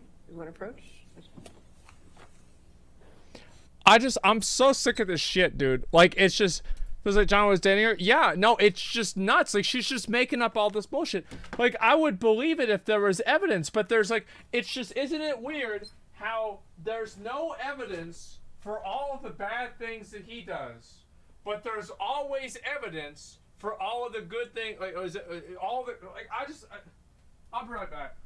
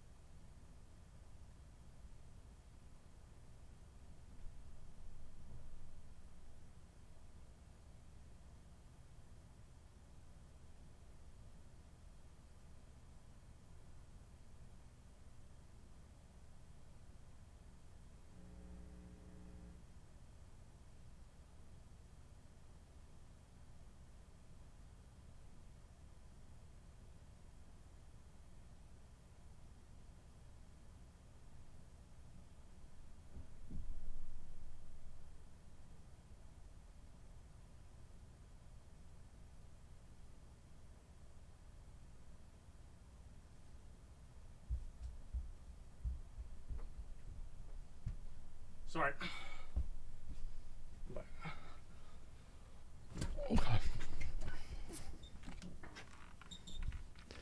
Sorry, I took a piece. Computer overheating? I don't know, man. Like, it's so fucking annoying, man. It's so absolutely fucking annoying to see this shit. And they're still fighting about it, too. Wash hands? Why the fuck would I wash my hands, dude? I got a clean dick. Why the fuck would I never wash my hands. Never. Does not happen. I only do it if I get my hands dirty. Oh my god. It's so... I can only imagine that Johnny Depp's attorneys are letting her talk so they can use it against her during cross to completely obliterate her testimony. Oh my god. I really hope so. I'm gonna be honest. I really fucking hope so. Like, I cannot wait for that, man. Like, that's what I'm just, ooh. I am ready for that, man.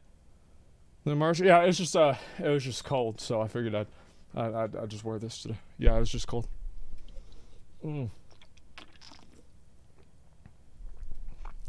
They're just gathering more evidence? Yeah, I hope so, man. Man, it's just sexist towards men. Well, it's like, it's not just that.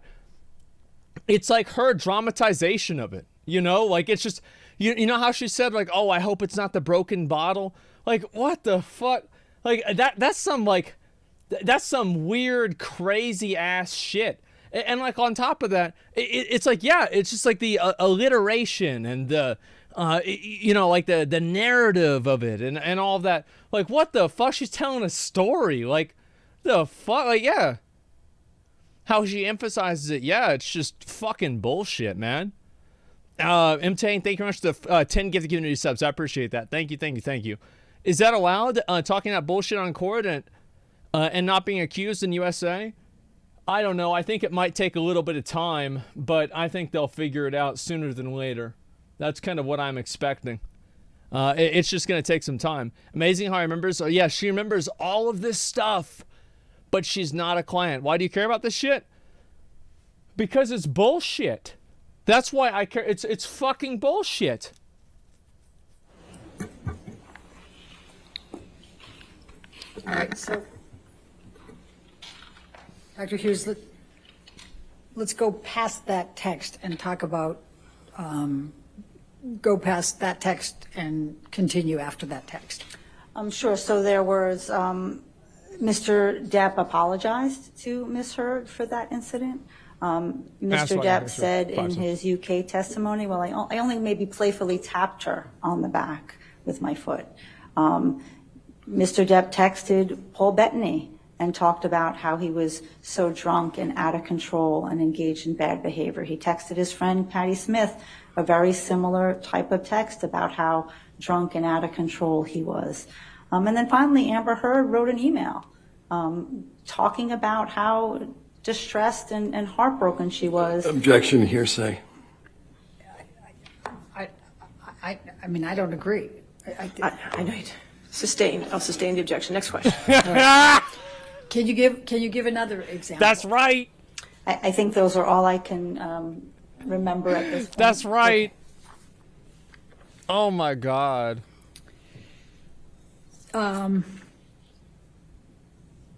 What if any, sorry,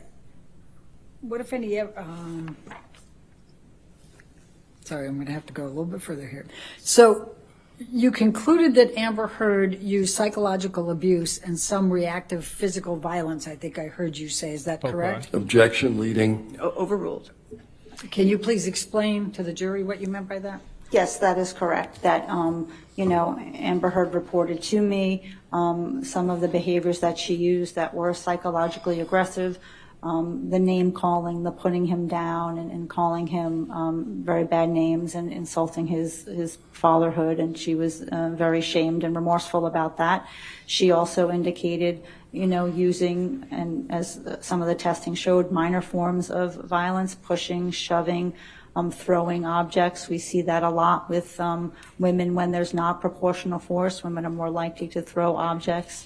And then the more severe act of punching him, which a punch falls in the more severe category. Yeah, I would say so. The context, as she explained it, was that he was coming after Whitney, and she her sister, and she stood in the way and she punched him. Now, does that make Amber Heard a perpetrator of intimate partner violence? Yes. Objection leading. Overruled. So that was one of the tasks that I had to consider. That was one of the hypotheses that I had to consider. And given all of the other data, that was not my opinion. So hitting somebody Now, and you throwing stated things that and you read a punching them number of isn't therapy records. How is Please that tell the not? jury, why are therapy records important? Therapy records are critical for a forensic psychologist. When we have the opportunity to go back in time and see what a person was dealing with, what the content of their distress was, and what the symptoms of their distress was, it really gives us a snapshot in time. So they become very critical as part of the overall forensic psychological evaluation, because we as psychologists understand how people sort of treat in therapy and what to look for.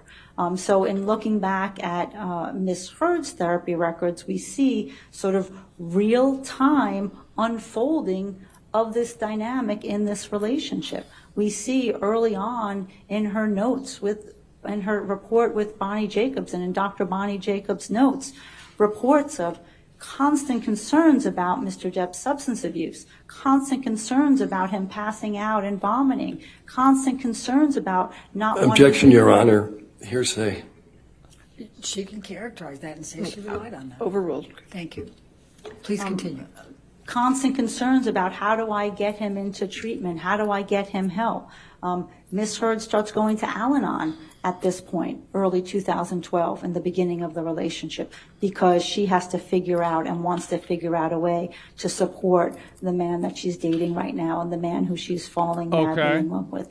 There were reports in Dr. Jacobs' notes early on Look about at his controlling behavior, dude. about his jealousy What a behavior, about him not wanting to do certain jobs, of not wanting her to wear certain clothes. So this is going back to 2012.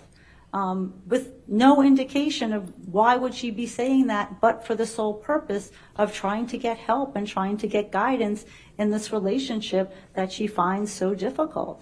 There are indications, as I mentioned before, of the sexual assault and the sexual abuse and how he would, when he was angry and when he was drunk, it was mostly drug and alcohol fueled rage when he would, throw her on the bed and try to have sex with her. And then, if he was not able to perform, he would get more angry at her and blame her. So we have this dynamic of blaming her for his inability to take responsibility for his behavior. What Those a bunch themes of... were throughout Dr. Jacobs' notes. Oh my God. Where's the proof? There is none. There's no proof. Did Dr. Jacobs assign any diagnoses to Amber Heard? She did. Early on, she diagnosed her with panic disorder, and then later with post-traumatic stress disorder. Oh my God. Right. And did Dr. Jacobs diagnose Amber Heard with borderline personality disorder? No, she did not. Histrionic personality disorder? No, she did not. And is that important? That's very important when we're trying to figure out the course of somebody's illness, the course of somebody's psychiatric difficulties. As I stated, well, I don't think I got to state, personality disorders usually start in adolescence early. Objection. I'll sustain the objection. Next question. Okay. Yep. Shut it down. You also stated that you reviewed Dr. Connell Cowan's treatment notes, correct? Correct. And you also read his deposition testimony? Correct. And you had how long of a collateral interview with him? I believe it was 2 hours. Okay. And get him out of here. What did you get from all of that data? So by the time that she gets to Dr. Connell Cowan, which is 2014, I believe, September 2014 is when Dr. Kipper comes on the scene. Ms. Heard's psychological functioning is significantly deteriorated. She's suffering more anxiety, more sleeplessness, more agitation, more emotional dysregulation, this fluctuation in moods. And when you sort of look at the records of what happened in those first 2 years from Dr. Jacobs, And now we have up to Dr. Connell Cohen, and we see all of the incidents that she was exposed to, including the sexual violence and the coercive We control. see? No, It we makes don't sense to me see. that her status, her That's the psychological problem. functioning has deteriorated. And in Dr. Connell Cohen's notes, that's what he's always trying to do. He's trying to help Mr. Depp, help her act in a way so that Mr. Depp does not hurt her. Dr. Connell Cohen was very concerned for Amber Heard's safety, as was Dr. Bonnie Jacobs. Dr. Jacobs was very concerned for her safety, and she continued to talk about safety aspects for Ms. Heard, as was Connell Cohen. They did, both of them, both therapists, understood, and Ms. Heard talked to them about it, that there were times that she fought back and she used violence, and times that she screamed and she said things that she didn't want to. But nevertheless, that did not change the balance for them either, and they were very concerned that because of Mr. Depp's significant substance abuse and his sort of poorly controlled anger, that at some point he was going to seriously hurt her. And then why is his finger gone Dr. and hers Cohen isn't? provide Ms. Heard with a diagnosis of borderline personality disorder? No, he did not. Did he But isn't that diagnose interesting? Amber Heard with histrionic personality disorder? No, he did not. Is that important? It's important that you have an individual, Ms. Heard, who's in therapy for over 2 years with one therapist and over 2 years with another therapist, and you're not seeing those characteristics of a personality disorder. If the manifestation of a person's difficulties and illness and symptomatology is better explained by another disorder, then you don't qualify for the personality disorder. You can't get the diagnosis. I mean, that's part of the criteria. So if it's not a pervasive pattern in a variety of contexts, and it can't be better explained by her trauma experience and the exposure and the symptoms as a result of that trauma, then you don't get a personality disorder. And that's why they didn't diagnose it. Did you read Dr. Amy Banks' deposition testimony? Yes, I did. And what were her findings? So Dr. Banks had one session, one couple session with Mr. Depp and Ms. Heard. Dr. Banks is very reputable. She works up at the Harvard Medical School Cambridge Victim of Violence Program, nice. which is a very well-known program for understanding. Objection, Your Honor. What's the objection? Shut the fuck up and get It's to the not point. responsive to the question. The question was, what was the findings? All right. Tell the jury who Dr. Amy Banks is. And just like I said, so she's somebody who has a wealth of experience in understanding intimate partner violence and the dynamics of violent relationships.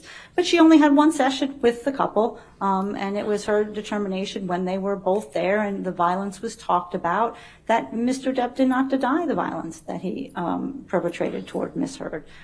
She also did, as everybody has, all of our other therapists, because Ms. Heard admitted as such, that she also used low levels of violence as well. So Dr. Amy Banks had that opinion. Did you review Dr. Laurel Anderson's treatment notes and read her deposition? Yes, I did. Okay. And That's what was the crazy to do all this for significance somebody who's not of even a client. What you learned from Dr. Anderson? That is crazy. So wow. Dr. Anderson similarly Ain't that thought something? that there was violence and abuse in this relationship. She was the one therapist out of the four who qualified it as mutual abuse, which the termination I've talked to She's you not about. using I the notes don't here either. necessarily agree with. But she did see and did understand that there was violence and abuse by Mr. Depp. What was most notable was that after the December 15th, 2015 episode, Ms. Heard called her, in addition to calling Connell Cohen, and reached out to a number of people. But she saw Dr. Anderson in her office, and Dr. Anderson saw 2 bruises on her face and told me, my husband kicked me, and he pushed me, and he punched me in the head. And should I call the police? Objection, Your Honor. What should You're I saying. do? She's not reading, Your Honor. She's just saying the significance. Sustain the objection. Next Okay. question. All right. What were She's your, going on a performance again. What conclusions did you make as a result? She should of be a Dr. better. She should what be an you actor, not reviewed for Amber Dr. Heard. Laurel Anderson? This is great. Yeah. My take It's of an audition. reading Dr. Laurel Anderson's deposition and seeing her Biscuit, thanks for 5 redacted notes was that, from my Just have her play an professional opinion, Aquaman this 2 was instead. a very serious incident and a very serious allegation of intimate partner I violence can by see Mr. that. Depp. If a patient comes into my office with 2 bruises and alleges being pushed, shoved, and kicked by her partner, I'm going to be very concerned, and I'm going to mobilize a lot more resources to help that individual. And for some reason, that did not happen for Ms. Heard. What are your overall clinical impressions from reading these notes from Amber Heard's treatment providers and their couples therapists? Objection compound. All right, sustained. What are your overall clinical impressions from reading what you told everybody you read? Objection compound. I mean, I don't know how to get it less compound, Your Honor. Overruled, go ahead. Thank you. So my overall impression of the treatment notes was, there's significant support for the fact that there was intimate partner violence in this relationship. There certainly It was. was consistently reported over time, and there were couples therapists who saw and understood that. There were. Mr. Depp also attended a session with Dr. Connell Cohen with Ms. Heard. And in that session, he was very belligerent and mean and yelling and intimidating, and he even got up and stormed out, rolled a joint, and then came back later. Dr. Connell That Cohen's part I impression can was believe. this is somebody who's poorly controlled. Yeah, That's I the can same believe thing that. Dr. Laurel Anderson said about him. And he stormed Yeah. out of one of those sessions too. So there were a total of 6 sessions, couple session, but Mr. Depp stormed out of 2 of them.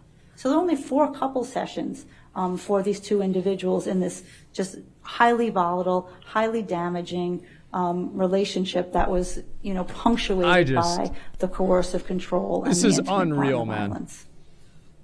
What, if any, observations did you make about Amber Heard's psychological status unreal over that period? I mean, the record was very clear that her psychological status deteriorated as she was in the relationship with Mr. Depp. She kept getting worse. She was losing weight. By the end, she was down to, I think, 105 pounds from about 125, 130. She was taking significantly more medication than she's ever taken in her life. She was having more panic, more anxiety, more distress. More affect dysregulation, just really an inability to regulate her mood, more anger outbursts. So it can significantly deteriorate over time. Okay. You talked about weight. What, if any, diagnoses did Bonnie Jacobs make about Amber Heard having an eating disorder? There was no evidence in the record that Ms. Heard had an eating disorder. What, if any, observations did you make about whether Dr. Connell thought she had an eating disorder? There was no indication in his record that she had an eating disorder. Now, what, if any, observations did you make about the impact of Mr. Depp's substance abuse? So the substance abuse was here a we go. very relevant and complicating factor to this relationship. When you pair that level of substance abuse with the level of intimate partner violence and coercive control, it's a very, very disastrous mix. And one of the things that happens with the substance abuse is a very similar dynamic that happens with the intimate partner violence. That there's the lying, there's the hiding, there's the cheating, there's the obfuscation, the rationalization Oh about my the God, drinking, the man. rationalization about the violence, the trying to, promises, I'm going to do better, I'm going to get clean and sober, I'm not going to hit you anymore. Objection, So Your all- Honor. Can I be heard? You're going to approach? Thank God. Holy shit. Again, this girl, this lady just goes on like a rampage every time. Yeah, what it's exhausting to listen to. Yeah, these performances. She hates men. Well, it's obvious that, as I said, with her language, the language that she uses, I think, is an indicator to how she looks at these situations. And the language that she's using is that women are victims and men are abusers. She's saying what she thinks. This is what she normally does. She's part of numerous groups that are advocacy for women specifically. And then she gets added onto here, and she's doing this alliteration performance of how bad Johnny Depp was. Meanwhile, what's so funny to me about this is that, like, you have, like, so let's say Johnny Depp yelled at her or something like that. Well, like, I mean, we have the evidence of, like, Johnny Depp's finger's gone. Like, part of his finger's gone. Like, that's kind of a big deal, you know? Like, you can see that. Like, where is the evidence of any of these things? That's what I'm saying. Like, it's so, to me, like, I don't really believe anything that people say, period, right? Because people are going to say what's going to be beneficial to them. That's always what happens. But whenever there's evidence and there's the same people saying the same thing, wow, if it walks like a duck and it quacks like a duck, you know what? Maybe it's just a fucking duck. Like, trust but verify. Yes, exactly. It's just, her credibility went down the drain the first 5 minutes. I mean, spewing accusations without any evidence. Yeah, like, how can she put up all of these accusations and there's, like, literally no evidence for this? There's no video of this. There's no witness testimony for this. It's just bullshit.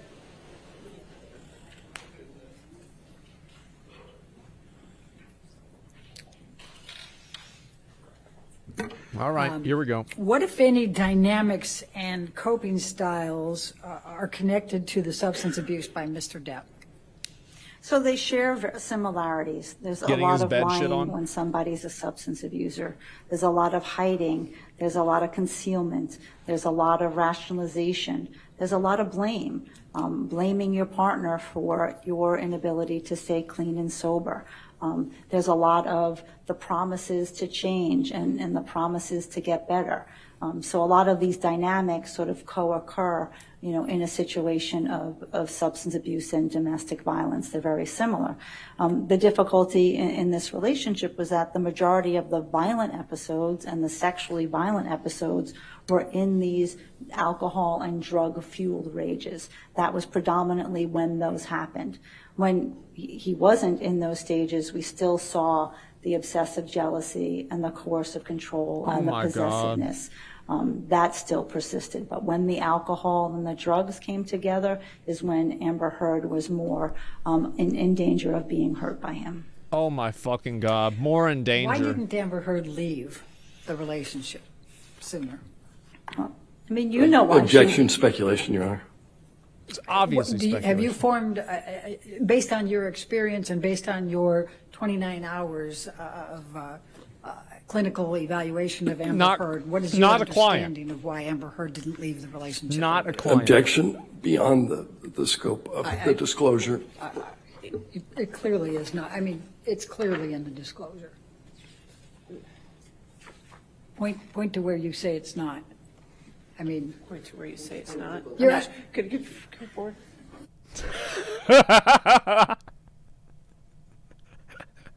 They get through one question. All right. Let's go back. Yeah, prove a negative. It's just it. Point to where you say it's not. Point to where it isn't. Prove how it's not there. I just. What's this for, Jet? Let me see.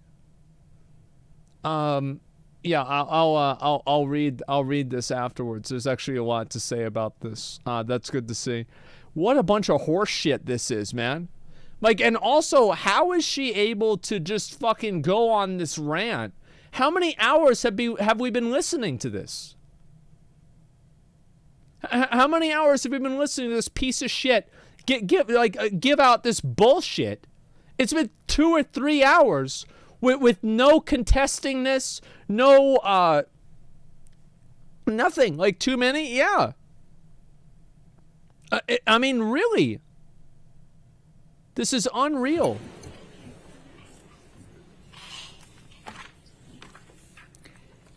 Here we go.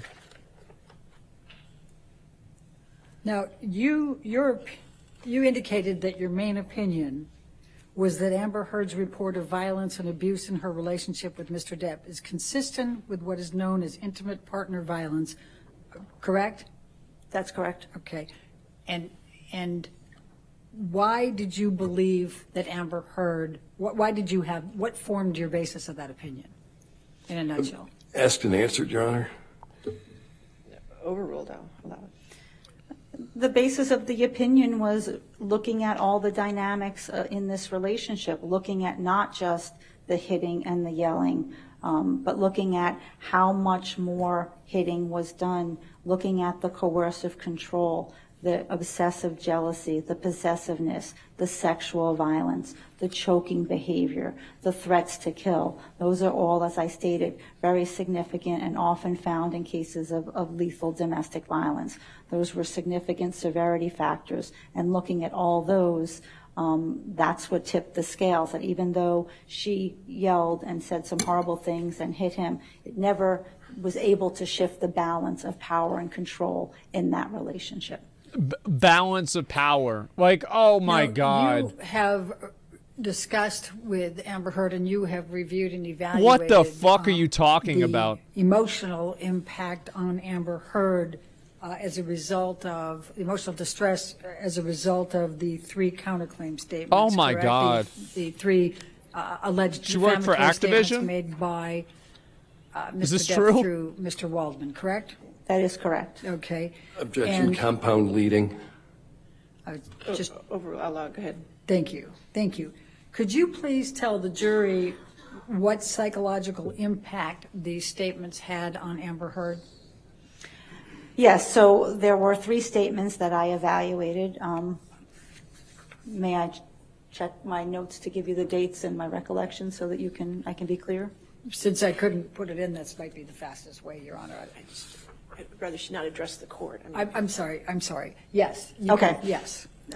So there were 3 statements on April 8th, 2020, April 27th, 2020, and June 24th, 2020 that Okay. I queried her about and asked her about.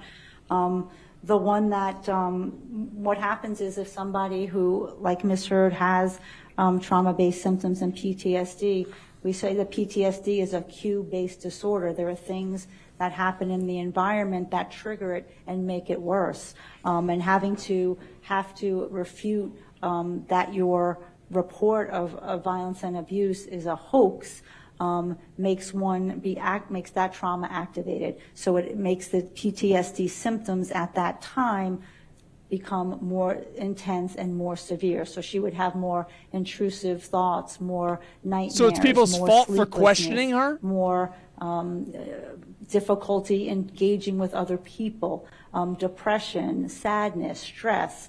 All of that would happen when one of these statements came out. Oh my God. The one that was, the most difficult was the one where they said that her sexual violence Objection, Your was Honor. a hoax. What's the objection? I think she's going to the to. Oh, I'll overrule objection. Go ahead. Please continue. The one that was most difficult for Ms. Heard was the statement about calling her sexual violence a hoax. As I stated earlier, most women try very diligently to put that sexual violence in a box, bury it down, not want to talk about it, not want to have anything related to it come up. And, she's done, by my estimation in her coping, although she suffers from post-traumatic stress disorder, she also has a high degree of coping strategies. But when this would Like happen, shitting in a bed. it sort of would just, Yeah. everything would deteriorate. And this is the one thing that women are always afraid of, that no one's going to believe them. No one's going to take them seriously. But that's what she when literally somebody said to comes Johnny. out in the popular media She literally and said calls the your same thing to experience him. a hoax that lended itself Implying to, that's not more what she severe believes. psychological and traumatic symptomatology for her. Dr. Hughes, are all What a of your lying opinions bitch. that you have provided today I can't believe within this. a reasonable degree of psychological probability or certainty? Yes, they are. Thank you. I have no further questions. All right. Ladies and gentlemen, I think this is a good time to go ahead and break for the day. We can have cross-examination and redirect tomorrow of this witness, of Dr. Hughes. So if you could have a good evening, do not discuss the case with anybody, and don't do any outside research, okay? And we'll see you in the morning. That's good. Thank you. That's good. That's good. Boys, I cannot wait for tomorrow. Holy shit, I cannot wait for tomorrow. Oh my God. Oh my fucking God. Tomorrow is going to be a bloodbath. I hope you know that the judge actually did Johnny's team a favor by doing this, right? Because now she gave them an entire day to formulate a case about Dr. Hughes, this. since you're still in the middle of your testimony, please. She don't discuss actually your helped them out a testimony, lot. including the attorneys, okay? By, like, not And cutting it anything short that or you anything. Looked at, referenced during your direct examination, if you could just turn that over so they Yeah. can review that before cross-examination, okay? All right, thank you, ma'am. I am just, oh my God, bro. Like, I presume she wants to be able to take that back with her. We can get copies of it. We'll get whatever. Oh my it is. God. Okay, we'll make sure you get. they're gonna, copies like, of bro, it, so like, you- she you is gonna copies get of it so she can keep her destroyed. originals. Yes. Like, Thank you. I cannot All right. wait for this, man. It's gonna be such a, it's gonna, I Okay, cannot no, wait. No. We're I not might go to right bed now. early Of course, tonight. it's- Thank you. All right. So I'm like, I gotta go to so bed we'll see you early tonight so I can tomorrow wake at up for this 10 a.m., horse correct? shit tomorrow, All right, man. thank you. What time? I don't know. I'll be on at like 9 and as you morning, right? I mean, I'm always on early. Like, check her WebMD reviews. Who gives a fuck about that? But like, I'm just saying, like, check the picture of the shit in your bed. Yeah, it's like, well, like, bro, I just can't fucking understand this. I really can't. Like, it's just nuts. Oh my God. What did I miss? It's just that this whole thing is just so fucking, it's so disgraceful.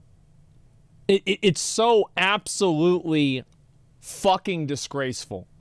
And the fact that, like, she's able to ask these questions to this person who's just like, I mean, every other person has been on for, like, I don't know, 30 minutes. This woman was on for 3 hours.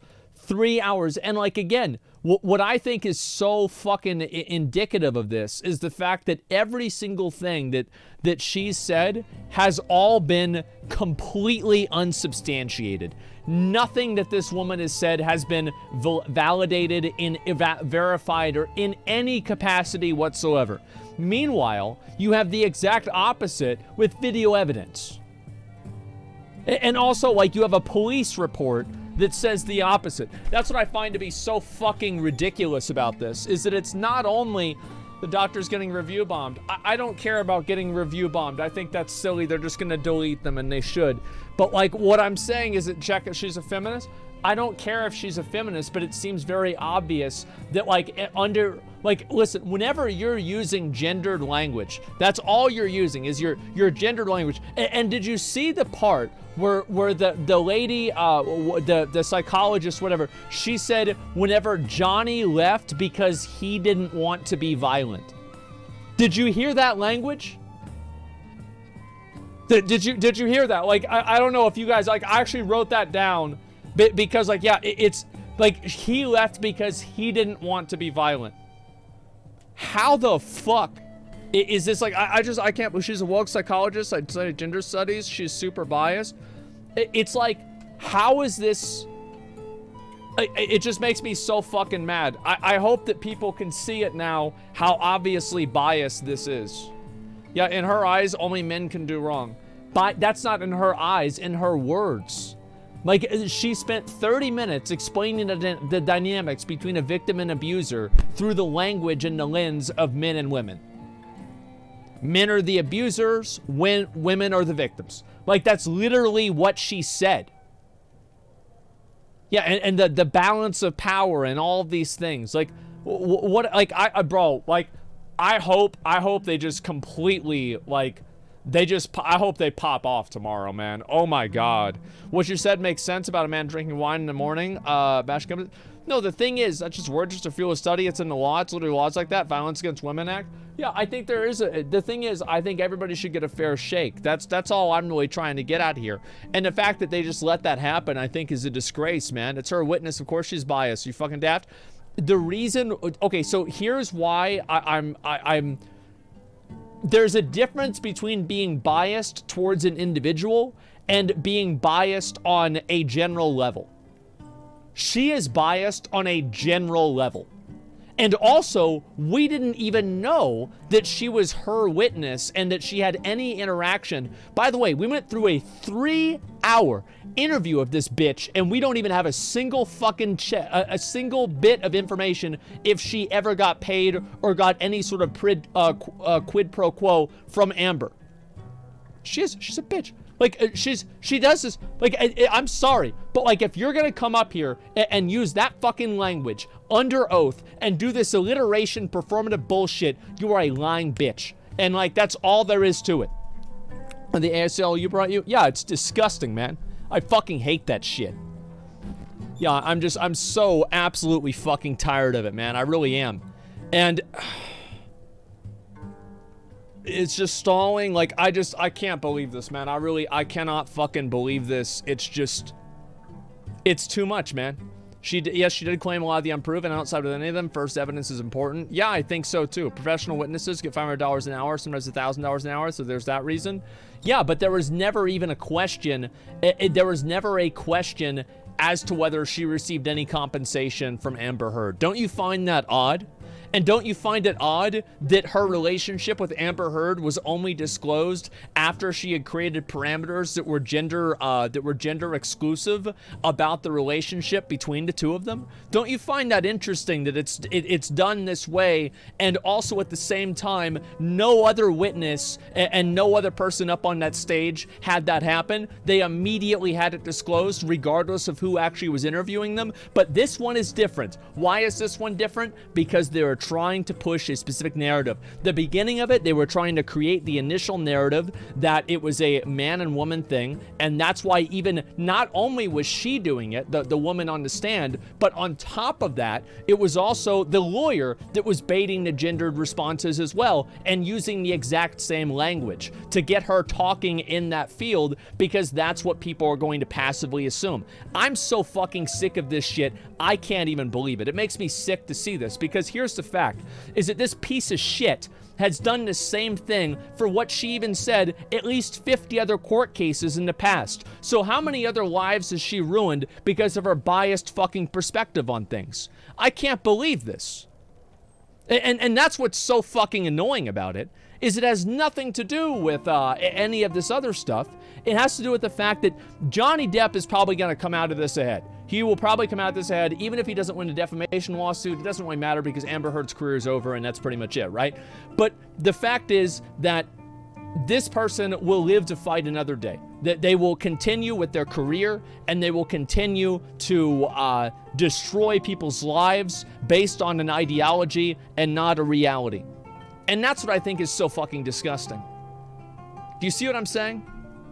I'm so fucking pissed off about this. I really am. It's an absolute fucking disgrace. And I'm glad to see literally everybody thinks the same thing, basically. Like, I'm reading the comments, I'm seeing the sentiment in chat, I'm seeing what everybody is saying. Everybody thinks this. Everybody feels this way. And thank God for that. It's so obvious she's full of bullshit. Exactly, man. Like, I'm so upset and I'm so mad, but hopefully the jury does too. I think they do. I think especially whenever she started going on the rants. You know, she started, auditioning for a role. I think that it became very evident what the what the goal was here. Let me just say that for sure. Do you think Johnny's going to win? I have no idea if he's going to win defamation. It's pretty hard to win defamation. I have no idea. In my opinion, I don't think that he probably will, because especially since Amber Heard was diagnosed with PTSD, she has plausible deniability for not basically delivering the accurate information and having it not actually be perjury. So I consider it unlikely that it will happen. However, it doesn't really matter. Like, Johnny Depp doesn't need the $50 million. It's not about that. It's like, if he loses the case, everybody is going to think that he should have won. Yeah, he already has won in the court of public opinion. But you know why he's won in the court of public opinion? Because of the fucking evidence. Because the evidence implicates Amber Heard as being violent, and there are literal scars and pictures and videos of this happening. Yeah, because of the actual facts. Like, I'm not going to listen to like, oh, wow, Johnny's friend says he's a nice guy. Oh, I would have never expected that. But whenever it's backed up by actions and other things like this. Meanwhile, it's like, let's think about this in context, okay? So we learn more about Johnny Depp, and we find out that he actually had a friend that he, wanted to become his patron and helped him, become an artist and sell his work and create a body of work and really, live out his dream.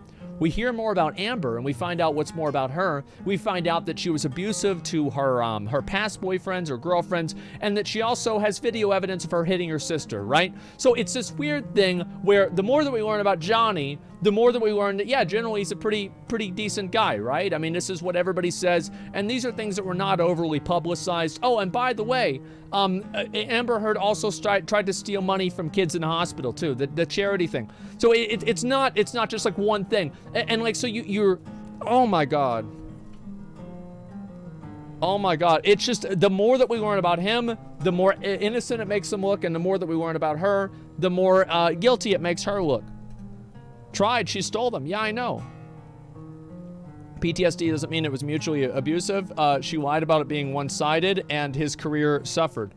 Well, it's obvious that her language and her words caused Johnny Depp to lose roles. Like, it's just obvious that that's what happened. I mean, what do you think? They were just gonna not have Jack Sparrow in the next Pirates of the Caribbean? He just randomly got dropped from playing fucking what's his name in Harry Potter? Grindelwald in Harry Potter? No. Absolutely fucking not. It's because of what she said. Yeah, it's just... Same shit about Thrones pay to win, doesn't matter what you think. You're not gonna win, men will still be fucked. No, it's not true at all. I think that a lot of guys see this, and I think that more and more people, and I think it's women too. Women are seeing this, and the fact is that, like, this will damage women's credibility in general. It will. And it shouldn't, but it will. And this is something that all women have to suffer for now. You understand? Like, this is something all women now have to suffer for. And also all people like, that are related to those women, right? Because it's like, it's not only like, well, let's say your sister is getting abused, or your mom, or, like, you know, a good friend of yours is getting abused. You know, this affects you too, right? It sucks to be in this situation and to know that she can't get any help. So there's a ripple effect from this. There is. And it's just so, what about Johnny Depp's PTSD? I don't know. Yeah, I'm not sure.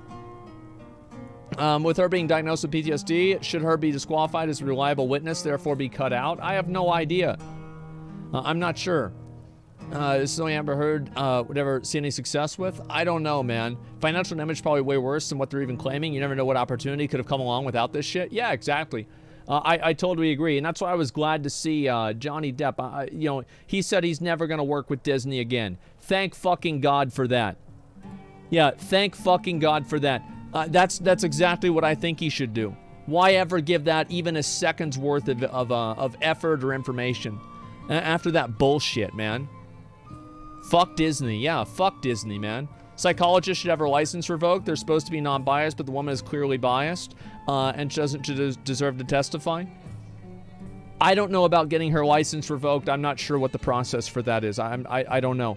But, like, it's very clear that in her mind, men are the abusers and women are the victims. And I find it incredibly dangerous that a person like that is in a position of power where they are being given the autonomy to make decisions and delineate guilt and fault. I consider that to be very, very worrying. They're throwing sexual abuse around a lot because the public falls for that shit every time. Nobody's falling for it. That's what's so good about this, is that actually nobody is falling for this. And I was looking at at all the information on Twitter and everything like this. Literally everybody thinks it's bullshit. Yeah, it's like I'm reading like all of the public sentiment about it, everything about it. They all think that it's bullshit. And they lost hundreds of millions, so people will fall for it. It doesn't matter. See, like, here's what you have to understand, is that this individual case doesn't really matter. What matters is the cultural impact of it. Whether Amber Heard goes to jail or not, whether she is considered guilty or not, whether Johnny Depp gets $50 million or not, these don't matter. What matters is the cultural impact and the way that this will change the way that the public perceives interpersonal relationships. It's a means to an end. This is simply only one point on a graph. if that makes sense. Yeah, you gonna play Vampire Survivors? Yes, I will play Vampire Survivors in a bit. Probably actually pretty soon here. I just want to, I'm going to continue ranting about this for a little bit longer. The witness is an extreme weakness to me. You can use her to bolder a statement of trial, but not to carry it. I would have never started with it. What a disgrace. Yeah, I think so. And I like how she said it's just to post it, then proceeded to pull out literal folders of documents as her notes. Well, it was very evident to me, like, I don't feel like the notes were indicative or they were incriminating at all. It was very obvious that the witness had no real idea, like, she didn't understand the context behind it and all the other names and dates and everything, but she had a very good understanding of, like, what, you know, her and Amber had talked about. And I think that makes sense. So I don't care what she's if what she's doing is written down. I care about what's written down. That's what I'm saying. Will it change anything? I doubt it does. It does not fit into me to view, so it'll get buried and ignored. Does this look like it's getting ignored? Let me ask you something. Does this look like it's getting ignored? No, it's not.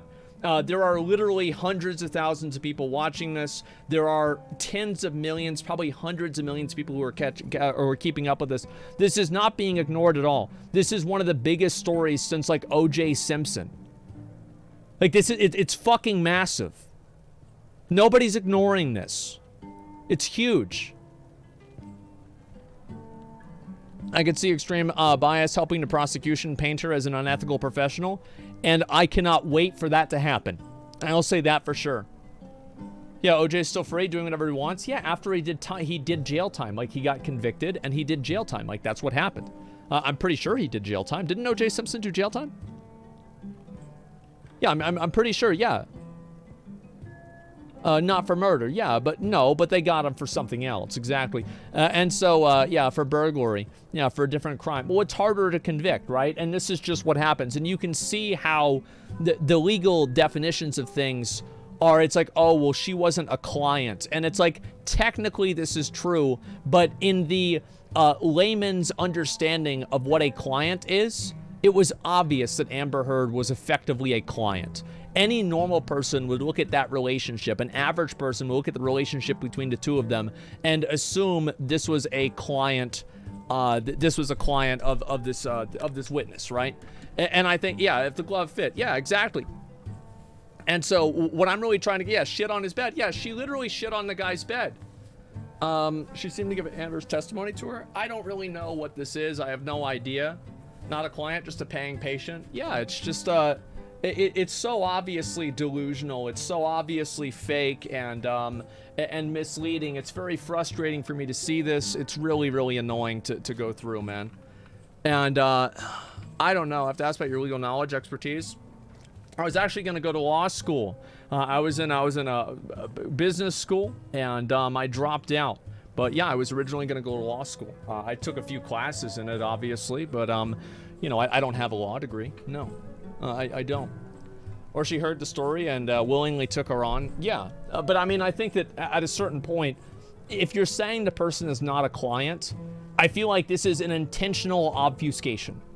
And I think that's really that's probably the best way that I would describe all of this, is intentional obfuscation. What is being said is clearly not what makes sense. Like, what is being said is clearly it's clearly misleading. It is intentionally misleading to the point to where you want somebody to think something that is not true. And that's what I think the biggest difference is. It's manipulating reality. Yes, exactly. It's very frustrating for me to see this. And see why Dr. Curry said Amber was showing extreme exaggerations when she interviewed and diagnosed her. Exactly. Dex was taken thanks to the 5 gifted subs. I appreciate that. Thank you so much. And yeah, I don't know.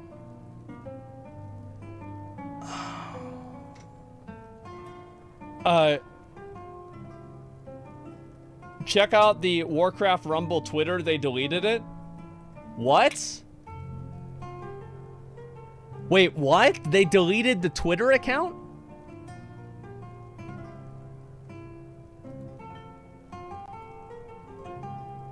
Wait, what the fuck? What the fuck happened? Look at this. Joel, Streef, thanks for the 5 subs, guys. I appreciate it. Thank you so much. it got hacked, I mean, then that's the way it goes. I mean, sometimes you get hacked. Like, that's life. I mean, Warcraft Rumble, like, they should have fucking had two-factor authentication or something like that. Yeah, it looks like Chaos has won. That's it. Her first step is trending on Twitter. Read comments. I mean, I know what the comments are. Like, the overwhelming majority, I'm talking like 95% of people are on Johnny Depp's side. Like, they are completely on Johnny Depp's side. And I think that, I actually think that people like this woman here, I think that people like her actually hurt Johnny Depp more, or sorry, hurt Amber Heard more than they hurt Johnny Depp. Because the way that she talks, like, it's just so obvious that this person is biased. It's so obvious that this person is intentionally trying to be misleading. It's like people see something like this and it just looks like a bad actor. 2 authentications bypassable? Everything's bypassable. Greg Street tweet. Yeah, I'll look at a few of these things and then I actually just want to do some games, okay? Sentences for men are on average 63% longer than sentences for women for the exact same crimes, but it's nuts and always ignored by society. Yeah, but you're probably also not controlling for recidivism. So I don't really look at a statistic like that without fully understanding it. So I don't know. Matt Barrett, thank you very much for the 5 gifted community subs. I appreciate that. Thank you so much. And where's this here? Summary of Elden Ring. I'll look at that at a certain point. I don't really know. There's a lot of things that I could get into. We have a new Reaper kill strategy, okay?